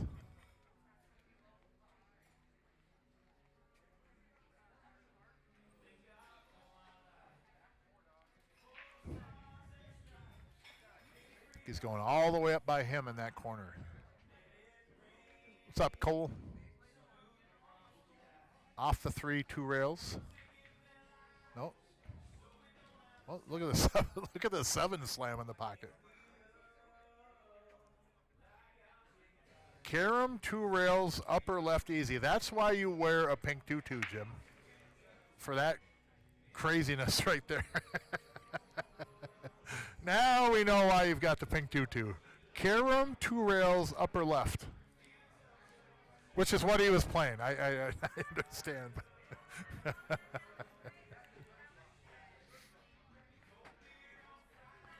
Jim, they do have your pizza ready up here for you, though, again. I don't know why you keep ordering pizzas up here and you never pick them up.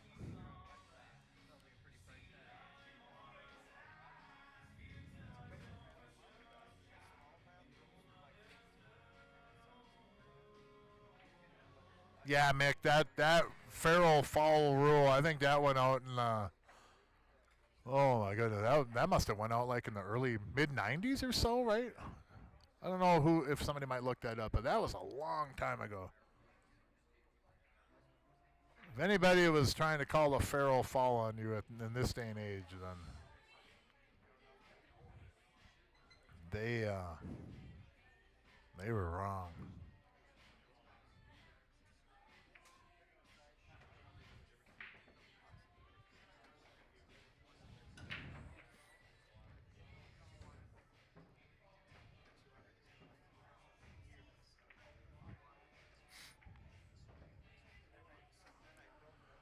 Now, I don't think he sees that you could roll into the 6 gently, put the cue ball down by the lower left corner pocket, and that 6 should stay right about in that spot area. So the cue ball would be, or the 6 would be in between the cue ball and the 11. You might leave a kick, but I think you'd be pretty safe over there. Problem is that you have Deadeye Bank there, Dave, who nailed that corner bank. So I would not want to leave Dave a bank at all. Oh, how about that shot? Well done, Ryan. Man, what a cue ball. Yeah, this is a tough one, Dave. Oh man. I don't think Dave. I think he cut off that side rail. So Dave will have to come off the bottom rail, and then really he only has about half that 11 ball to hit. Unless he can go side. Oh, he can go side rail. For sure, then he's at least going to be able to hit it, and he does have a chance to make it then too. But man, oh man, what a safety!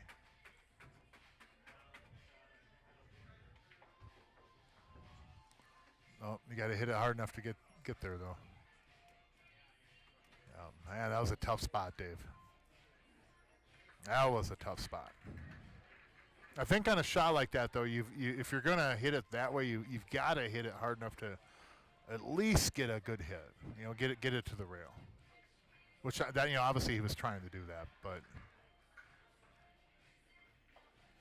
not an easy spot, man. 3 rail kick up for the Jesus, Jim. Jim, go to bed, man. Go to bed, dude. I'm not trying to lower our viewership on the stream. In fact, if you go to bed, we might get more viewers. So just go to bed, Jim. Well, go to bed, or have your wife take away the keyboard.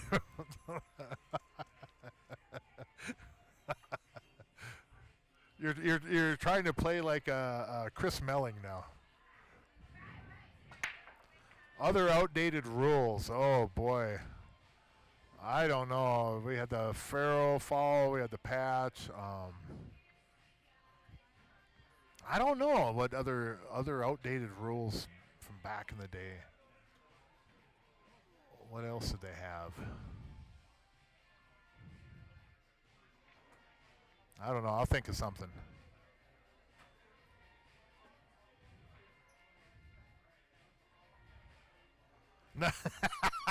Jim. Oh, that's funny stuff, man. Well, nothing lights up a room like that pink tutu either, so you got 2 things going for you. And as long as you're making 3, as long as you're attempting 3 rail kicks, Jim, I'm pretty sure you wear that tutu pretty often at league, so.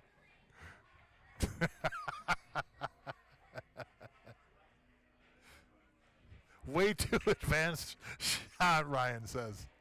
Oh, my. This is a good thing everybody's all friends. The things we say, or the things I say, too. I'd have to have armed security to get to me to my car after some of these streams.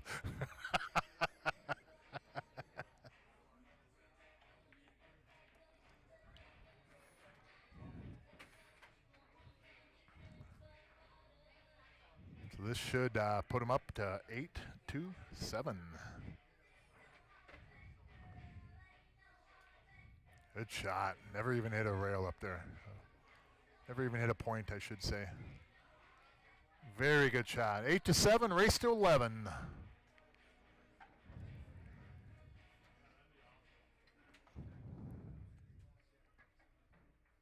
Every time Mark says pink tutu, everybody drinks. Well, there's another round for everybody. Scott, you guys better have a lot of liquor because I'm going to be saying pink tutu pretty often now. Jim, check your messages. I sent you another. I'm not checking my messages from you anymore. In fact, I think I blocked you. I'll have to unblock you to see, Jim, I guess.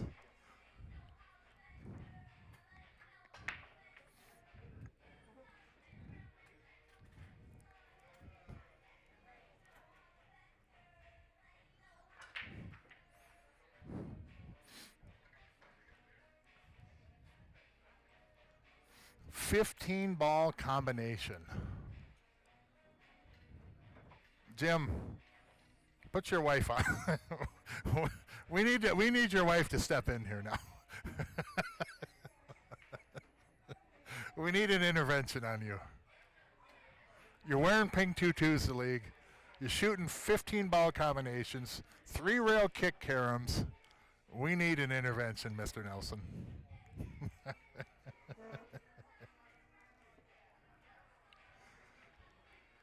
Oh boy. So we started at what? 6:45, and we're at 10 o'clock. 3 hours and 15 or 20 minutes. And I will repeat that we only have the one match tonight. Thank God.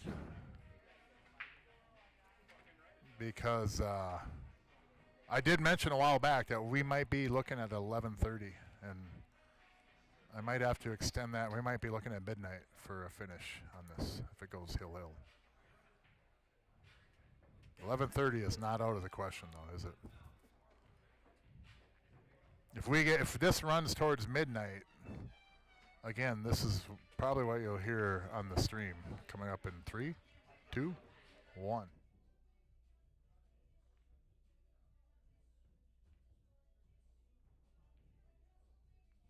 But we we got 2 hours still, so.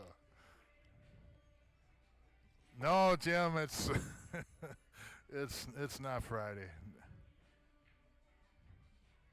After this match, they are going to implement the Monticello Auto Service shock clock. Yes, Ryan, please. In fact, why don't you bring it down right now? Oh, is it still Friday? Well, on the East Coast, it's getting close. It's getting close. And I think we're actually on a player break right now. Gino is not getting more whiteout, but I don't even see him in the room right now. He might have went out to his car for a snack.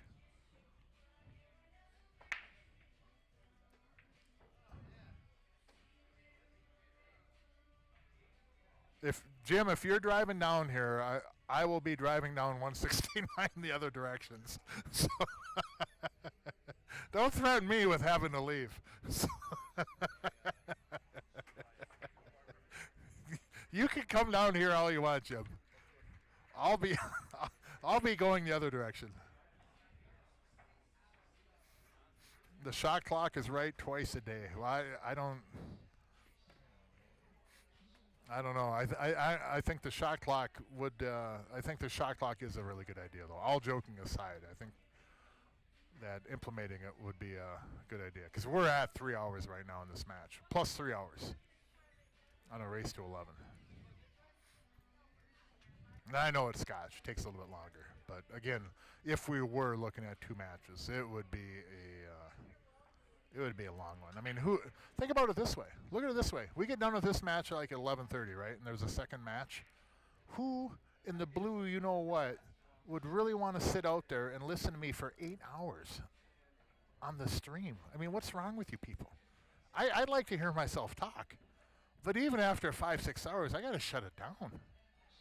So these double headers, while they can get a little bit long, it seems a lot of times, at least on the double headers, there's a little bit faster pace of play.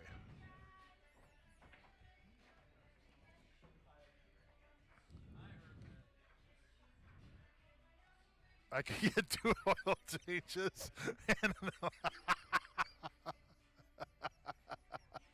oh my God, Eric, that's great. Oh. I could get 2 oil changes and an alignment in Monticello in this amount of time. Not only that, Eric, you could drive there and get it done and make it home in time and still catch the end of the match.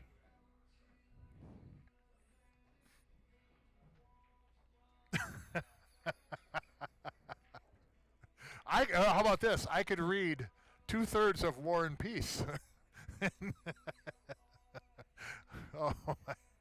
Oh, but it's okay. The thing of it is it's a long match, but this is some really good pool, man. It's neck and neck. Neck and neck. We got to give it that. And some of these tables, again, just like I mentioned to Sean and Corey and another match a couple weeks ago, is that some of these tables, they get to where you can't, it's not like they're just wide open either. Let's be fair to the players. I've been in matches on here on the stream too where it gets long and slow, so I'm 100% as guilty. But 3.5 hours with about 1, 2, maybe 6 games still to play. It's running. It's running. They've been playing so long. In fact, Jerry just messaged me that we should. They're going to have to owe for some on table time.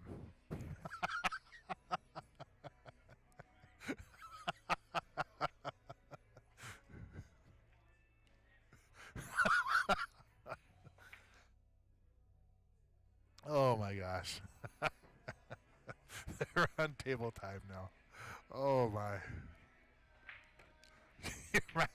Your match took so long. You guys are on time. But, anyways.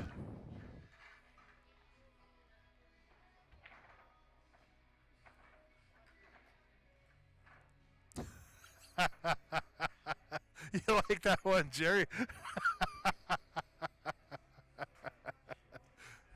Oh.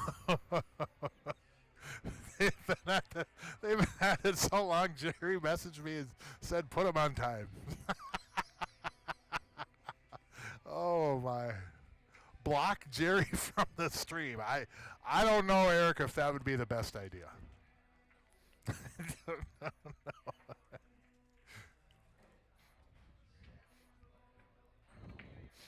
But I really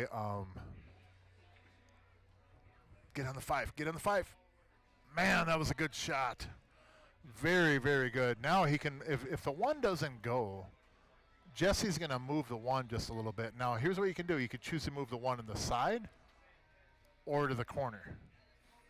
Now, look where the 8 is. I like moving this 1 just a little bit. If it's tight to go by that 13, I like to move it just a little bit to make it easier to go in that pocket. I feel that way I can manipulate the cue ball a little bit better. Now he's going to move it. He's going to bump it a little bit. I don't know if I want to go up to the side with it, though.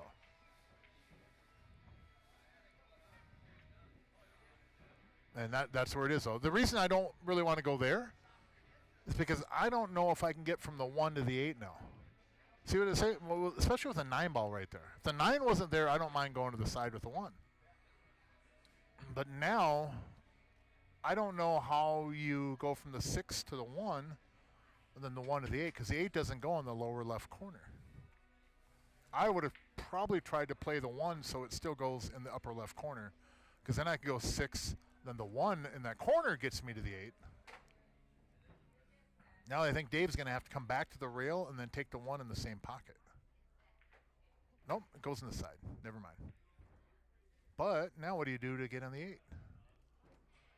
And I'm pretty sure, yeah, the 8 doesn't go by that 10, does it? It's a weird angle here on the, looking over the counter. I guess if it does go there, then all my, conversation's kind of moot, but.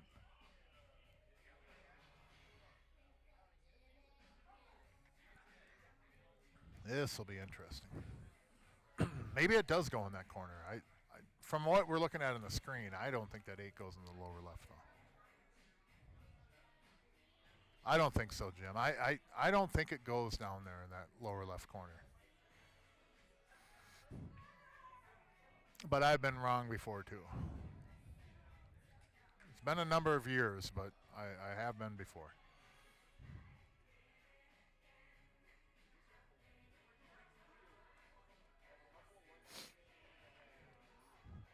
And I think he could. I wonder if he could play the 1 off the 15. And then I think then you might be able to manipulate the cue ball more. No, I don't really want to do that either, because I think the 15 then moves the 8. Here we go, though. I'd trust Jesse to get on this 8 ball. I really do.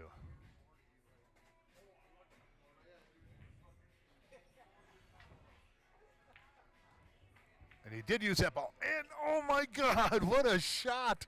Oh, my goodness, man. What a shot at that. He got unlucky on that. Man, that was beautiful. That was a beautiful shot. Not only played it off that ball, but used that ball to try and open up the 8 ball. It does go in the lower right corner, though. Man, that was a good ball. That was unlucky. You know, you hear like the bad rolls. That was a bad roll. That was a bad roll, but he still has a chance on the 8 here to make it, which is what an out this will be. A little bit outside. Yep. Kind of plugged the pocket up though. But that 8 ball now is in jail. He is in jail down there with that ball. Oh, my goodness. So solids or stripes now, you don't have to run out from here, but I would love to get up there on that 9-ball somehow and play a safe off that 9-ball so I can move the 9 off the rail just a little bit. So I take the 10 here and get up there so I can safe off the 9. The reason I do that, I think if I get that 9 off the rail a little bit, then with ball in hand, I can just play it off the 8-ball and everything gets pretty easy.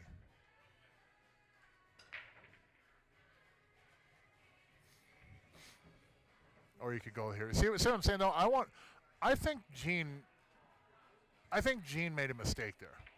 I think you have an option with making the 10-ball, and you get up there by the 9. If you can move that 9 off the rail, it makes the 9 off the 8 very easy.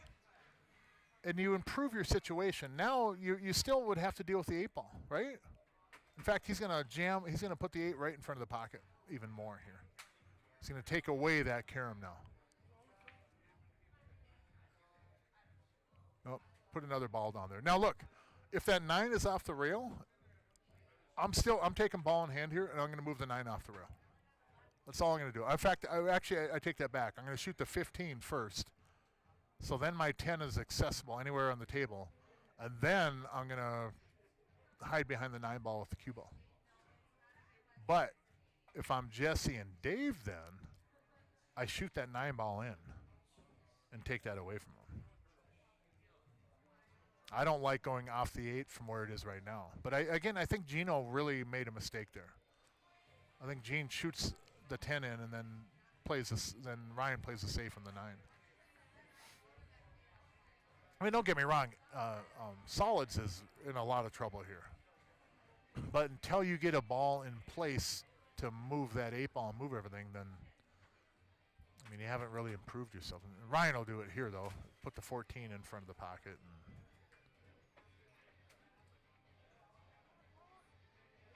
I don't know. I always feel that if I can improve my situation, if them being tied up with the 8-ball there, if I can improve my situation, I'm gonna do it. And really, I think Gino's shot didn't really improve their situation any. I mean, didn't hurt them, but.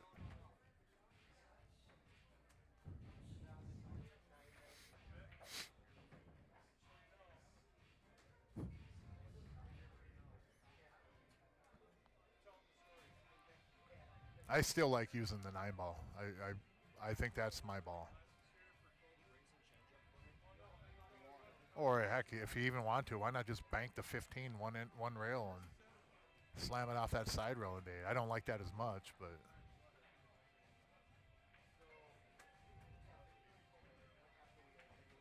that'll work. Pretty sure Dave's not going to get it hit here. Here's what I do though. I shoot that 14 in. I shoot the 14 in here and then take away that ball from him.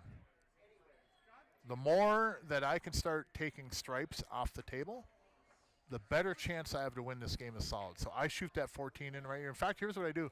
I shoot the 14 and I use the cue ball. I try to make the 10 at the same time. I have nothing to lose by trying to make one of those balls. The more balls I can get off the table for stripes, the better chance I have to come back and win this game. Even if I can't run across there, I at least just pocket this ball. Yep, there you go. Now again, the 9-ball is the one that I don't want to move off the rail. However, once they move that off the rail, if I'm solids, I pocket the 9-ball. Gino might be able to play it off that 8 right now, but yeah, he's got. I think he has enough to play it off there. So I guess he didn't have to move it, but there you go. Now the 8 is still tied up there. Oh, God. Oh, my goodness. Now, just saying, if that 9 was off the rail, Gene could hit that a lot more firm and everything moves. But because the ball was so close to the rail, he couldn't hit that as hard as he wanted to.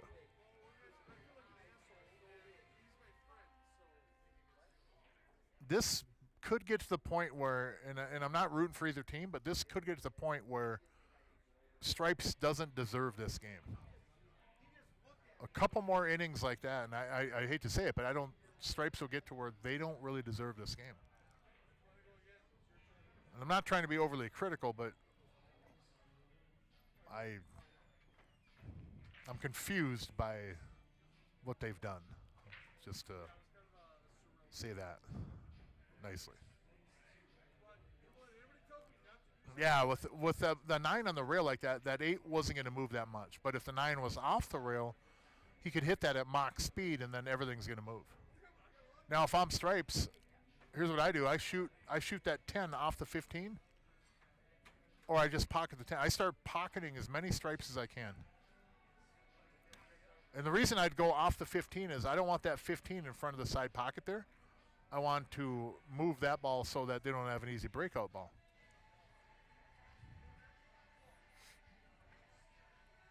Yeah, I start pocketing stripes.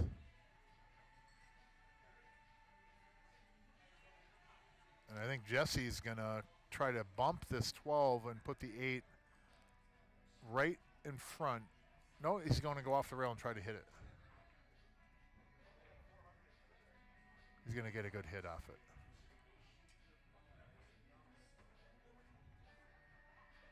Yeah, good hit. And he separated. Now the ball will go.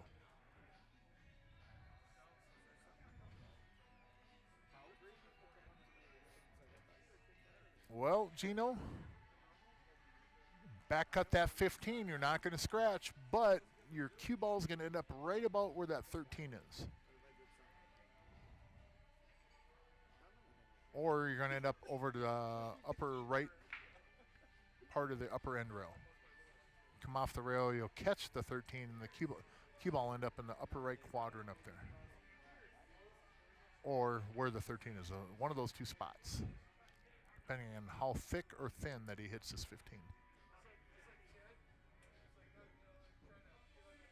Yeah, no 3 foul rule in 8-ball, no.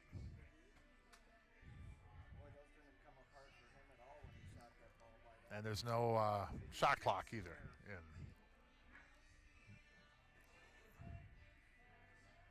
this. But that may change. No, wrong side of the cue, Gene. Look at that 12 ball down there. That 12 ball is not in a very good spot for stripes. It's accessible, but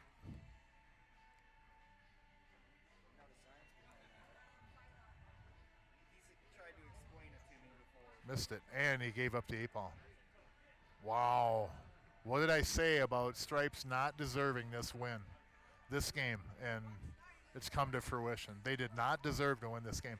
They had every opportunity to win that game, but they shot the wrong shots. 100% I'll go to my grave saying they shot the wrong shots. There's no reason they should have lost that game. Yeah, it's not in yet, but it is now. Excellent job, you two, Dave and Jesse. Excellent job. And Ryan and Gino, again, I'm not blasting them per se, but you can't not win that game. That 8 was tied up by a stripe down there by the corner pocket. You had every ball on the table, and you got outplayed. Gene and Ryan brought their checkerboard to a chess tournament, is what happened in that game. They brought their checkerboard to the chess tournament.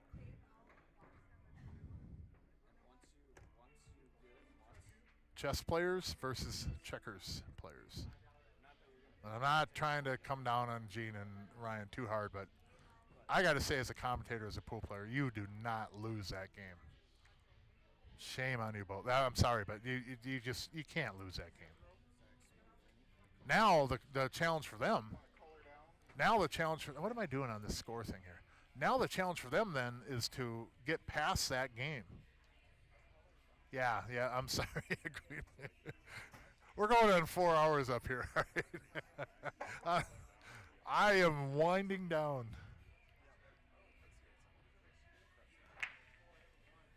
It's actually 3 hours and 45 minutes we're at. But yeah, yeah, I know, Scott. I know. It's a figure of speech, though. I get that. It's the same board.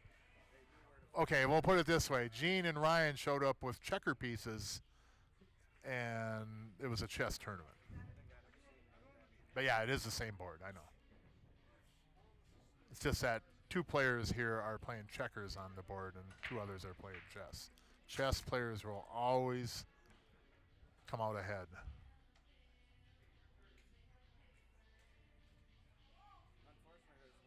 It's like playing one pocket. You're playing chess. And then when you play people that don't play one pocket, they're playing checkers. And I know Dave is a very accomplished and avid one pocket player. And Jesse is pretty much good at any game with a pool cue in his hand.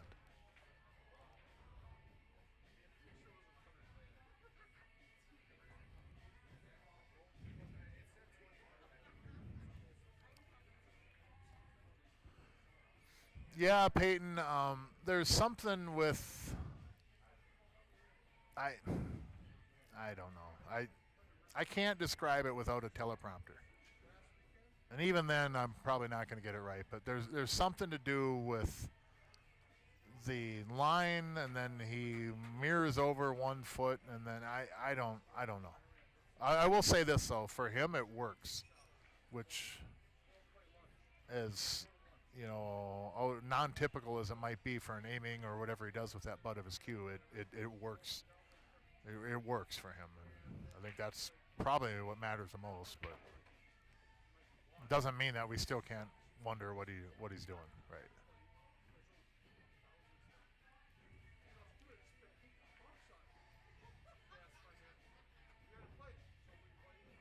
Now the 6 does go up in the upper corner too if he wants. Goes up in the upper right corner. I think he's playing on the 5.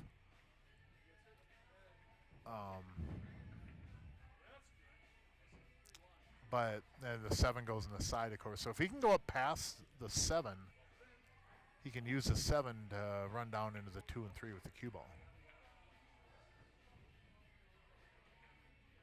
But I think he's actually trying to shape the 4.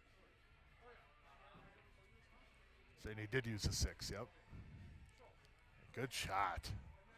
Good shot. Brought the 4 ball back. Brought the cue ball back out for the 4. 4 will move the 2 and the 3.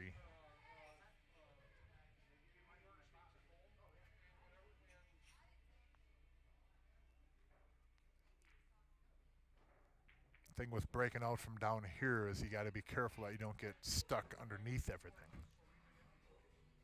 So you want to hit this one pretty firm. Like you don't want to get stuck underneath everything. And that's where we're at. It's common. You know, you're going into 3 balls, so the amount of momentum that you're going to have on that cue ball is going to be depreciated by 3 balls, not just 1. So you're coming off that rail like that, on that kind of a breakout there, you really got to come flying into those balls pretty firm, or you're going to get stuck like this underneath them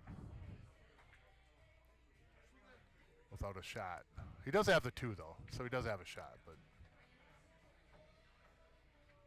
now watch this bad luck. What about the 5 ball catching the edge of the 8? 8 goes in the side pocket.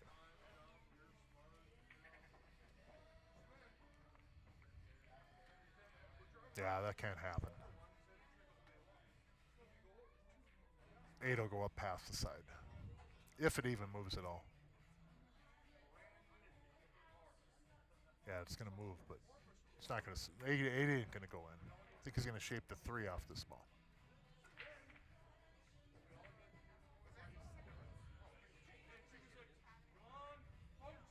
Good shot, man. What a good shot. And Dave should be able, if Dave doesn't like the 5 or the 7, he should be able to use the 3 and come right back and get on the 5 or 7 for the sides.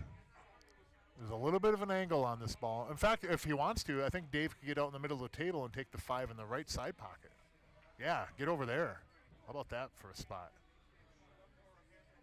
And I think he can with the 3, or he can just come straight back.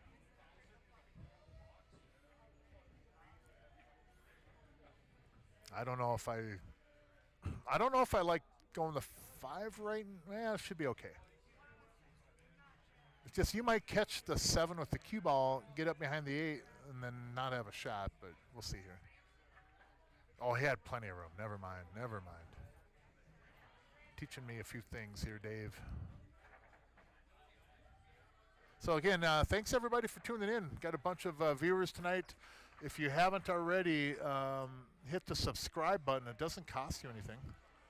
But hit the subscribe button on your app or your browser, and Facebook, hit the like on Jerry Johnson, and also see our sports bar, and that'll keep you up to date on future matches, etc. There are 2 of them next Friday, starts at 6 p.m. And while you're at it, liking and subscribing, head on over to What Now in Pool, the podcast, YouTube and Facebook, and like and subscribe there too. Appreciate the support.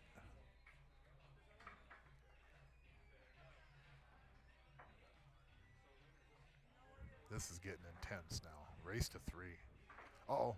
Oh, that ball looked like it was going a little bit outside. I thought it might hang.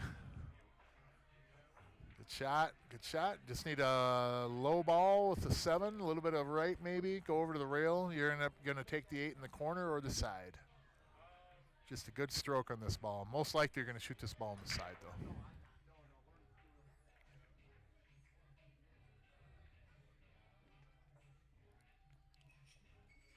Right over to the rail and then back out. Just like that. That'll work. Right down in the corner. Nice. Very nice. Good control.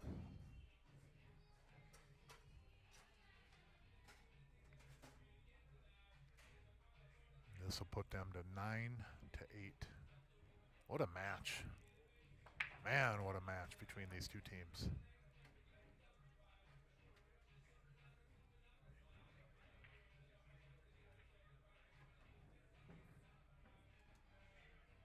I think it goes.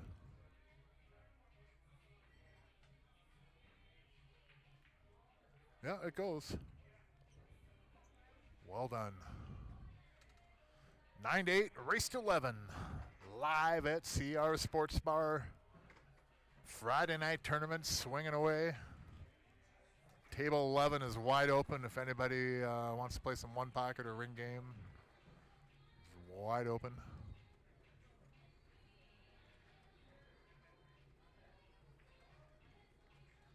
Yeah, that was a good shot by Dave, stroking that 7. You got to give it a nice, good stroke. I think on the last episode of our podcast, we talked about that with Ty, and he explained it very well about, stroking the ball well, like a stroke on every shot. And it's not necessarily hitting it hard, but, firm, like I mentioned before, but there's like a stroke, and there's a difference of when a pool ball drops from, like he said, somebody coming out and just dusting the rails, and someone that's, more of an accomplished player. The way the ball drops in the pocket just has a different sound, and it's like almost like a harmony to it. And the way he was describing, was talking on it, was like with Shane, the way when Shane pockets balls, or like the pros, you hear the sound on it is going to sound different than you do from like a lot of amateurs. And that's not with them hitting it hard. It's just it's got more of it is like with purpose. Whether you're moving a ball, the cue ball, an inch, or a foot, or 5 feet, you're hitting it with a stroke. But really good talk with them. There was 22 in the Friday Night Weekly. 22. And first place tonight in the Friday Night Weekly was paying $155.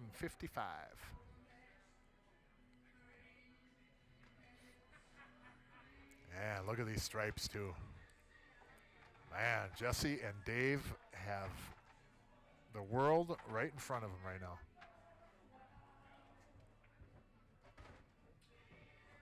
Oh, look at that 13 ball. That was unlucky. That was unlucky. But the 9, with the 9 being in play, they can still shape that 13 to the lower right corner. So I like their chances still. Should be able to get on the hill. The problem with this combo, I think, though, is that I think he's worried that the 10 is going to end up on the right side rail below the side pocket.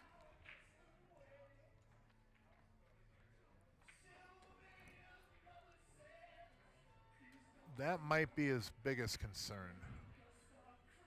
Because if that 10 gets over on that right side rail over there, it still goes in the upper right corner.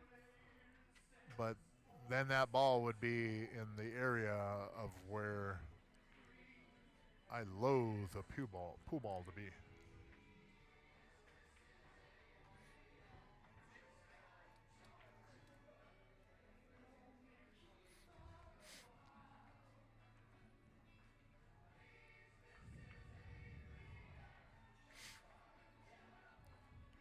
And I think that's what Jesse's trying to prevent by maybe shooting the 9 ball, is not to shoot the 10-14 combo and have the 10 end up on the right side of the side pocket on that rail.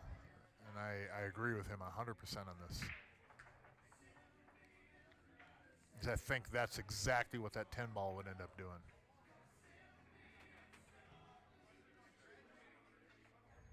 And then they're in trouble.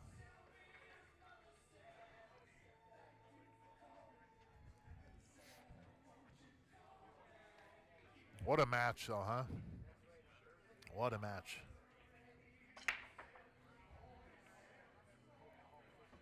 Been very enjoyable. Both teams have been really, really playing their hearts out, too. I mean, there's been, I don't know if you'd call it even mistakes. It's just they've been playing very well, both teams. I think that last game, though, not to beat a dead horse, but I think that last game, I think that Ryan and Gene may have lost the match from that last game.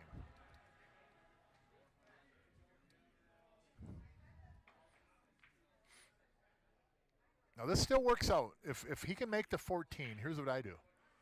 I make the 14, I get a little bit of an angle on the 11, so I'm not really back cutting. But I want to have an angle on the 10 to the lower right corner so I can float my cue ball off the 10 over to the left side rail and shape the 13 in the lower right corner. And I think the 11 gets you on that 10 perfectly. Well, now we got to go a different route. So 10. Ooh, boy, I don't know if you can go over to the rail even. 10 to the 11, 11 to the 13, or how about drawing down there off the 10 ball?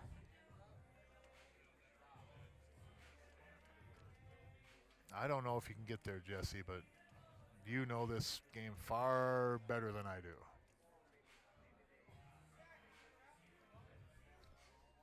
This is kind of a situation, I think, where in Scotch, the difficulty of getting out here is exponentially greater than if you're playing individually. Individually, I think, everybody in this match here, all four of them are, accomplished enough and ability enough to get out from here. But when you're playing Scotch, all of a sudden you've got a lot of variables, and it makes it way, way different. Yeah, Michael, I think so too. It's been a long one, but I tell you what, this has been one hell of a fun match. Very competitive.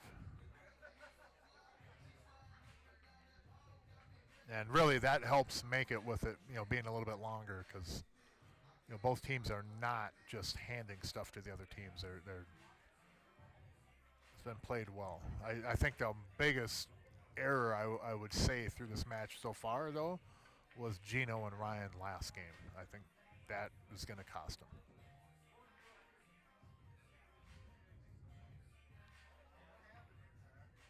Yeah, 11 gets you the 13, but you got to have a good angle off this ball. Oh my, oh my. Oh boy. Yeah, low right on that, Jim, but the problem is I don't know if he could have held that cue ball off the 10 ball to get a good angle on the 11, but it's all moot now. Now here's what I do to start this. I take the 7 and I either draw off the 7 into the 8, or I shoot the 7 on the right side of it and I roll into the 8 and I shaped a 6. The reason I do that is I make the 8 a lot easier for, well, I make it so it's easy. I don't know if it does go there, but I think you're limited. But I'm going to move the 8 here off this ball. Yep, 100%. That's what he's going to do too. Because you're guaranteed a good shot on the 6. Just bump the 8 just a little bit. Yeah, or the 13 line. Yeah, just do that right there. Very good.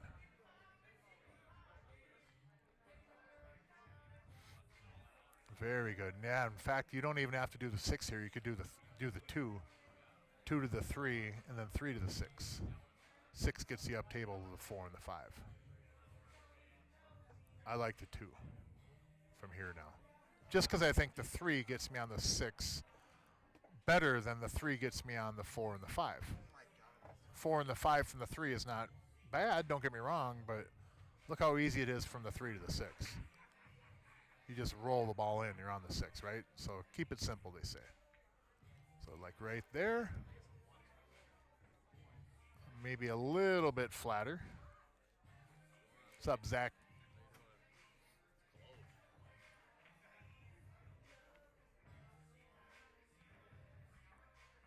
Yeah, a little bit flatter on here would have been nice. So now I might actually go that direction. Yep. Because a little bit flatter on this 3, then the 3 to 6 is easy.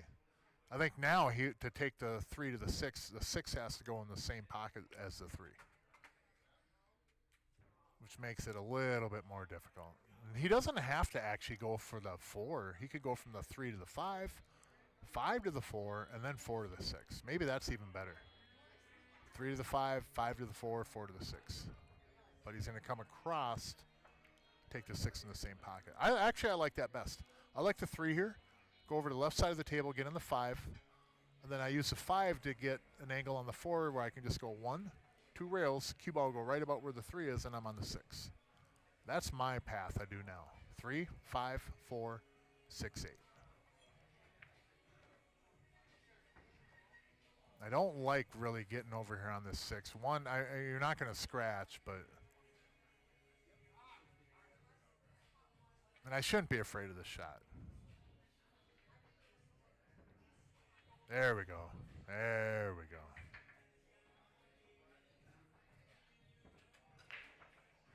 There we go. That's good.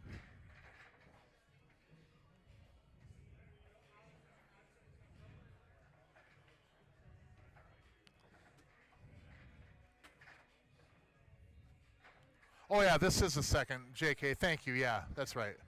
Hank and Austin defeated JK and Ian Barrett. So this is the second match, yes. Second match of the upper bracket. Thank you, JK. I just seen your message on that. Oh, boy, now look what we got here. So this is why you go from 3 to the 5, 5 to the 4, 4 to the 6. But not a bad combo here. I just don't think at 9 to 8 and a race to 11 I want to shoot a combo at this point in the rack when they're open, but it happens. But again, from where they were on the 3, I don't think I go to the 6 at that point. I go up to the 4, up to the 5, I mean. 5, 4, 6, 8.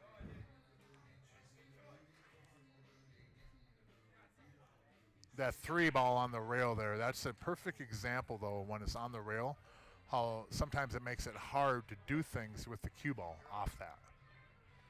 You know what I mean? It limits you some. It takes away some things that you might want to do.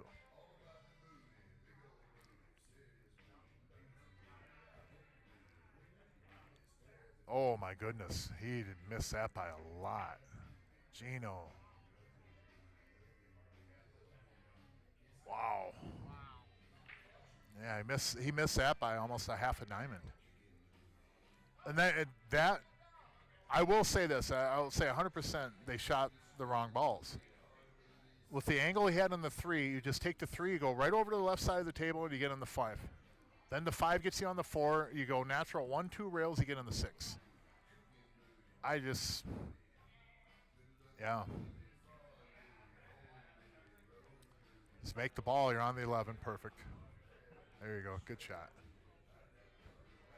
But again, I feel it's 100% they just shot that pattern wrong. I mean, it's not that they couldn't have got out that way, but obviously they didn't.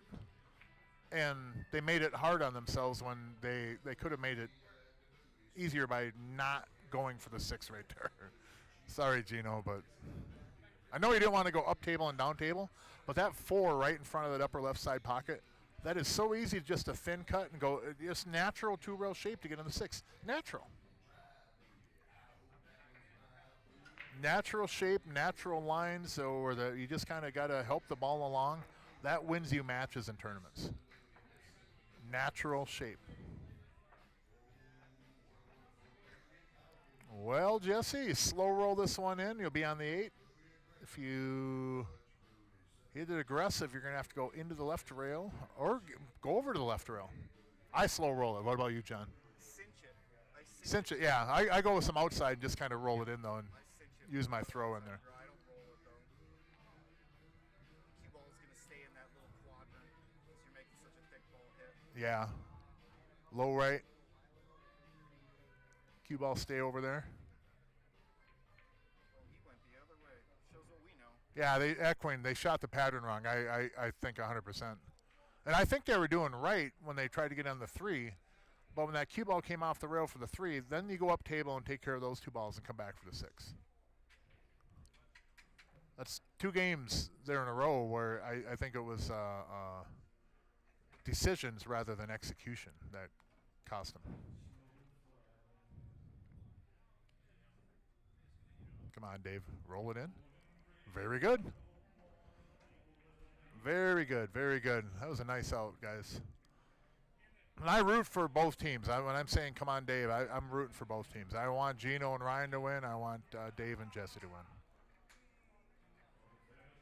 I hate to see when someone has an 8 ball like that where you miss it. I want people to just not lose from missing shots like that.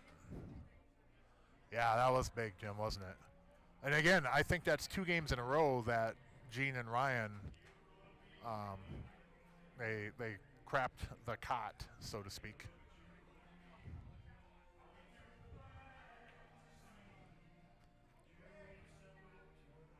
Yeah, Angela, great match, ain't it? This has been a really good match. It's been a long one, but it's not like they've really wasted a lot of time. It's just more methodical, and as long as it's a good match like this, why not, right?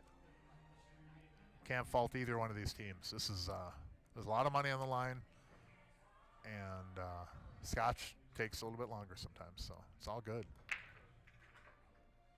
Got to get a ball. They got 1. They got 2.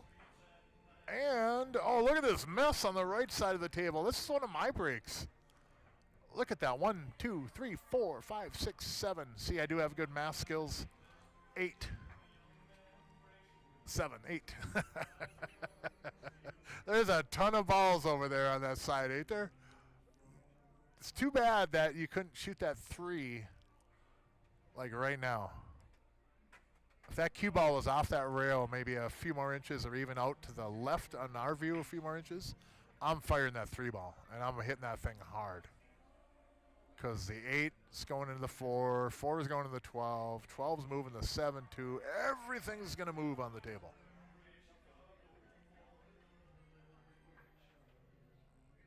How much what? YouTube account?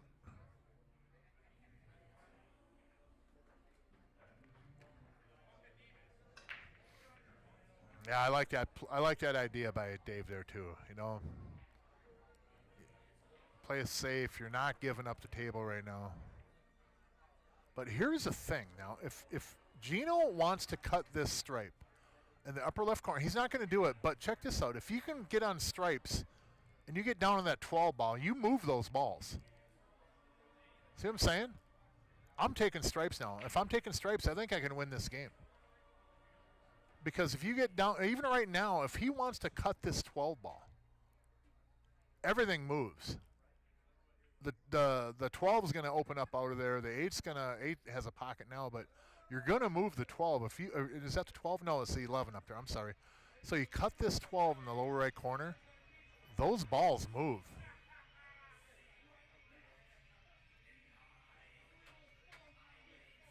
Yeah, those balls move. I don't have the upper bracket in front of me on the payouts YouTube account guy or gal. But I know the lower bracket is 4,000 and 6,000 for first and second. And I believe the upper is the same, if not more. Unfortunately, if I was a better commentator, I'd have that information available. But I don't know the actual payouts. And yeah, I would take stripes 100% here too, Equin. 100% I'd take stripes. I'm cutting that 12 right now. I'm cutting that 12 ball. I'm going to cut that 12 ball in. I'm going to run into the 5 and the 6, and I'm going to splash everything over there. I'm going to help out solids, probably more than I'm going to help out me, but I'm not winning this game as solids from here. I know that. But I can win the game as stripes from here. And the thing I like about it, too, is if you take the 12 now, you have balls up table. But if you take care of these balls up table and then you shoot the 12, you're not guaranteed you're going to have a shot in the 11. 6.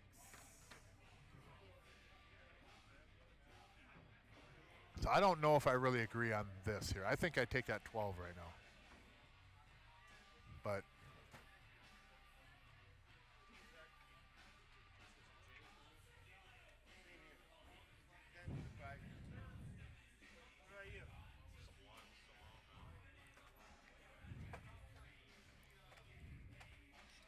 okay, upper has 8 teams.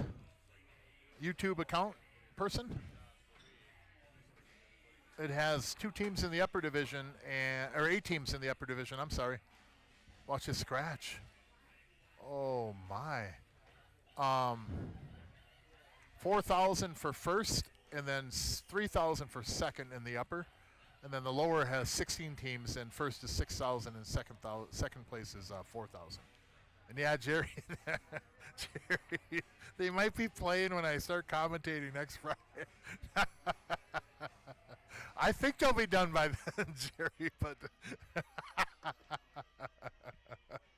oh my goodness. Oh, look at this. Oh my God, what happened here? That was so close to them getting on this 12 ball and winning this match right here. Oh my God, what a good try. Now, does Jesse bank this 12, bring the cue ball out on the table and play for the win here? Or do you, I think if you play a safe down here, and if you get that 12 ball up table, you're in a lot of trouble.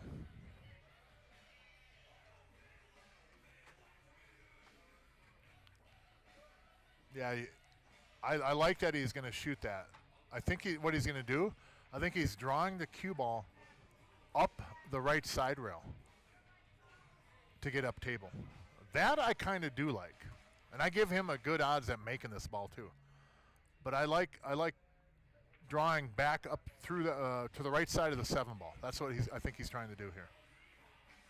Cue ball will go up to the right of the 7 ball, probably run into the 3 ball and leave Dave on the 9 if he makes the 12 first. So.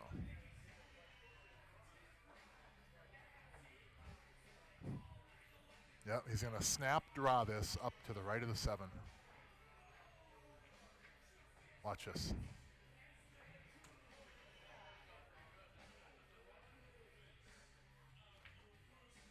Oh, he came out down below it.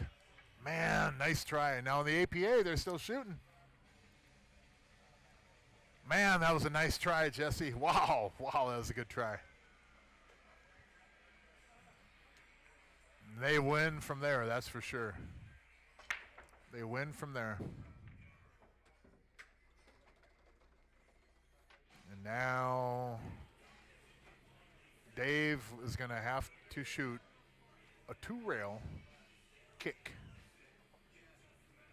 Little Joe, line 1. Little Joe, line 1. You got a call from Dave in Minnesota. He's got a question for you. You hit 11 o'clock to the 1.5. Count 4 on the left side rail. -10 carry the X +2. I think you hit it. I don't know. That's where Little Joe scratches his head. Little Joe, this is where he looks at me and just kind of gives you that look like, really? If you're still watching, Little Joe, you know exactly the look you give me right now. You'd ask me, okay, where do you hit this? And I'll go like, I don't know. I have no idea. 2 rails. Get a hit. Oh my gosh, did he get a hit? Oh my goodness, that was so close. Even getting a good hit up there is probably going to win them the game.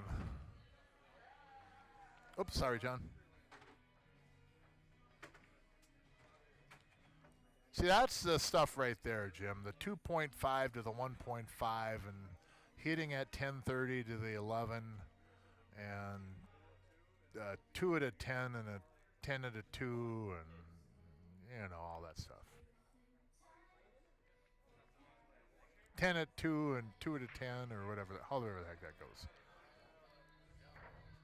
But yeah, Little Joe has a video on that stuff. And I tell you what, you want to learn how to kick balls, like 2 rails, 1 rails, 3 rails, etc. That video is by Little Joe. Unbelievable. And if I wasn't such a dummy, I'd be able to comprehend it and figure it out better. But those days are behind me. It's too humid to make that shot. Jim, weren't you supposed to go to bed a little while ago?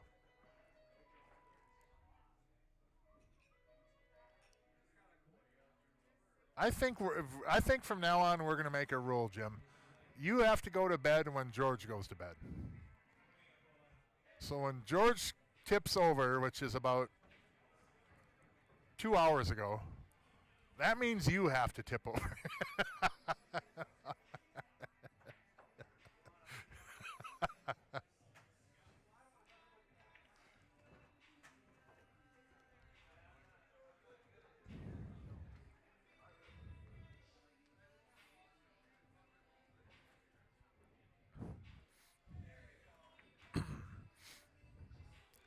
Oh, well, look at this 6 now. You don't have to take it right now. You could go 4 to the 3, 3 to the 6, 6 to the 1. You don't have to take the 6 right now. In fact, I don't know if I like the 6 right now. I think I like taking the 4 and using the 3 to get on the 1 or the 6 and take those balls in rotation. 100% I agree with going this way, yeah. There you go. In fact, I like here, 3 to the 1, 1 to the 6, and then I take the 8 in the side pocket. So I stop shot on the 3 right now. I use the 1 up in the corner and just get the cue ball not on the rail, but just to the right of where the 1 is. Shoot the 6 in the lower right corner, slide the cue ball out, and take the 8 in the right side pocket. Stop shot, roll in the 1. Pretty much a stop on the 6, and then slide out for the 8 ball.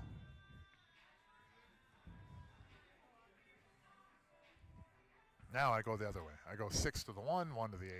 8 in the same corner as the 6. Or this way. Flip a coin, right?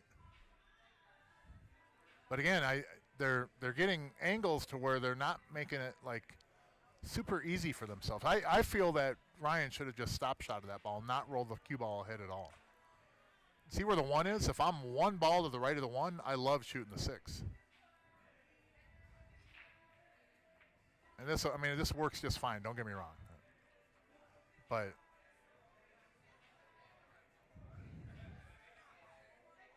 he can even draw this back and take the 8 in the side if he wants, or just keep the cue ball up there and take the 8 in the corner.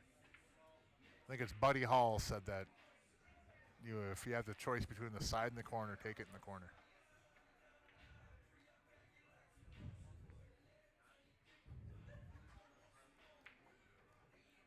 Maybe if he would have done that with Mike LeBron, we would have had Poole on ESPN. I said what I said. Sorry, buddy. Rest in peace, but boy, that's going back a ways. You really got to know some backstory about what happened in Vegas now, and there's really it's never been actually confirmed, but all you got to do is watch Google on YouTube or whatever, Buddy Hall, Mike LeBron, and if you want to add the fix or the dump, you can, but again, it's all conjecture. Okay, nothing's been proven, but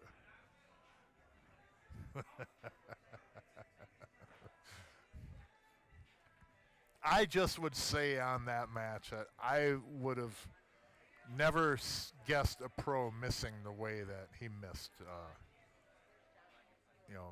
a few times in a row or whatever. But anyways, mysteriously after that match that I'm talking about, pool was no longer on ESPN. So, and I don't think for a long time you could even bet on pool in Vegas.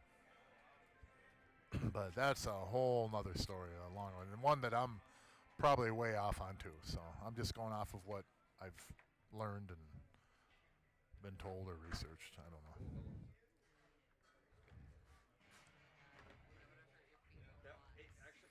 So 10-9. Gino and Ryan still alive. Still alive and have every chance to win this match.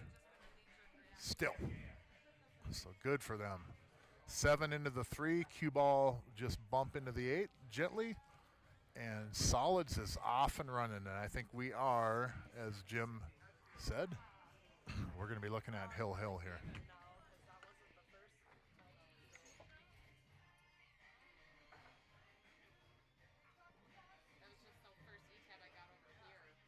So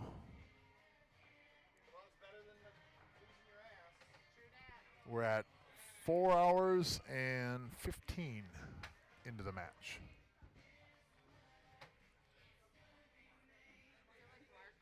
For anybody wondering. Yeah, this does look promising, don't it, Equin? This looks really, really promising.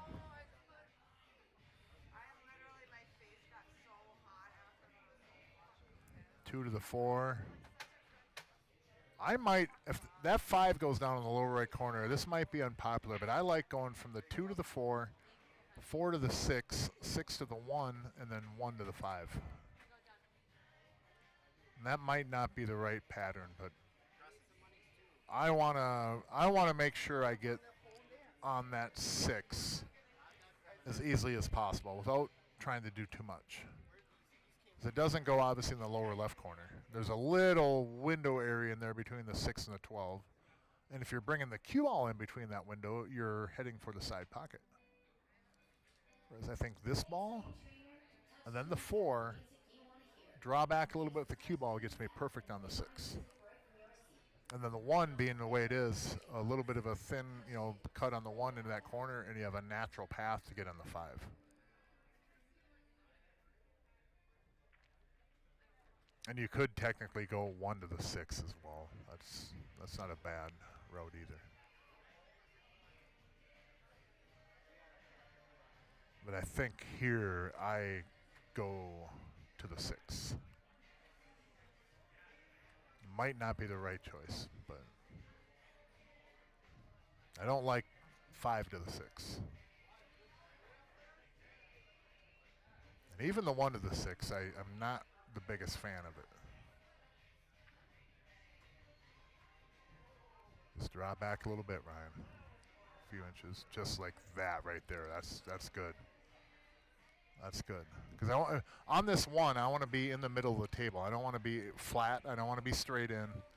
I want to have a little bit of an angle so I can cut it, go into the upper rail, and then it just comes right directly at the 5 on a natural line. In fact, here's what I do. If I shoot the 6, and if I come out off that rail where I'm straight in the 5, then I take that first, and then I do the 1 to the 8. But only if I'm perfect on that 5 ball. Like here. Check this out. Right there. I right now I'm shooting the 5. I shoot that right now because I might not get there again off the 1, although I should. But since I'm on my 5 right now, why not take that and then just use the 1 and get on the 8? Because if you can get from the 1 to back on the 5, you're on the 8, right? So why not just take the 5 right now? See what I'm saying? If I feel that I can shape the 1 to get on the 5 from where it is right now, then why not just shoot the 5 and use that same shot on the 1 just to get you on the 8? If that makes sense. Because if I shoot the 1, let's say I get a little bit of a ride. Let's say I go to the right too much. And then all of a sudden the cue ball floats over to the left of the 8. Yeah, 100% I go 5, 1, 8 here. But it's not wrong to go 1 to the 5 either. It really isn't. I just feel that if I can get this cue ball back in the 5, why don't I just shape the 8?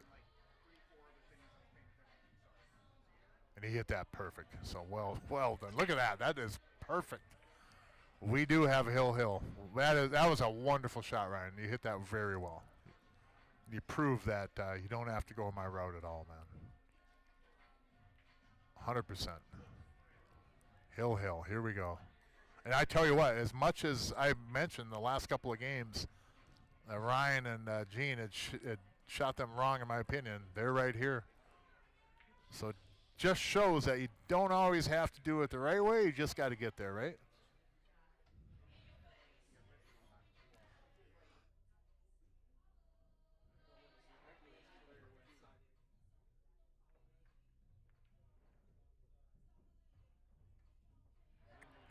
This has been one hell of a match. This has really been one hell of a match. This has been good. One of the longest matches. 4.5 hours right now. 4.5 hours. Yeah, Ryan, we're fully aware of the time. We get it. It's no secret. we get it. It's been a long one, but it's Hill, and you guys have played your hearts out, man. So I tip my hat to all 4 of you.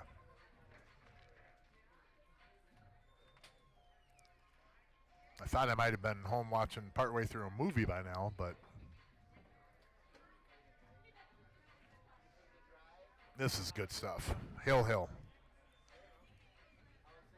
1 game. Move ahead.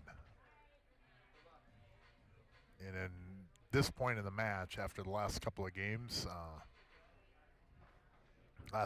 two of the last 3 games, I would say that Gino and Ryan would be stealing this match if they win this. Because I think Gino and Jesse had this one pretty wrapped up. And that is credit to Gino and to Ryan. And that's not taking any away from Gino or from Dave and Jesse either, man. You guys, this has been one hell of a match. It's got to be one of the better played ones, overall quality-wise. And solids is wide open here, so the best thing that you can do for against guys like Dave and guys like Jesse is to leave them right where they are up there, sitting in their chairs. That's the best way to beat those guys.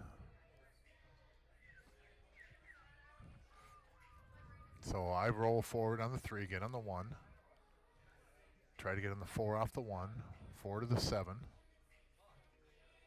7, I go back up table. I want to take the 2 first, or maybe the 6. And then I don't want that 5 for my last ball. I want to use that 5 to get on the 6 or the 2, whichever one of those is left. And then the 2 or the 6, whichever one I leave over there, that gets me on the 8. And the 8 was likely going to go in the left side pocket, right where the cue ball is.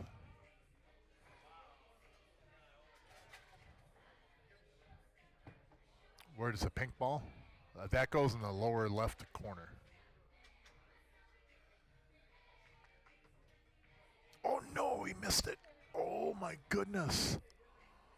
Oh boy. Hey Jenna, have a good night. Yeah, boy, oh boy, what a, oh. Man,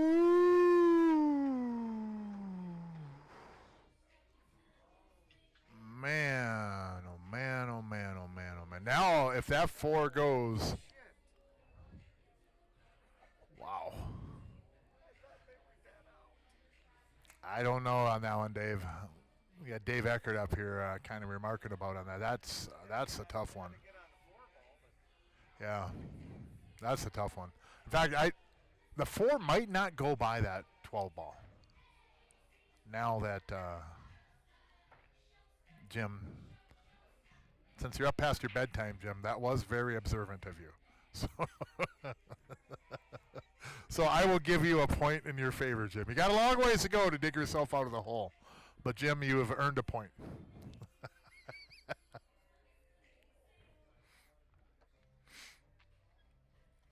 Man, oh man, that's a tough, tough, tough ball that he missed. Oh my gosh. I think he's using the 9 to make the 5 here. Yep. And now the big thing is the 4 going by that 12. Apparently it does.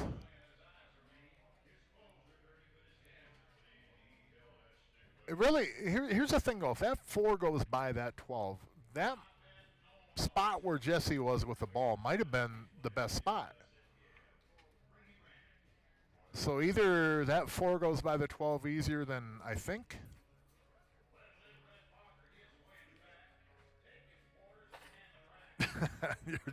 You're doing just fine, Jim.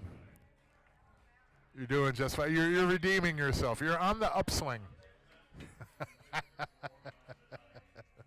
Yeah, it must go by. The 4 must go by there. My thought on that, though, is if it's tight at all, Jesse was in such a good spot that I would have took it there then. You know, instead of, if it's really that tight, instead of trying to get back to that spot, since he was in a spot to really make that, why not shoot that right away? I'm sure he has his reason, and I guarantee it's valid too. But I'd like to know why. You know what I mean? And really, if that 4 wouldn't go with that 9 up there in that corner pocket, that's kind of a bummer if you're solids. But if you're stripes, it's possibly a good thing. The 4 does go in the upper right corner too if you do have to shape it up there. But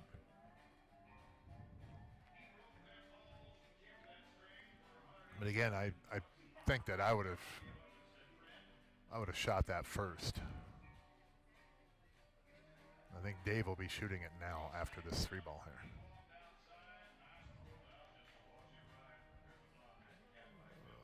Nope. Now you're going for the 2 ball. Well, this is not the ideal spot for the 4 ball. Now you take the 2 and come back for it. And here's the thing on this ball. You can come up light on this, and you have the 4. If you come too far, you're going to lose the 1 and the 4 off the 2 ball. Now, there is a path going 2 rails from the 2 to the left side rail, but I don't really like that. However, that does give you a really good angle on the 1. And there we go. That's a really good spot right there.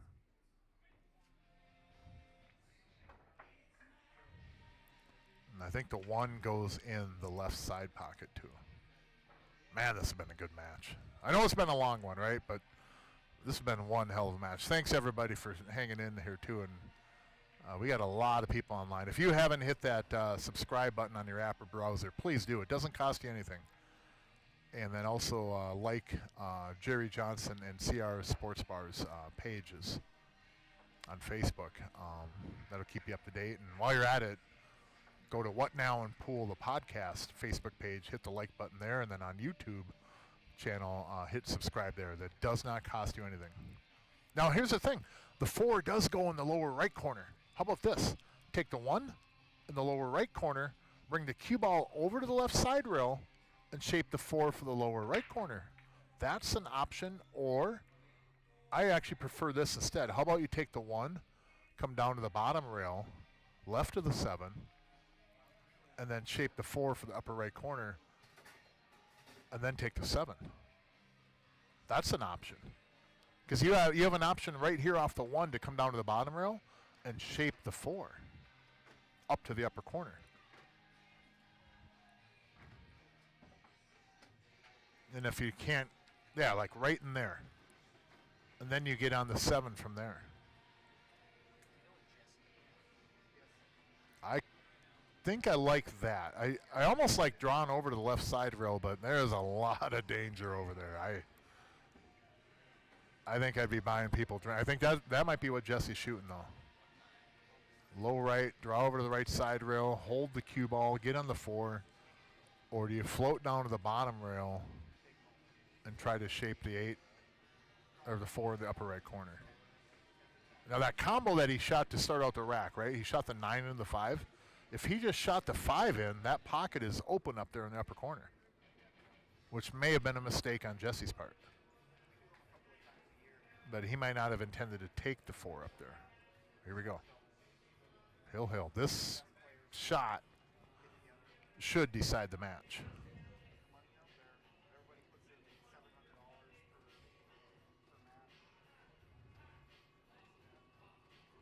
Yeah, that is legal, Eric. As long as he's at the table, he can look at every shot. He can go through the entire pattern. That's legal. That's not considered coaching in this format. You can go around the entire, as long as you're at the table and it's your turn to shoot, you can plot out the entire pattern.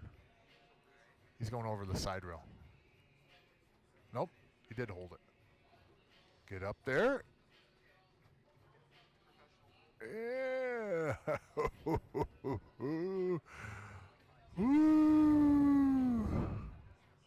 How'd you like to shoot this ball? If I'm Dave, I'm tempted to draw from the 7 over to the left side rail and come back out and put Jesse on the 4 ball. Just because I feel if I put the cue ball where it is, I'm almost more confident with Jesse shooting this, but I don't have the nerves that these guys do. When you shoot it, oh my goodness, I was going to say when you shoot it that good. Oh, he hit that ball good too, Dave. Oh my God. I might have, I agree, Aquin. I might have shot the 7 there, drew back and let my 740 plus, so my 700 plus shoot that 4 ball up in that corner. I think I would have went that route. And I will honestly say that I would have chickened out from shooting that 4 ball. If it's just me playing singles, I've got to shoot it. But I think I would have took the chicken route and let them shoot that ball. I let Jesse shoot that ball. But I also put all confidence in Dave to make that more than he ever misses it. So now Stripes can once again sort of steal this match. And I would say steal. That's probably not the right word. They've earned every bit of this too. I just, there's a couple of games in a row there. I think their decisions were a little bit off, but who gives a crap, right? They're playing their hill. So shame on me. Credit where it is due. And these two have played a really good match. And if they win this, they deserve it. Oh boy. Oh boy.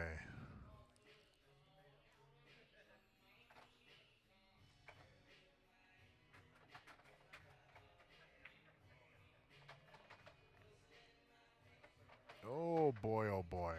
Well, I think you have to tie up that 7. That Equin, I think, was nerves. Pressure. He didn't have to run down into him. He had to just stop shot and draw back a little bit. But it is way easier for you and me than it is at the table.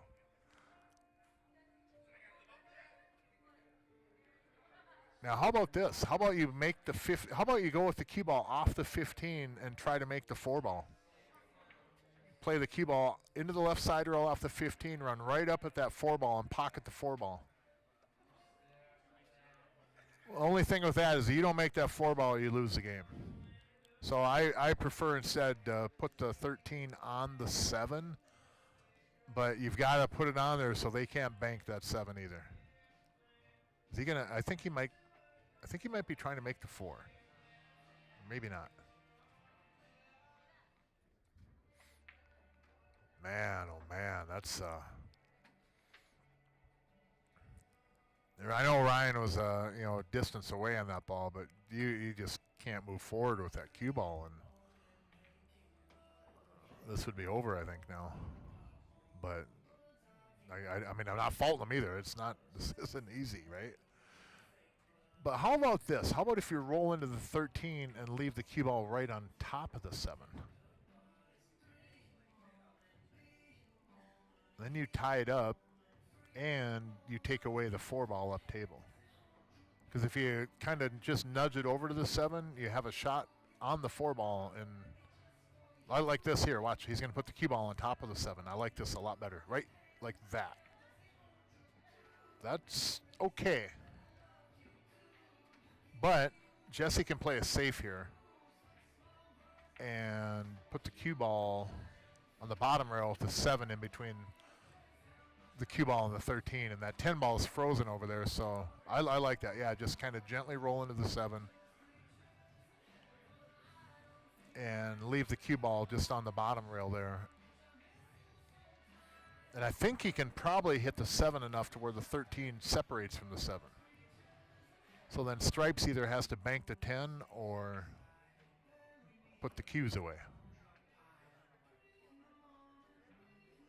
Can he make this off the rail, then off the 13?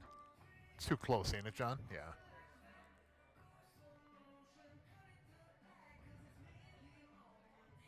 Yeah, Devin, you picked the right time. That's for sure. You didn't sit through the previous 4 hours, so you did pick the right time. Oh, what a match, though. Hill. Everybody, thanks again for tuning in. This has been a hell of a match.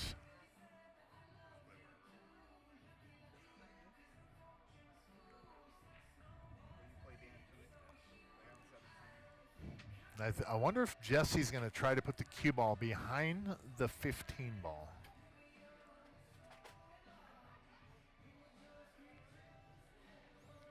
No, he's going to do my original shot, just trying to hide behind the 7. Oh, no. That's even better. Wow, that's good. That's a really good spot. 7's pocketable. Now, if Ryan can pull this shot off, here's a shot. You can go off the 13 with the cue ball and put the cue ball in between the rail and the 7 ball. It's very touchy.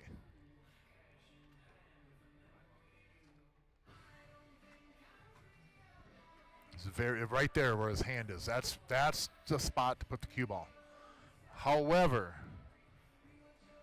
I don't know if Ryan's gonna be able to execute that. He has ability to, but his nerves got the best of him on the last shot. We'll see if it does the same to him here. Because if you mess this safe up at all, you lose the match. Because the 4 is a duck up there. You got to just barely hit this ball. Oh, I don't know. I think it goes in. I think the 4 is very makeable with this 7.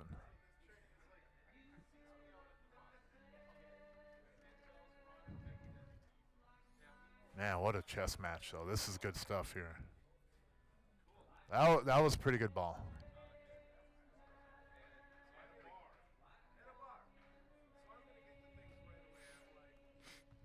Seven into the 4, bring the cue ball 1, 2 rails off the bottom rail over to the right side rail above the 10. The 7 should be coming up from the 4 ball to the middle of the table. You'd almost guarantee you'd have a shot off of it, but there's a lot of things that have to happen in your favor. A lot of things have to work out. I don't think it goes in the side. No, I don't think there's room for it. Not bad, though.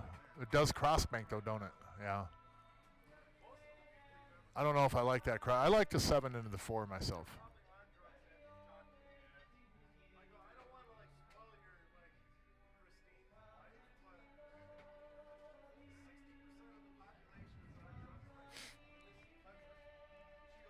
Boy, this is tough, though. I think the 7 even banks in the upper left corner, but I don't advise anybody in the country to shoot that shot. But it is there. That 4 might not be as much of a gimme as we think. If it's on that end roll at all, you gotta hit the edge of that 4 for it to go. I still think I gotta fire it at this. So. Or how about this? How about you shoot the cue ball off the 7, make the 13, and the cue ball stays right there on the bottom rail? Right? Something like that. Oh, that might not work. I think Gino can make that 13 now. Yeah, I think Gino can make this 13, and they should have this match. Watch a double hit. If you avoid the double hit, you're good.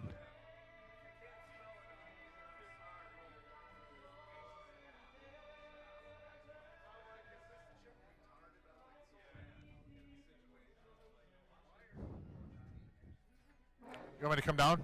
All right, I'll be right back, folks.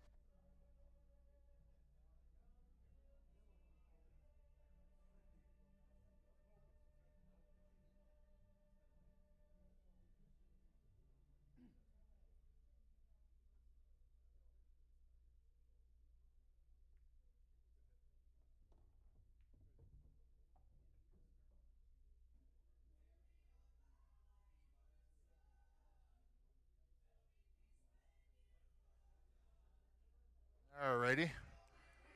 That was a good shot.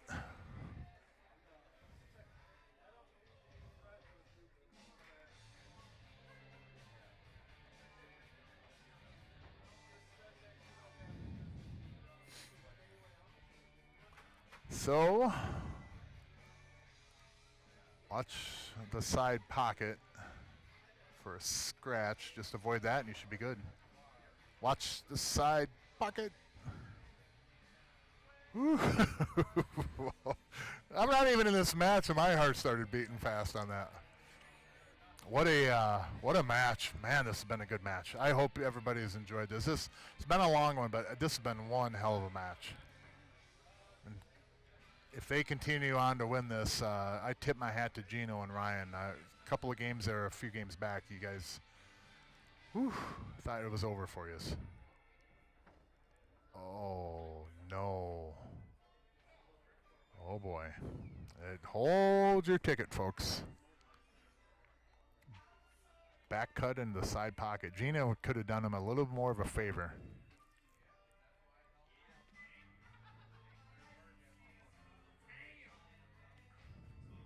No, don't go up there. It is kind of a dead bank. One rail back to the corner. But nobody shoots that here. Just cut it in the side, put some low left, draw over to the upper side rail. Scratch isn't in play. It'll be just fine. Oh, now he's doing Gino's. Now he's doing Gino's. Somehow he knows what Gino does, I guess. So what the heck was that? Nobody on the planet knows what Gino does with that except for Ryan. That was pretty funny. Oh my goodness. That was pretty good. All right, Ryan, here we go, buddy. Focus. Trust your stroke. Borrow Gene's headphones if you have to.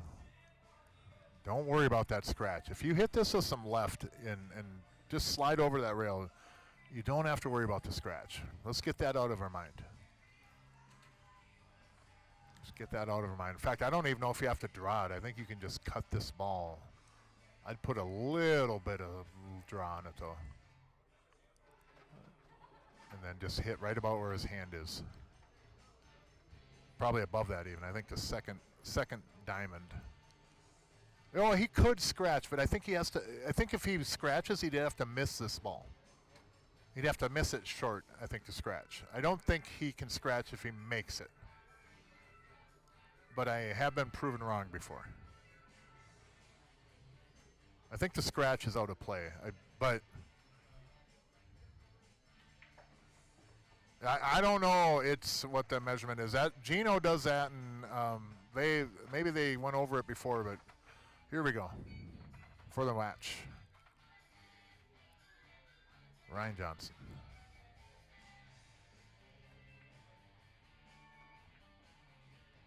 Very well done. What a match. 11-10. Gino and Ryan move on.